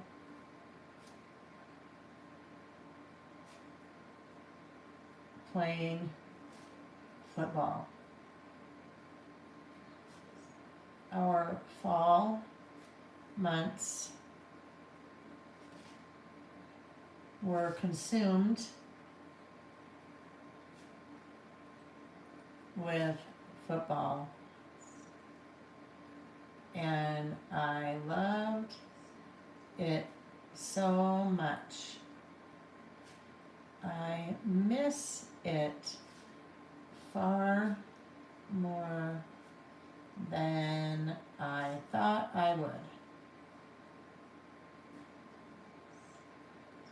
So for me, that's all ad lib. I just write. The only thing that I have written down is football, boys, high school, Friday Night Lights. Okay, that I'm okay with. Knowing what my subject is for that, I feel okay. I feel okay ad-libbing it. If that is something that really makes you nervous, then you know what? Write it out ahead of time. Scratch it out ahead of time on a piece of paper so that you then are taking what you've written down and write it there. There's nothing wrong with that. I clearly, in all of my lists, anything that you see me do, I am handwriting. To me, it's really important. That is part of who you are. And I think that's part of my voice that is in all of my projects. Any writing I do is always handwritten. But some people don't like their handwriting. And you know what? You do you if you don't like your handwriting. Some people will, in a situation like this, you could type it out and print it out on clear sticker paper and then put that there typewritten out. And then you know that you've got enough room to fill, you have enough words to fill the room and, don't go over or under. Sometimes it works out really well like that. Sometimes it doesn't work well at all. And I kind of have to abruptly end because I don't have any more room, but that's okay.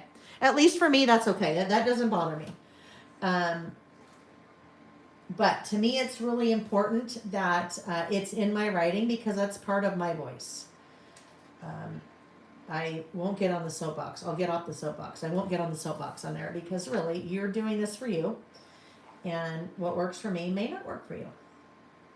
That's the beauty of we all have hobbies and we get to do them how we want to do them. Right? Now, one thing I'm going to do here, this one, and we'll come back and do it this one. This is actually how the in the box stamp set is designed. It is with the outside box or the inside box, I can't remember which one it is done with a ruler. And then the second line is hand drawn.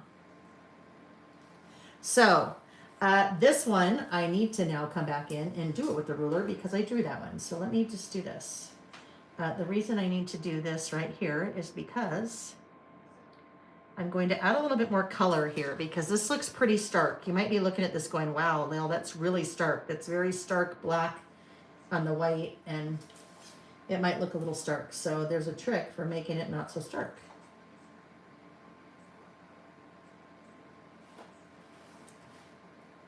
And the trick for me is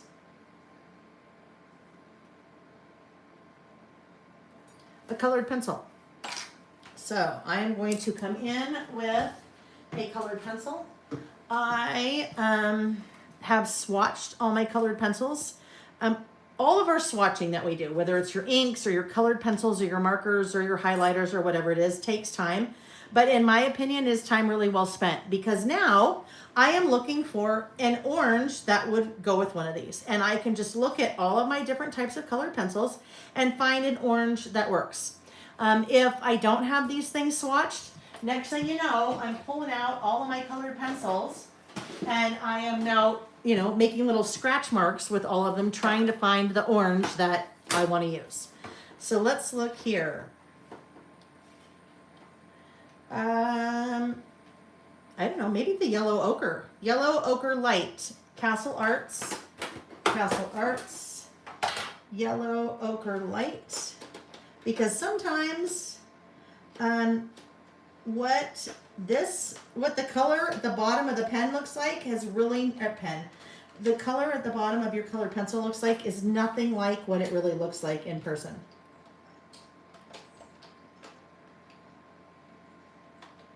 Where's yellow ochre light? Flesh. Clearly I can't find it. Orange lake? Because you see lots of orange lakes. Maybe it's down here? No. Castle Arts. I bet it's in the brown. Are there three? Oh, there are. Here we go. Yes, I bet it's one of these browns. Look at that. Yellow ochre light. So I would look at that and go, yeah, no, that's not what I want. But when you look at it here, look how different that is. That, my friends, is why you swatch your things. Because I never would have picked that otherwise. All right, so this is what I'm doing. I'm coming in here. And I am coloring in between those two lines.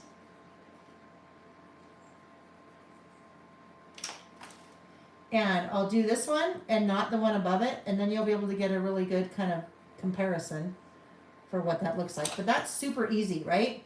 So if I only had a black pen and that's all I worked with, then it would work, right? I could use colored pencils to add color. And those boxes are exactly what the in the box stamps are. I just drew those because I didn't have the right size.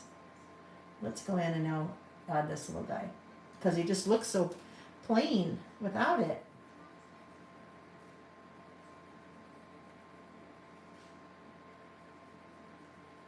Just coloring in our little lines there. Oh, I added it really. Oh, well, that's fine. So there we go. What was I just going to say? I was going to say something about, I have no idea. All right, I'll just put these back. I won't do the other boxes, but I will continue to write my other things. So that's one. That is one of the things, my favorite fall memories. Like that, I miss that so much. And what's funny, that's one of those things, when you were in the middle of it, I'm like, what I wouldn't give to have my Thursday nights, my Friday nights when the kids were younger playing Little League Saturdays back. And then when it's over, you're like, oh my gosh, I miss that so much, right? So one of my favorite fall memories. Another one is, let's see. All right. I know, so weird. Most of you were okay with sound.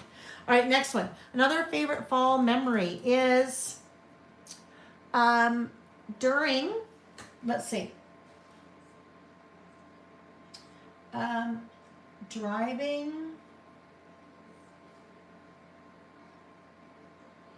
during the pandemic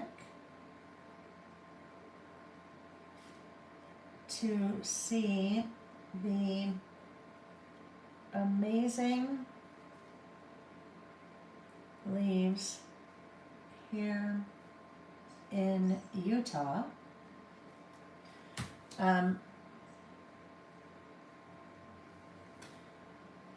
I've lived here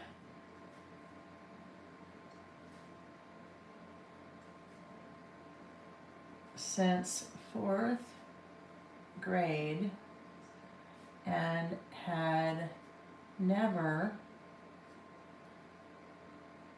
really gone to see the leaves,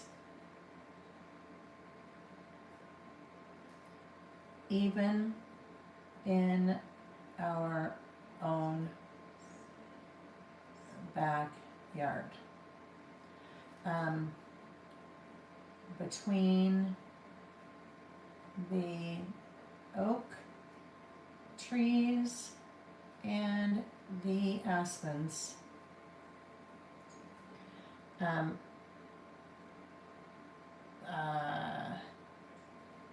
we have amazing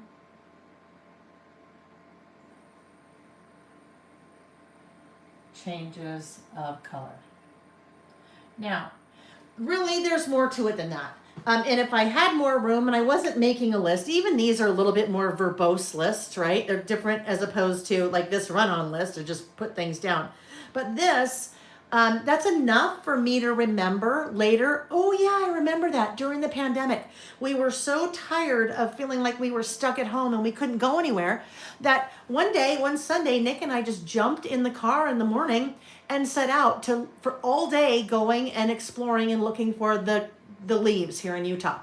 And it was like amazing. And now we've done it every year since then. But that was really the first year. And I think there are some things like that probably a lot of us stumbled upon during the pandemic that maybe we never would have stumbled upon. And I shouldn't say stumbled upon because they're easy to find, but stumbled upon meaning I had never done it before. And there was something about that time where you felt like you had, at least some of us, you felt like you had all this downtime and this time where, because you couldn't do anything, that you needed to find something to fill your time.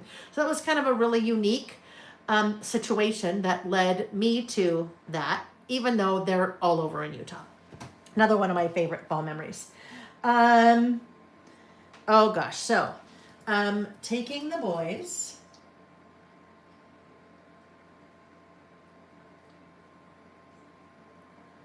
to pumpkin patches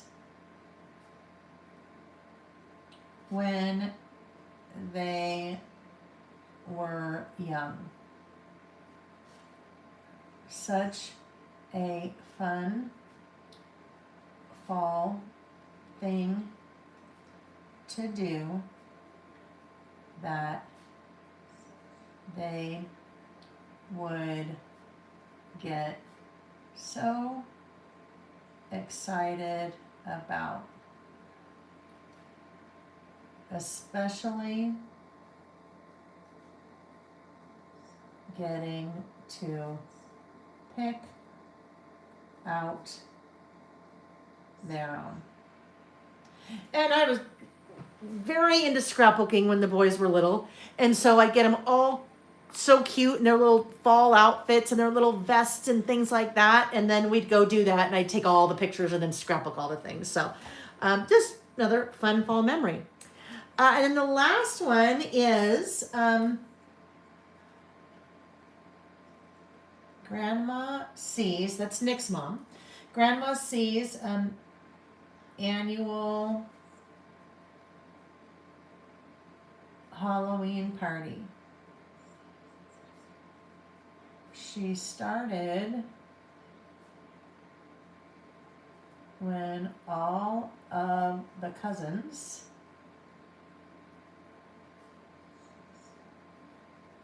were young, before Sam was born.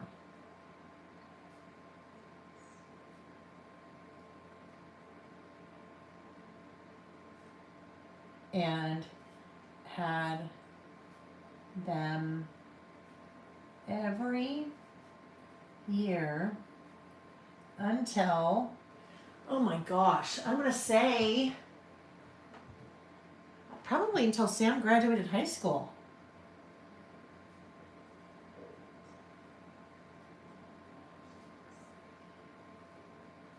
And we would do pumpkin carving.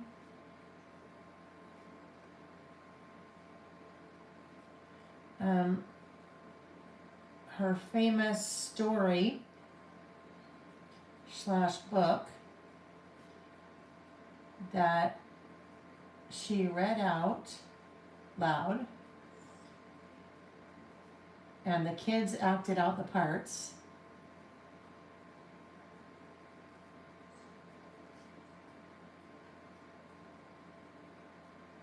And the yarn game. We'll cut that out there. Miss those days. So again, lots more detail behind that, right? But that is enough later to make me go, oh yeah, remember when? Oh yeah, remember when this? Remember when that? So that is my list of some of my favorite fall memories.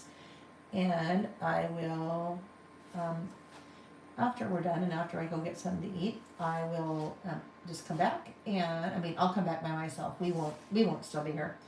But I will then draw the outside of my line with the ruler and then do my little inside coloring with my yellow ochre light colored pencil.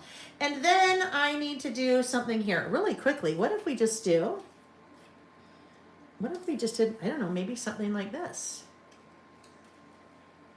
If we did this, let's see what we have. We've got a couple things here. We're very bottom heavy, aren't we? But what we're doing here now is we're creating a visual triangle.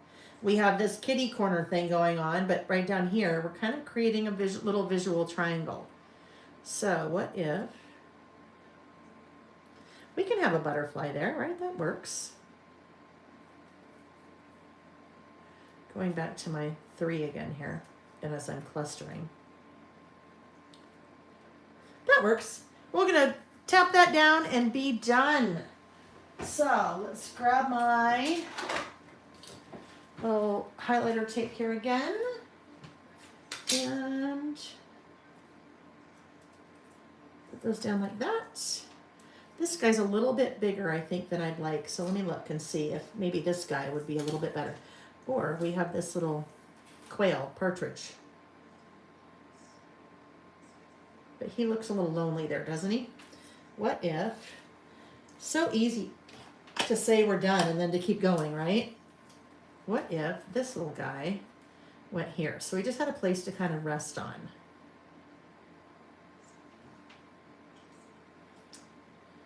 It's not quite it. Unless he goes there. Sure, let's just do it.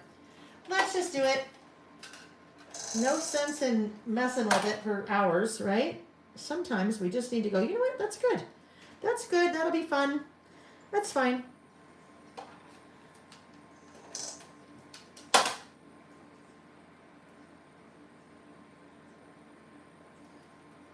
Okay, there we go.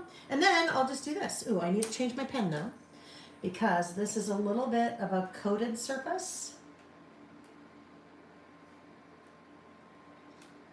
So there's my date, fall 2025. And then it kind of filled that in.